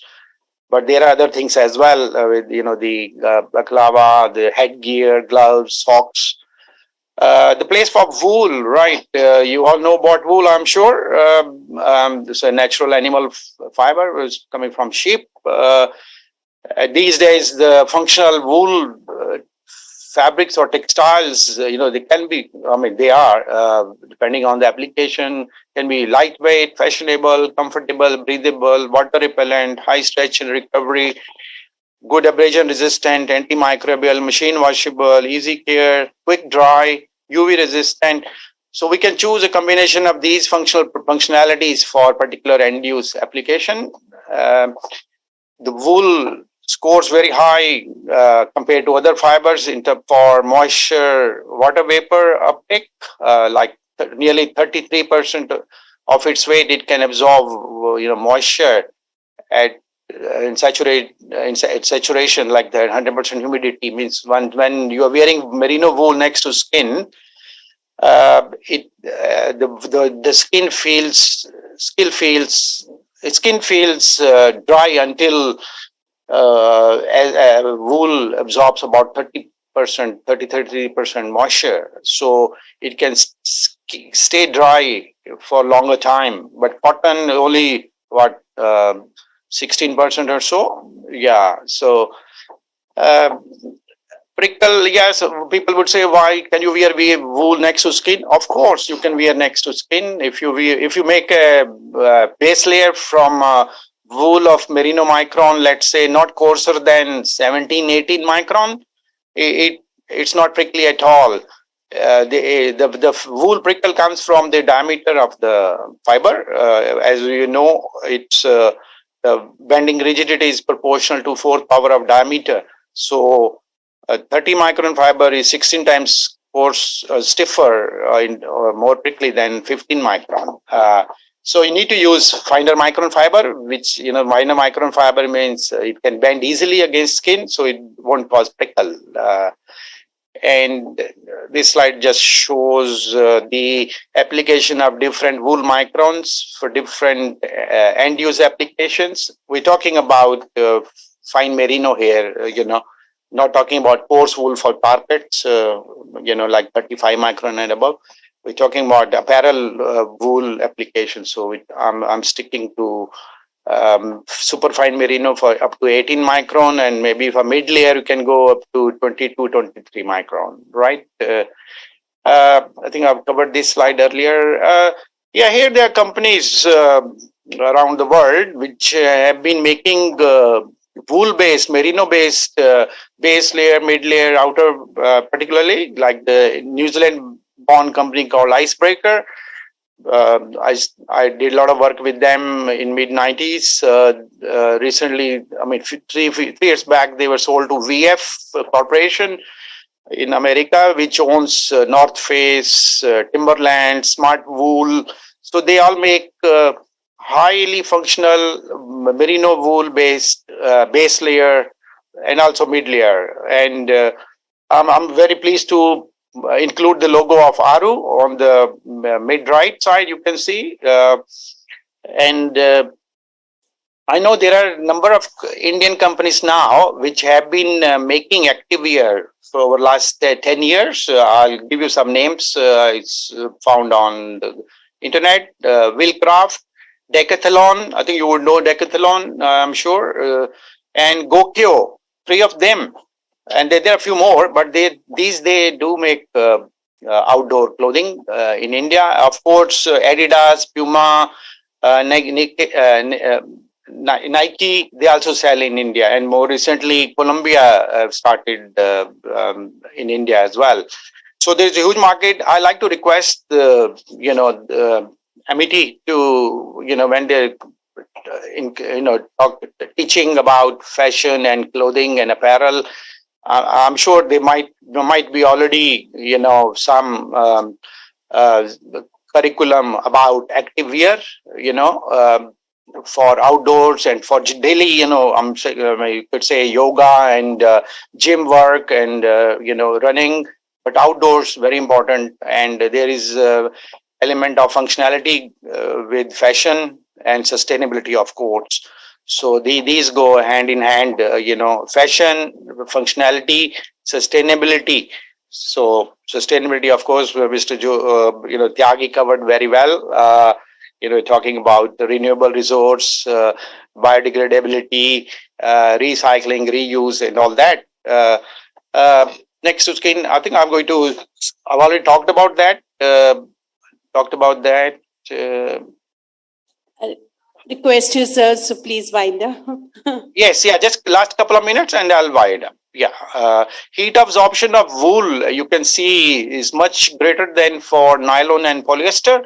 So means when the base layer made from merino absorbs sweat or moisture vapor from the sweat, the heat is released, and that keeps the body, skin, warm, so it regulates the body temperature. So wool is preferred there from the heat absorption point of view, from the moisture absorption point of view. This sportsman is wearing a top jersey. The right side is made from wool. The right side is made from polyester. Sorry, wool, and the left side is made from polyester. Your right side, you can see there's a red. There's more. It's warmth there. The left side is very cool, so you can see the more heat absorption on the right side due to wool. So that was a control experiment. I'll skip that. Mid-layer, I think I talked about that. Mid-layer, we're basically talking about making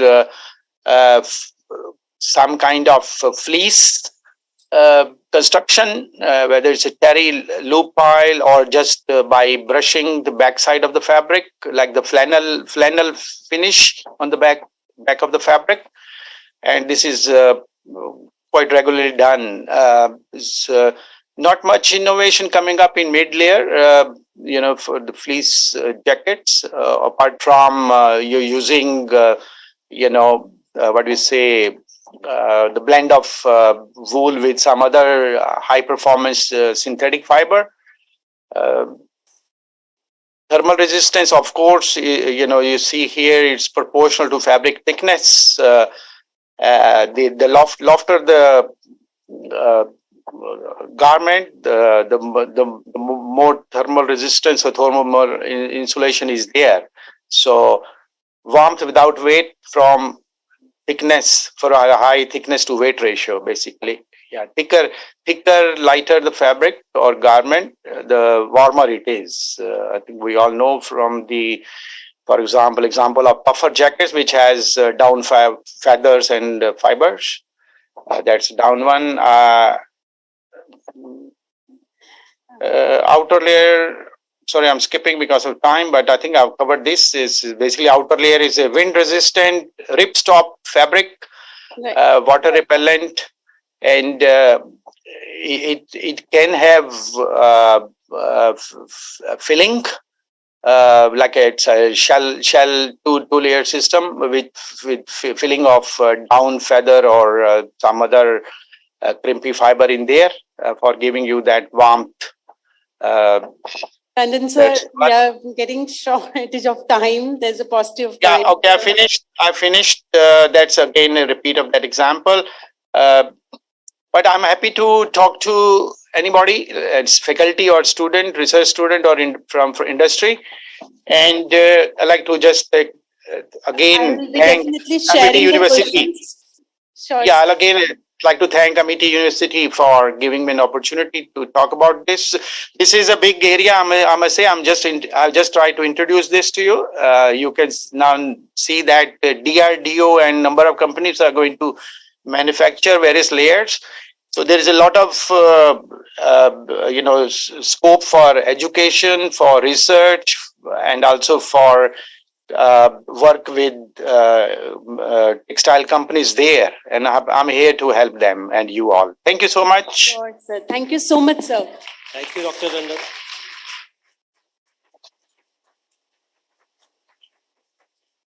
I think you got very long, exhaustive presentation. We will circulate it to the students and the researchers also.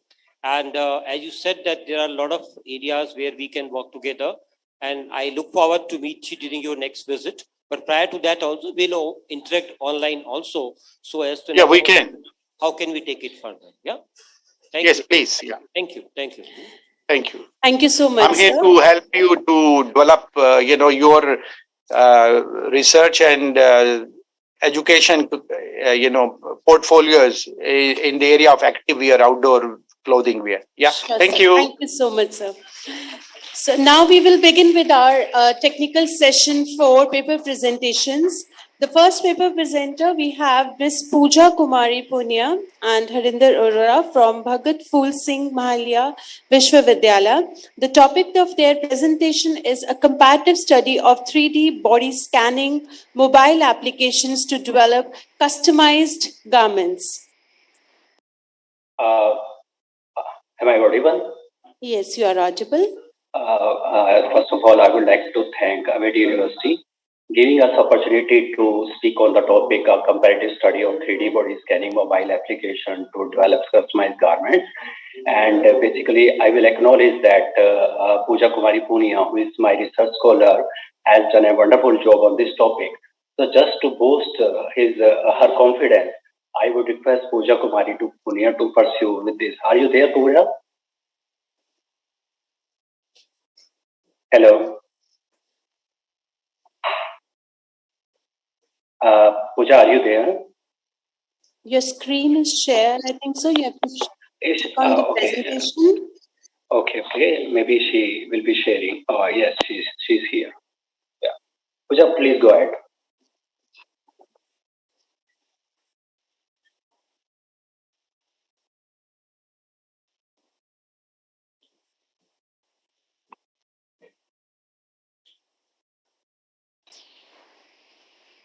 You need to click on the presentation back.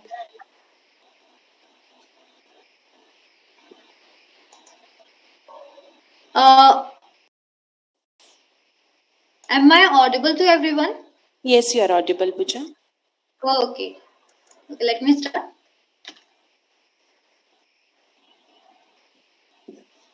Good afternoon, everyone. Thank you, Amity University, for providing me this platform for presenting my research paper. I would love to thank my guide, Dr. Harindrapal sir, for supporting me and guiding me to the right direction.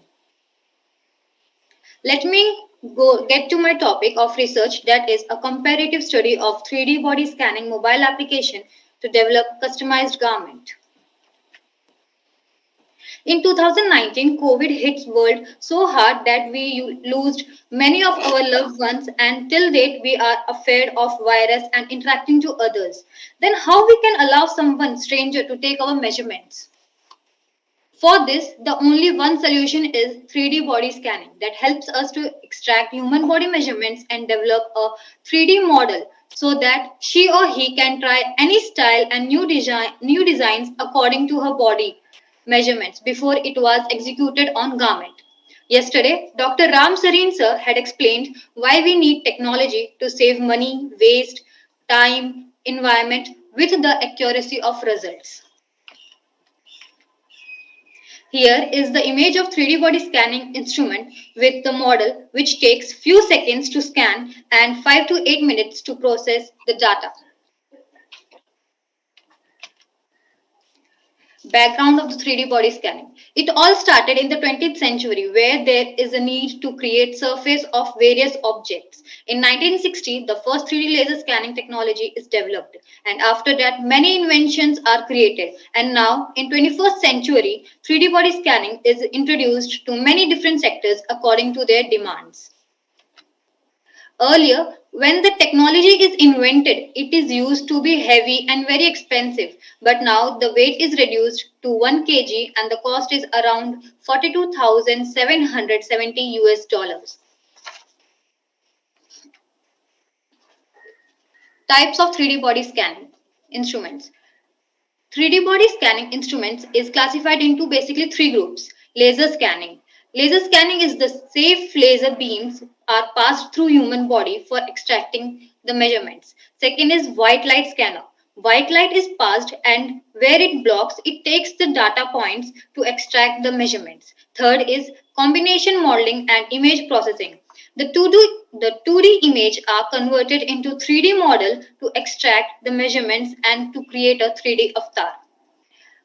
The data points which I mentioned earlier is after collecting the data points, they are connected to each other by performing the triangular mesh to give an identity to create a 3D model. After that, the software extracts the measurement from the 3D avatar. Here it is a table of different scanners with different types and cost. The only disadvantage of 3D body scanning is cost of instrument. As you can see, the price range from 49,000 US dollar to 17,000 US dollar, which creates a barrier for or a small business to invest and to grow in digitally. There are many researches are done to find the alternative with the help of different cameras and sensors. But it's not that much successful. Objective of my research. The objective of a study is to find the alternative of 3D body scanning, which can be accessed by anyone. And the smartphone is the only technology which is available to everyone in the world. It has the feature of scanning and analyzing the face, which is used to unlock the phone with Face ID. In my research, there is a competitive study of 3D body scanning mobile application which can help us to develop customized garments. Sub-objectives of my research. To achieve it, the different 3D body scanning applications are explored and performed, and many preliminary trials are taken. After comparison of applications with features, results, interface, and optimization of application is performed with different respondents. The results are analyzed by the respondents' feedback.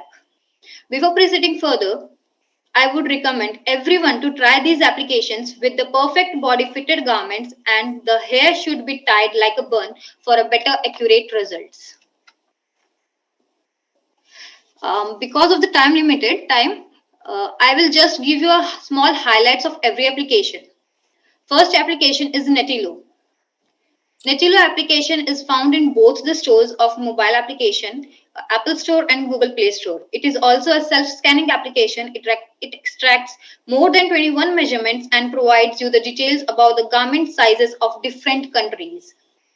Last 1 minute left, Pooja. Okay, ma'am. There are the results of Netilo application with some respondents. Next is 3D Avatar application and Me360 application. Both are self-scanning application based on image processing and provides you few measurements with solid 3D model of respondents. These are the results of 3D Avatar application and these are the results of Me360 application. Next is our True to Form application. This is application available at only Apple Store and have many features at dashboard. It is also a self-scanning application, which means you can scan yourself in your personal room. These are the results of True to Form applications of 3D model. Next is our Polycam application and EM3D application. Both application extracts the 3D avatar of the same body tone as respondent. Polycam captures about 250 pictures for processing and EM3D scans the respondent with the front camera with slow and steady speed so that it can capture everything. These are the results of Polycam applications and these are for EM3D applications with some noise and distractions. Now let us talk about results analysis. Results are analyzed with the help of respondents' feedback. Average minimum time taken of scanning is by Netilo and 3D Avatar, that is 5 to 4 minutes. Every application takes generally one take except True to Form and EM3D. The minimum average deviation of actual measurement and extracted measurement is of 3 cm by Netilo application. Netilo satisfied the respondents in terms of results, 3D simulations, scanning retakes, and acceptance of application. But in case of scanning time, the 3D Avatar has satisfied the respondents more. But other applications are not far back. The features provided by the True to Form application can't be ignored. At the conclusion, I would conclude with to find the best alternative of cost-effective solution of 3D body scanning instrument. There are many applications at Play Store and Google Play Store, but very few matches the consumer's expectations. They are Netilo, True to Form, 3D Avatar, and Me360 application.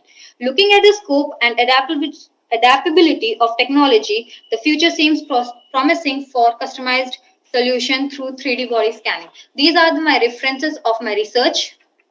And at last, I will again request you once again to give a try to these applications with proper body fitted garments and share your views to me.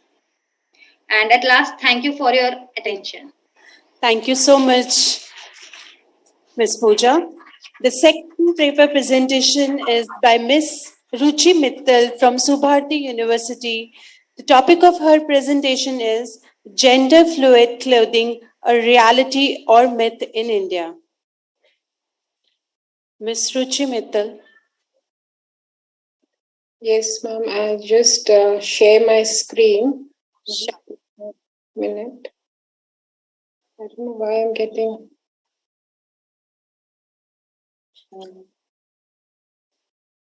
I'm getting open system preferences. In the Zoom, you will get share screen button at the bottom. I have clicked on that. And then you have to click your presentation.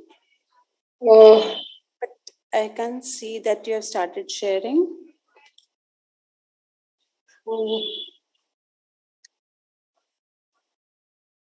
I'm not getting my presentation onto the thing. I'm getting a window, desktop one, and whiteboard, and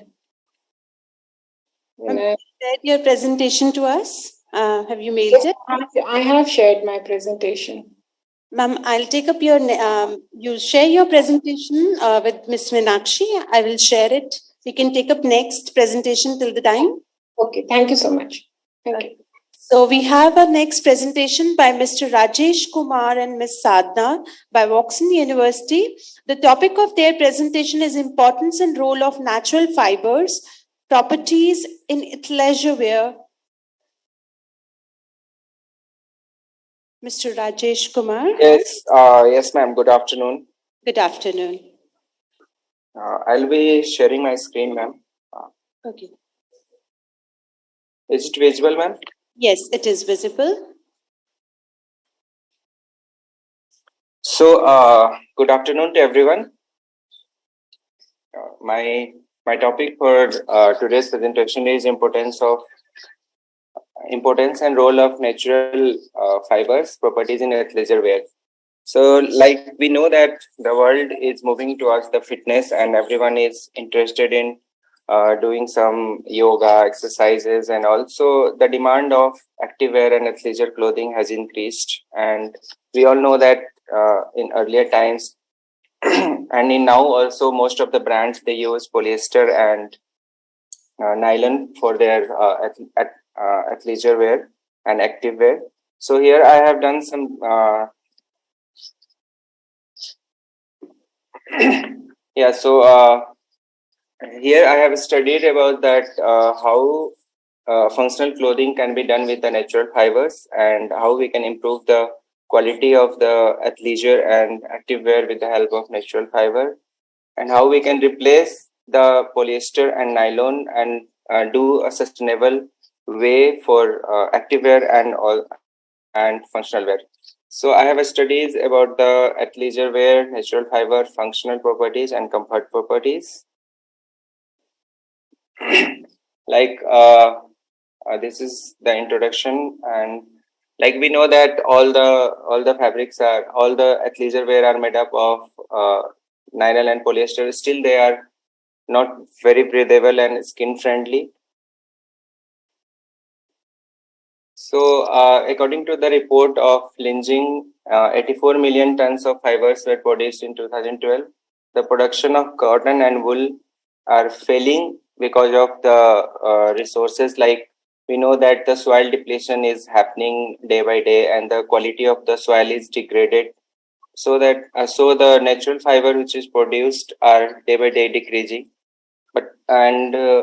Because of the easily availability of man-made fibers like polyester and nylon, most of the sportswear are focusing on that. But we know that they are equally harmful like plastic, because they take hundreds of years to degrade.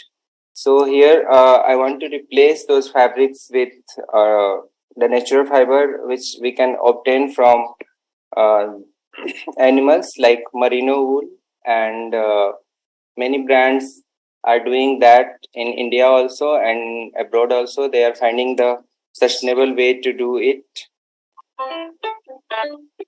So the conclusion for my presentation will be like, since the beginning of the civilization, it has been widely documented that natural fibers are essential for meeting the human needs, including clothing and shelter. However, the introduction of synthetic fiber and subsequent rise in the appeal and demand globally, the use of natural fibers has gone out of style. So now because of the sustainability factor, many brands are again coming up with the natural fiber production, and they are also into the active wear. So merino wool, like I just saw the presentation of Tandon sir, how we can use natural fiber in sportswear. So this is the research for now. It was kind of review, so I don't have much data to talk about. Thank you very much. Thank you so much, Mr. Rajesh Kumar. Now we have our next presentation by Ms. Puneet from Aryabhat DSEU Delhi Ashok Vihar campus. So the topic of her presentation is measurement of subjective clothing comfort and potential to develop standards.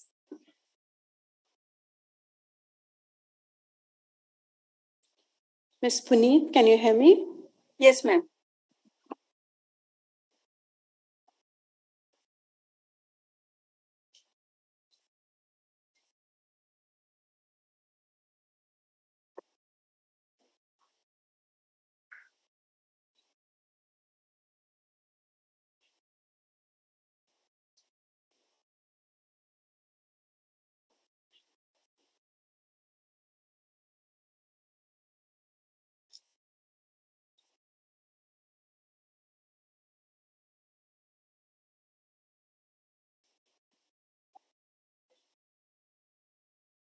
Ma'am, is my screen visible?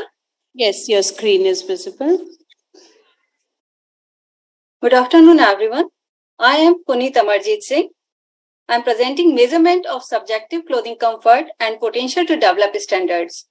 My co-authors are Dr. Manpreet Manchaya ma'am and respected sir, Professor Apurva Das. Clothing comfort is one of the few words which is defined in negation. Absence of clothing comfort causes clothing distress. Clothing comfort is the state of the human body and mind when the wearer has no complaint about feeling hot, cold, or unease due to clothing. Measurement of clothing can be performed two ways, objective and subjective. Clothing comfort has three aspects: thermophysiological, tactile, and ergonomic comfort. Transmittance properties form thermophysiological comfort, low mechanical properties and surface properties form tactile comfort. This is how formulation of comfort. Brain forms perception of comfort or discomfort after physical, physiological, and psychological processing of sensory responses.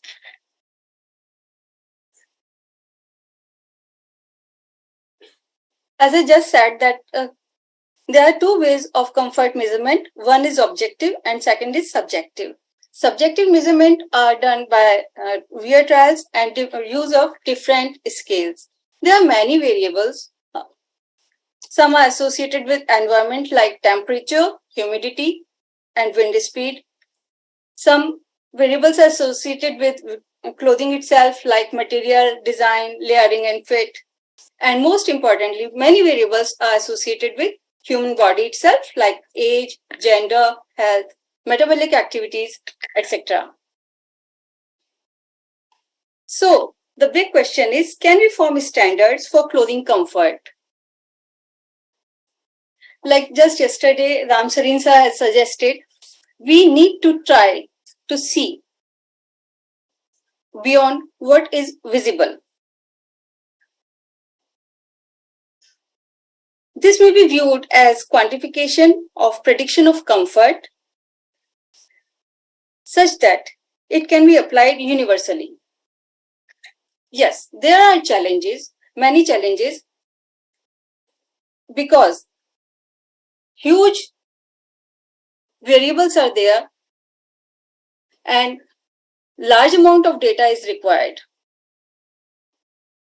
Logical categorization is required, and we can make it possible by collective effort of manufacturers of textile and garment makers and researchers, research sponsor agencies, retailers, and end users. Thanks. Any questions, please? Students, if you have questions, you can let me know. I'll share it with the speaker. Now we have our next presentation by Mr. Javelin Alvarez from Whistling Woods International. The topic of his presentation is skill development for the fashion industry. Skill development for the fashion industry. I would request Mr. Javelin to share his screen. Good evening, everybody. Am I audible? I have one announcement. Ms. Ruchi Mittal, if you are listening me, we are unable to open your presentation. Please share it again with Ms. Meenakshi. Ms. Ruchi Mittal.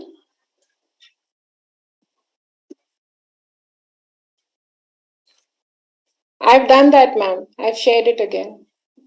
Yeah, ma'am, yeah. Can you just talk to her on the phone number given?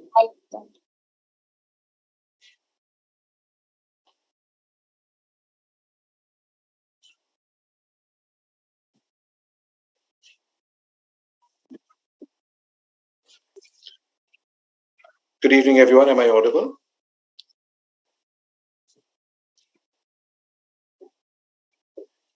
Yes, you are audible, sir. You can see your screen. Good evening, and thank you to Hamadi University for providing this opportunity to present at this conference. I'm Julian, and the topic that I will be talking about is skill development for the fashion industry. And my paper will take four different approaches to talking about skill development. One is curriculum. The second is industry interface. The third is human resource guidance. And the fourth is skill upgradation at the level of faculty as well as at the level of professionals in the industry.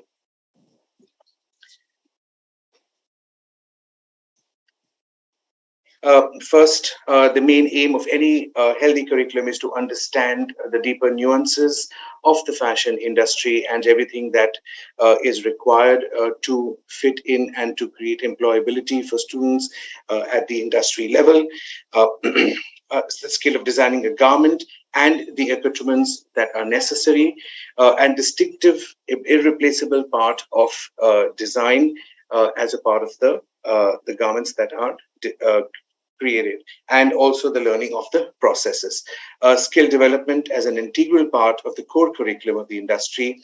It behoves that fashion schools impart exact knowledge of skill to their fashion design students. The curriculum needs to be upgraded from time to time, and faculty need to upgrade their skills and their knowledge from time to time as well. A constant upgrade leads to a more informed and incisive tomorrow. A short discussion on the statistics. The textile and the apparel sector, financial year 2021, was slated at $80 billion and is estimated to touch $190 billion by 2026. Globally, the fashion segment per se is slated at $19.69 billion in 2022. What the industry needs is better coordination with fashion schools for better viability and ensuring profits. And I'm going to further talk about how it's going to be a two-way win-win situation for the industry as well as fashion institutions.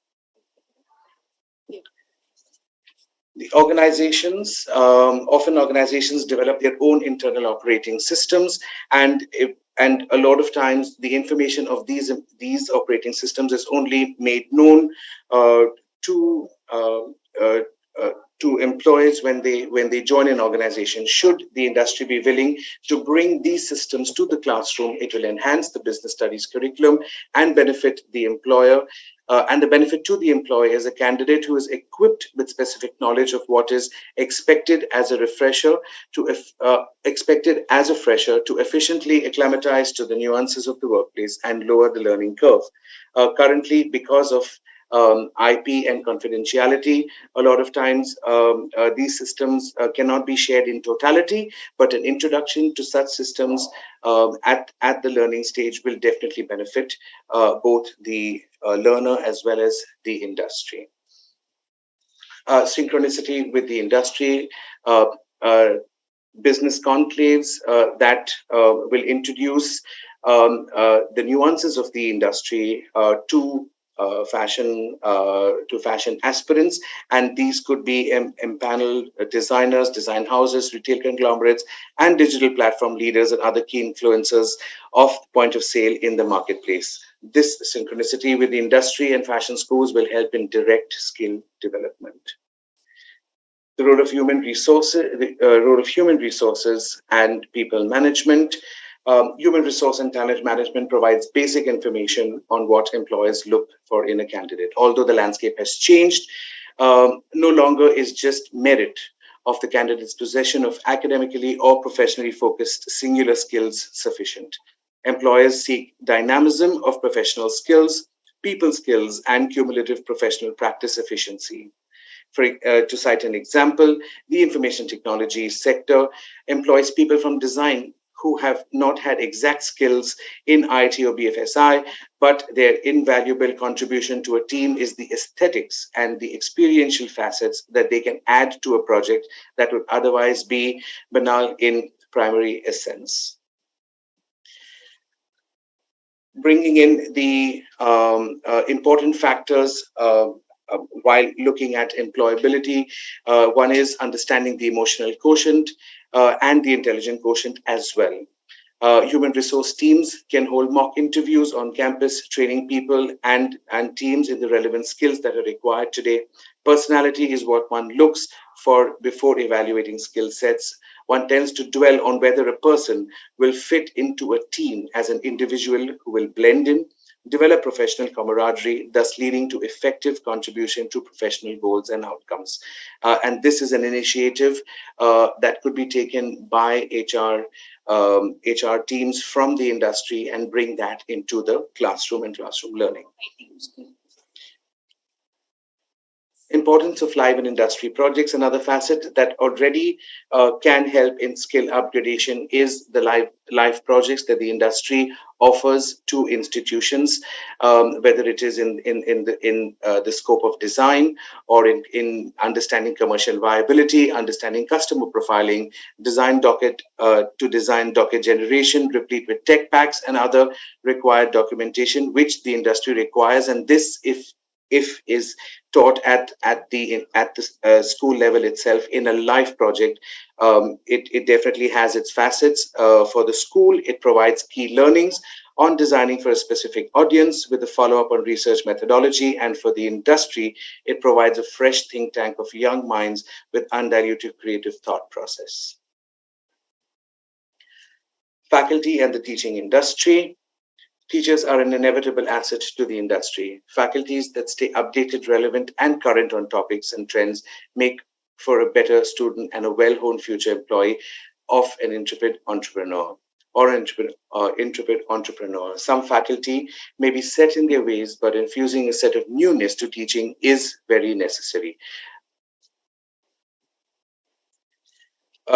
Taking a few points on faculty skill upgradation. First is openness to a fresh perspective, openness to co-teaching, skill upgradation at regular intervals and through whatever source that is relevant, peer-to-peer feedback, blended learning, skill enhancement, and keeping trends and forecast as the driving point, since the learner today comes with a why that precedes the how. Adapting to this generation shift is imperative. Delving into primary level psychoanalysis of the contemporary learner makes classroom discussions a two-way flow of information. This could be provided by the institution by counselors and therapists who will help in a better and holistic understanding. The upgradation is an inevitable process when we study a comparison between freshers into the industry as well as the experience that comes with personnel who have already been engaged with the industry over a period of time. Knowledge is on a distinct upward curve and relevancy is essential. Social media being a very important platform for this exchange of information that is available. The aim is to garner eyeballs and followers. It is inevitable that working professionals go back to the classroom in any mode to brush up and upgrade or equate themselves with the FSED industry changes. There are a list of universities and schools that offer executive programs for skill upgradation. Skilling. Request you to please wind up. Absolutely. Skilling is a vital necessity. Assistance and monetary aid given by employers and also offering sabbaticals for skill upgradation will also give further encouragement to people to get back and upgrade their learnings. Is the fashion industry ready in terms of teaching and education? Yes, yes, we are.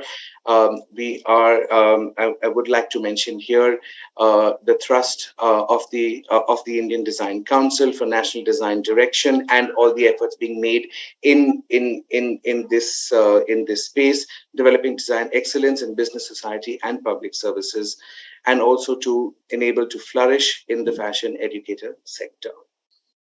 Fashion is now seen as a viable career option.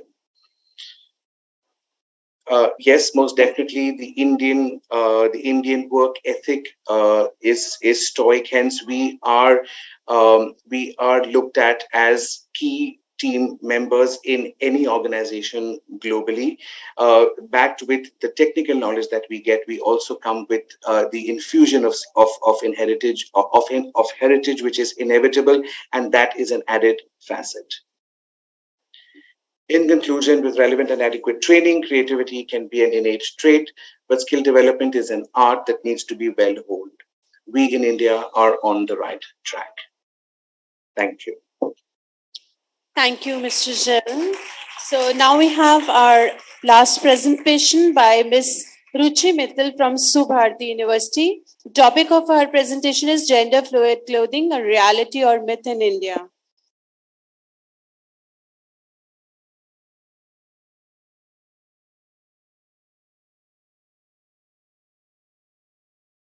I'm sharing my. Yeah, ma'am, I'm sharing your screen. My screen.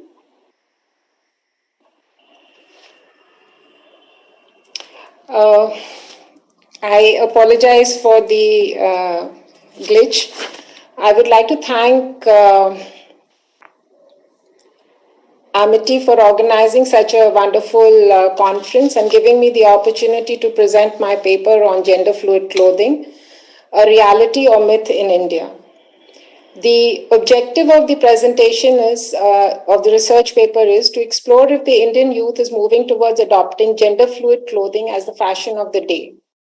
The concept of gender fluid clothing has gained popularity and emerged as an accepted fashion term roughly during the last decade.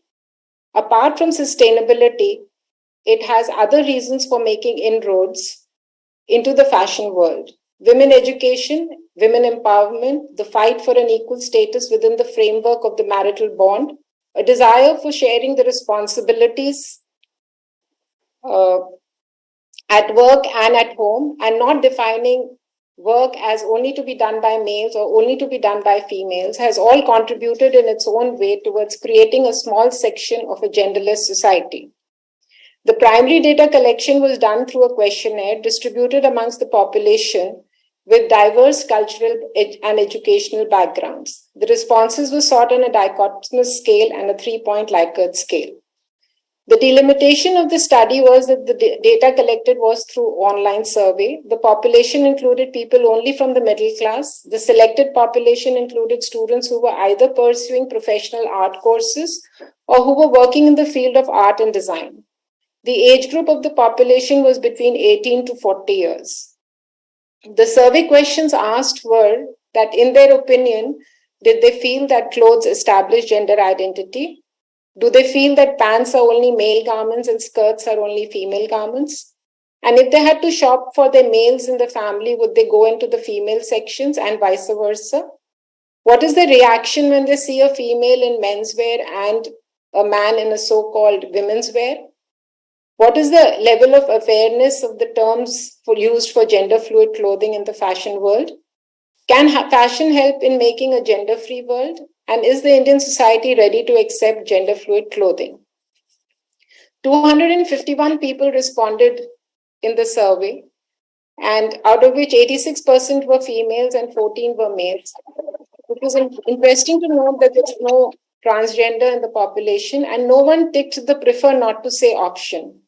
So people do identify themselves by their respective biological genders. Majority of the population felt that clothes do establish gender identity. However, there was an 18% which said maybe and an 18% which said no. Next slide, please. 93% felt that skirts are only female garments and only 7% felt otherwise. 74% felt pants, jeans and trousers are male garments, while 26% also felt that they're female outfits. Majority, 76%, would shop for males in male sections of the stores. 24% would also shop in female sections. 19% would shop in male sections for females and 47% would not. And here we have a 34% who said maybe they would. So the thought is there. In shopping trends also we find that the acceptance of women in male clothing is much more than of men in so-called female clothing. The awareness of genderless fashion terminology that is used in the fashion world. For this, I had given 6 options: unisex garments, genderless outfits, gender-neutral clothing. You have 1 more minute. Yes, ma'am, I'll wind up. Our terms which are more popular than gender-fluid clothing, gender-agnostic clothing, and androgyny fashion. When the reaction on seeing a female in menswear, 82% had no reaction, and only 8% were surprised and 10% found it weird. Whereas the reaction on seeing males in women's wear, 25% only had no reaction, 34% were surprised, and 41% felt it was weird. So women in males clothing is okay, but males in female clothing is still surprising and weird. 68% felt that clothing will help make a gender-free world.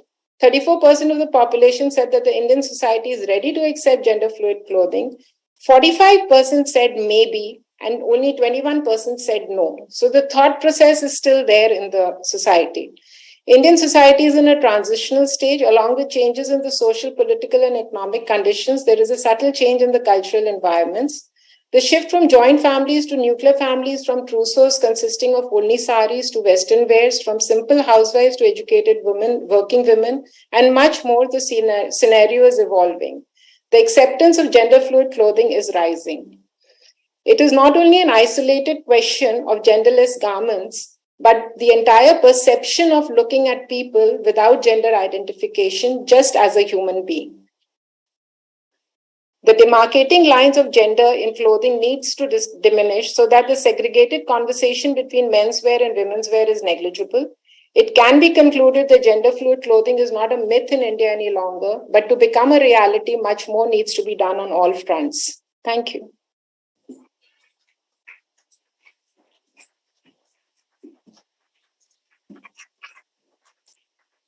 Thank you so much, Ms. Ruchi. So this was the end with the technical session 4 with the 5 presentations. Now we will proceed. Now, before we proceed further for the next session, I would like to particularly thank Dr. Tandon because I believe that he is in New Zealand, which it must be midnight there. What is the time, Dr. Tandon, if I can ask? So you're not audible. You have to unmute. You are not audible. You have to unmute, Dr. Tandon. Hello. Yes, it's 11:40 night time. Yeah, so it's okay. I'm still awake. A big Thank clap, you, Dr. Tandon, please again. My pleasure. My pleasure. Thank you.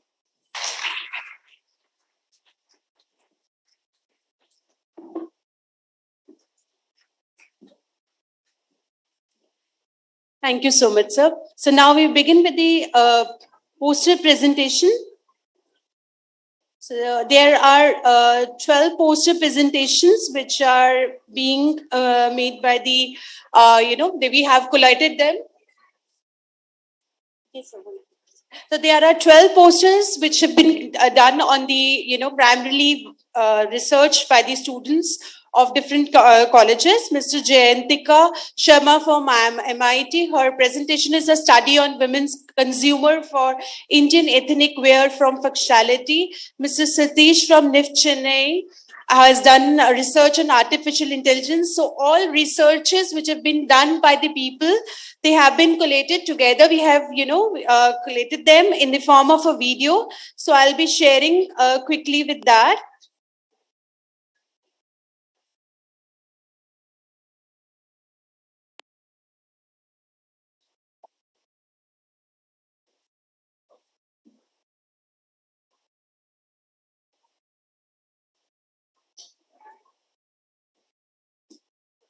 इसमें audio हाँ और audio भी करना है एक question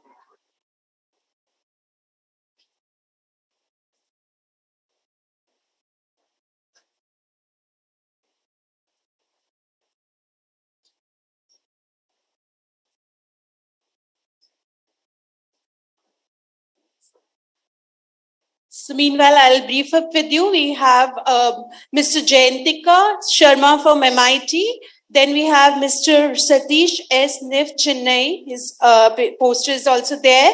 Mr. B.C. Anand from Amity University, Uttar Pradesh. Then we have Ms. Sakina Nareen Ashraf from Amity University, Uttar Pradesh. Ms. Pooja Lakhera. Then we have Ms. Sanskriti Ramesh Barkal, MIT. Then we have Ms. Aisha Amrin, NIFT, Patna.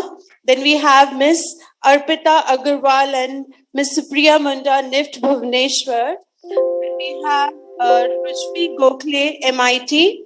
And we have Ms. Tanisha Pangakar from, then Ms. Priya, and then Ms. Vaishnavi Monkar. So I'll be sharing that. It's a video presentation.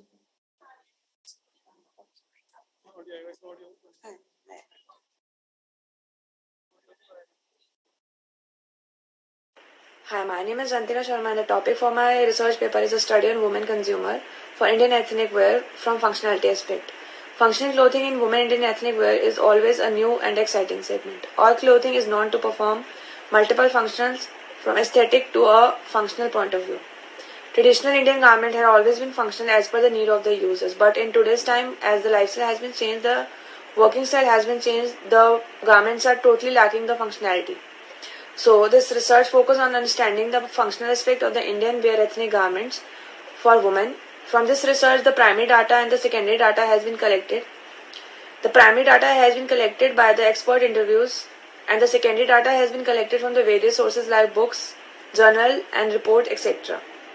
Today, consumers are definitely looking for a garment that are not just aesthetically appealing but are also functional. Thank you.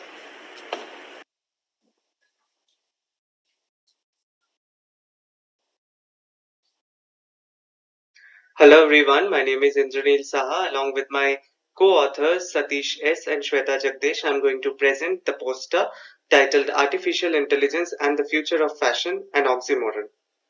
In the contemporary world, artificial intelligence or AI is a significant technology that influences every aspect of fashion design, production, and consumption practices. With automatically curated trends and generated designs, AI technology eliminates the need for the human touch in the design process, consequently allowing fast fashion to flourish. Hence, a section of fashion practitioners expresses their concern about the long-term social, cultural, economic, and environmental impact of such technological interventions. The objective of our poster is to present both sides of the coin by explicitly reviewing the current utilization of AI in the highly creative and competitive fashion industry. The current study followed a systematic literature review which included a strategic workflow and resulted from a set of available scholarly articles related to AI in the fashion industry that argued both the positive and negative aspects. The scholarly articles reviewed in this study were published between 2017 to 2022. Our poster concludes that while fashion designers and brands are utilizing artificial intelligence to get an edge in the ever-evolving dynamic fashion space, looking for a common area between fashion, technology, and the environment is the key to revolutionize the industry and also to ensure that being fashionable and sustainability can go hand in hand. Thank you.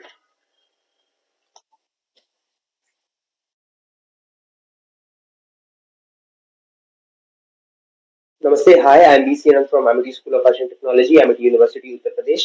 The topic of my research is data analytics, a catalyst in transforming fashion retail industry. The objectives of this research are to study the role of data analytics in fashion retail industry and to study the various applications of data analytics in fashion and retail industry. In order to complete this research, secondary data collection methodology has been used where data has been collected from various sources of information available. And in order to conclude this research, I have found that as of 2021, brands have spent almost 1.6% to 1.8% of their total revenue in procuring the best possible technology, which is supposed to increase by 3 to 3.5% by the year 2030. Meaning, the data analytics technology has helped brands make better decisions at managerial level and do better trend forecasting, meaning there is a good evolution in fashion and retail industry through data analytics. Thank you.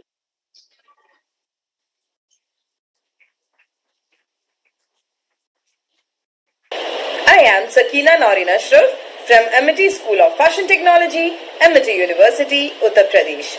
Haptic technology, innovations in wearable haptics replacing the physical human touch. Researchers has proven that a normal human being need the warmth of touch at least 70 times in a day. Since clothes are our second skin, there are many innovations that are replacing these physical good touch through fashion technological advancement. The objective of the research paper is to study emerging innovations in haptic technology with regard to human touch. The research methodology has been secondary research where data was collected from books, journals, online articles and review papers. The research concludes by observing that commercialization of these technologies will take time in future because of the high level of precision required in acquiring the desired output, high cost of production and raw materials, complex programming, sophisticated hardware and processing power. Researchers and innovators are expecting to reach up to many more industrial sectors by the year 2025. Incorporating touch into our digital communication could help not only mitigate the effect of skin hunger, but also allow the human bonding even when physically separated. Thank you.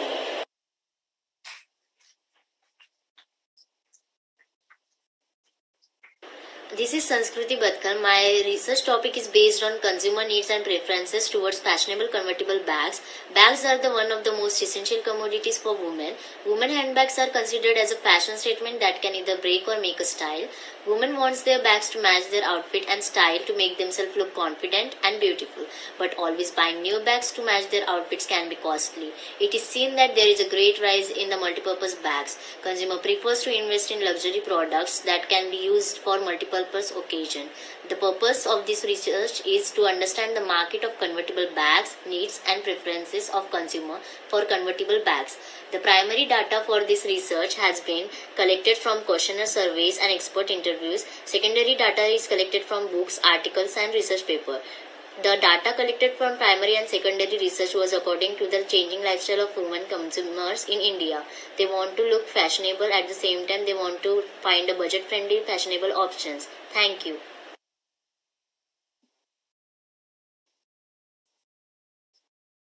Hello everyone, I am Aisha Amreen and my topic is sustainable textile and fashion design, an approach for upcycling your wardrobe. The objective of my research is to reduce the environmental waste and to improve the idea of sustainability. For this, I have done a research and survey in which I got to know much about how much people do know about sustainability, and there are many ways in which we can do sustainable design and upcycle our clothes. For example, dyeing, embroidery, patchwork, eco-printing, etc.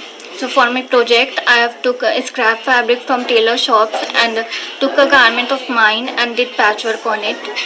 The garment are then transformed into something interesting and it gives a very refreshing look to the garment. This will increase the value of and price of local products and will help in improving the life of fashion or textile materials.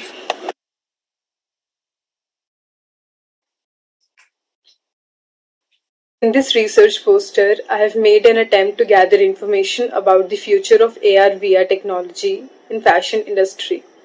The two objectives of this research are to examine how AR/VR technology will influence the future of fashion industry and to study the benefits of AR/VR in fashion and retail.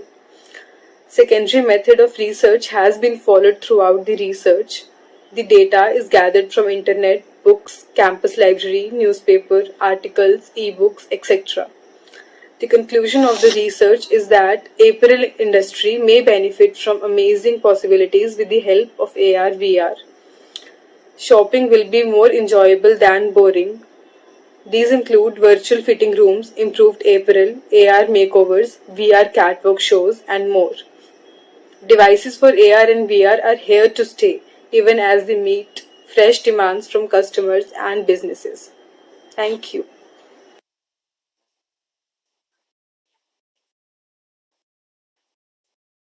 Hi, this is Ruchvi Gokhale. The subject for my research paper is to understand and study denim and consumer behavior towards customization of denims. It's increasingly challenging to purchase denims because we can't always locate the proper size, especially with more people purchasing online. If different brands offer customization of denims, it will certainly aid and lessen this issue. In order to understand the growing trend of customization in clothing for denims, this study was conducted. A survey and an expert interview were used to conduct the primary study, while secondary literature was gathered from books, articles, and research papers. The data is analyzed and further inferred, and the results show that there is undoubtedly a trend towards customization of denim. There is also likely scope for denim customization to become a market where in the future every brand supplying denim enters. Thank you. Hi, this is Ruchvi Gokhale. The subject for my research paper is to understand and study denim and consumer behavior towards customization of denims.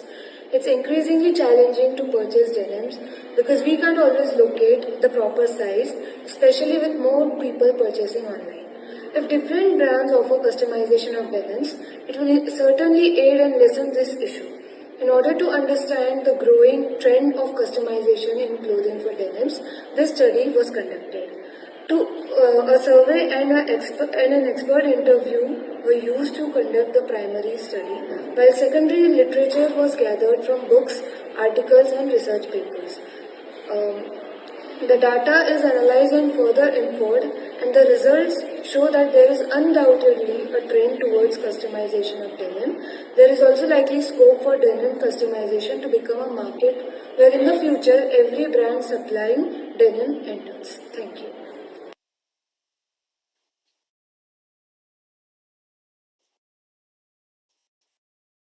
Hello, this is Tanisha Pangalkar, and the subject of my research is the study of Gen Z consumer behavior towards Western ready-to-wear business wear outfits. Business wear is an ever-evolving concept. It is essentially a Western dress code for corporate world. Western business wear includes blazers, jackets, trousers. It is an appropriate attire for office or business environment, and it changes from region to region or company to company. Post-COVID pandemic of 2020, people have started working from office once again, and there's a surge of Western wear business garment purchases. With the changing trends, it can be observed that people are actively looking for employment, and the ones that are already employed are looking to stand out professionally. This paper studies recent changes in women's business identities as they present an opportunity to explore the social meanings conveyed by business in specific and changing context. It looks into the behavior of Gen Zs as well, the new generation of employees and business owners getting into workforce as they come of age, and the style and trends and outlook towards corporate life changes. With that, this research paper also takes a deeper dive into consumer behavior of the Indians and India as a fashion market. It discusses the opportunities and challenges in context of India's growing fashion industry. Thank you.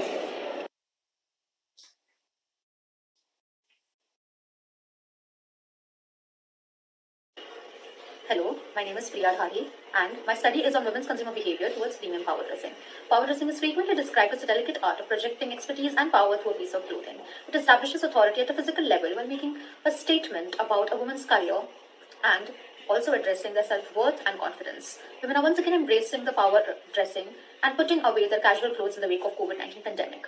This paper explains the history, application, and significance of the power dressing for women in their workplace. Having women proven themselves time and time again in the business environment, the style has changed from being just a feminized version of a men's suit to having more structured silhouettes that enhances and embraces their femininity and leadership. The paper examines the current development in power dressing and how women present themselves in the today's work environment and daily life.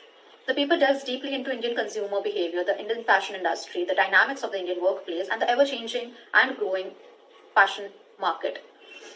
It attempts to investigate consumer preferences for the needs of high-end power dressing while using 2 surveys, 3 expert interviews as the primary data, and the secondary data is collected from magazines, published books, journal articles, research papers, and other internet sources. Thank you.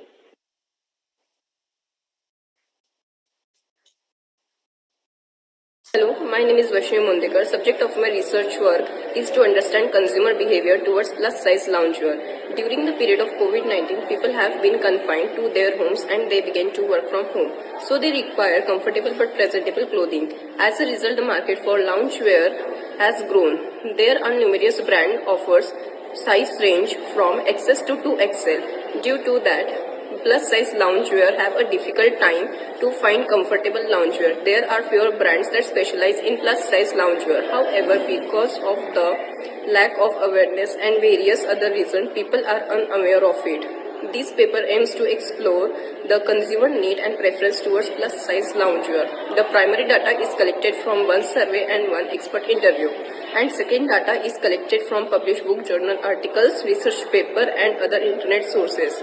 The study suggested the need and preferences of plus-size loungewear and helps the researcher understand it from various perspectives like design, silhouette, fit, fabrics, etc. Thank you.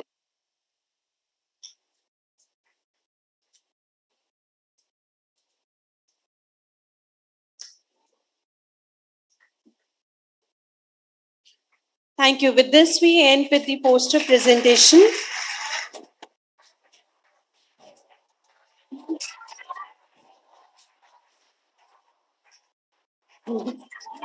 I know students you are, but we'll take few more minutes. Please wait. We are very happy that it has come to an end, definitely. But I would request Professor Dr. Pradeep Joshi, Group Additional Pro Vice Chancellor, Director General, Dean, Faculty of Applied Arts, Fine Arts, Performing Arts, Visual Arts, to say a few words.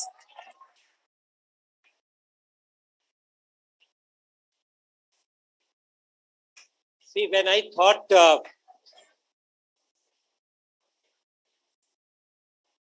actually I wanted to tell all of you to clap for yourself.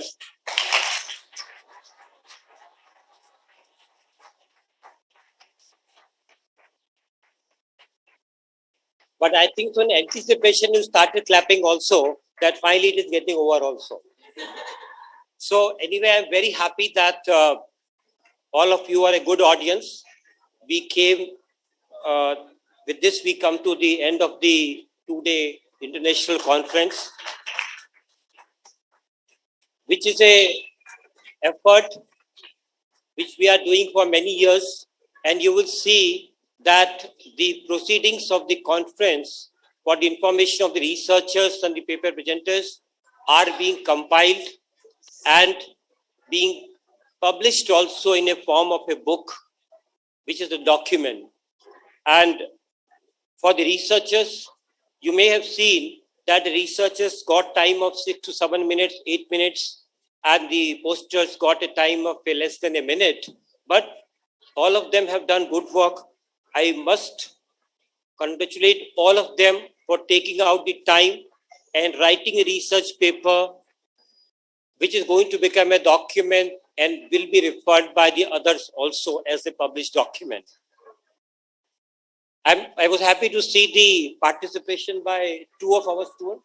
Yes, 2 of our students, sir. DC Anand and Sakina. Anant, where are you? Anant and Sakina, give a big clap for all of them, to both of them. They were anyway visible as the part of the organizing team, but it was good to see that they had shown the interest and submitted the paper also and as a poster.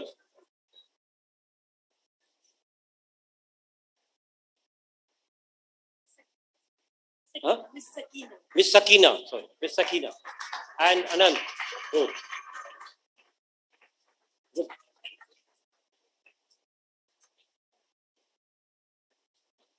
And give a big clap to the organizing team of the faculty members.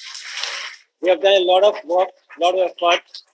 Dr. Sugandha, Meenakshi, Dr. Smita, and all the faculty members, I must say, had worked very hard to keep the decorum and to maintain the discipline and make you people seated here, which is also a very big task. And in the end, in a serious note,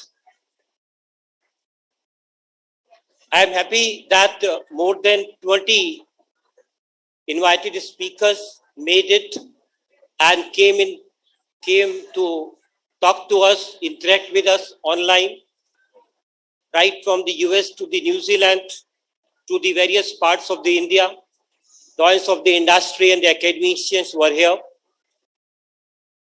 I may be knowing to many of them, some of them were my faculty also, and some of them may be my colleague for my earlier work-ex.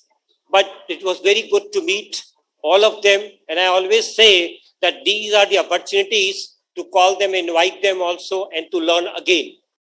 Further to it, there were more than 30 research papers and the posters which were presented in the conference, which is a big achievement. And all credit goes to the organizing team. And once again, I would like to thank all the registered delegates for showing the interest and participate in the conference organized by the MIT University. And I would also like to thank our Honorable Chairperson, ma'am, Mrs. Devya Chauhan, who also made it a point, despite of her busy schedule, to join the conference on both the days. Thank you once again. In the end, I would like to propose the vote of thanks. I, Dr. Sugandha Sani, convener of International Conference on Fashion, Apparel and Textiles 2022, on behalf of Amity School of Fashion Technology, Amity University, feel privileged, honored to propose vote of thanks. At the outset, I would like to express my profound gratitude to our founder, President Sir Dr. Ashok K. Chauhan, for inspiring us, as his vision has always been the driving force behind the entire process. I wish to express our sincere thanks to our department chairperson and conference advisor, Ms. Devya Chauhan, and our Honorable Vice Chancellor, Professor Dr. Balwinder Shukla, for their encouragement, guidance, and providing a stimulating environment for such educational developments. I convey my sincere gratitude to Professor Dr. Pradeep Joshi, Group Additional Pro Vice Chancellor, Director General and Dean, Faculty of Applied Arts, Fine Arts, Performing Arts, Visual Arts, for chairing the conference and providing continuous support and advice, which has greatly helped towards the successful organization of INCFAT22. We have been fortunate to have the eminent delegates from academia and industry. I take this opportunity to thank distinguished keynote speakers and learned presenters for participating at the event. I am sure that the participant must have been benefited by attending this conference. My thanks also goes to all the people who have been given their precious time in organizing it. I would like to acknowledge and thanks Ms. Meenakshi for coordinating with all the presenters and preparing this poster presentation, and Dr. Smita Bagai for extended help throughout the conference, and also my faculty colleagues who in one way or the other have made it possible. I would like also to thank Mr. Amit and Mr. Samar from IT for their support throughout these 2 days. Last but not the least, I would extend my thanks to all the listeners. I'm sure this conference must have added value to their knowledge and advancements. Thank you.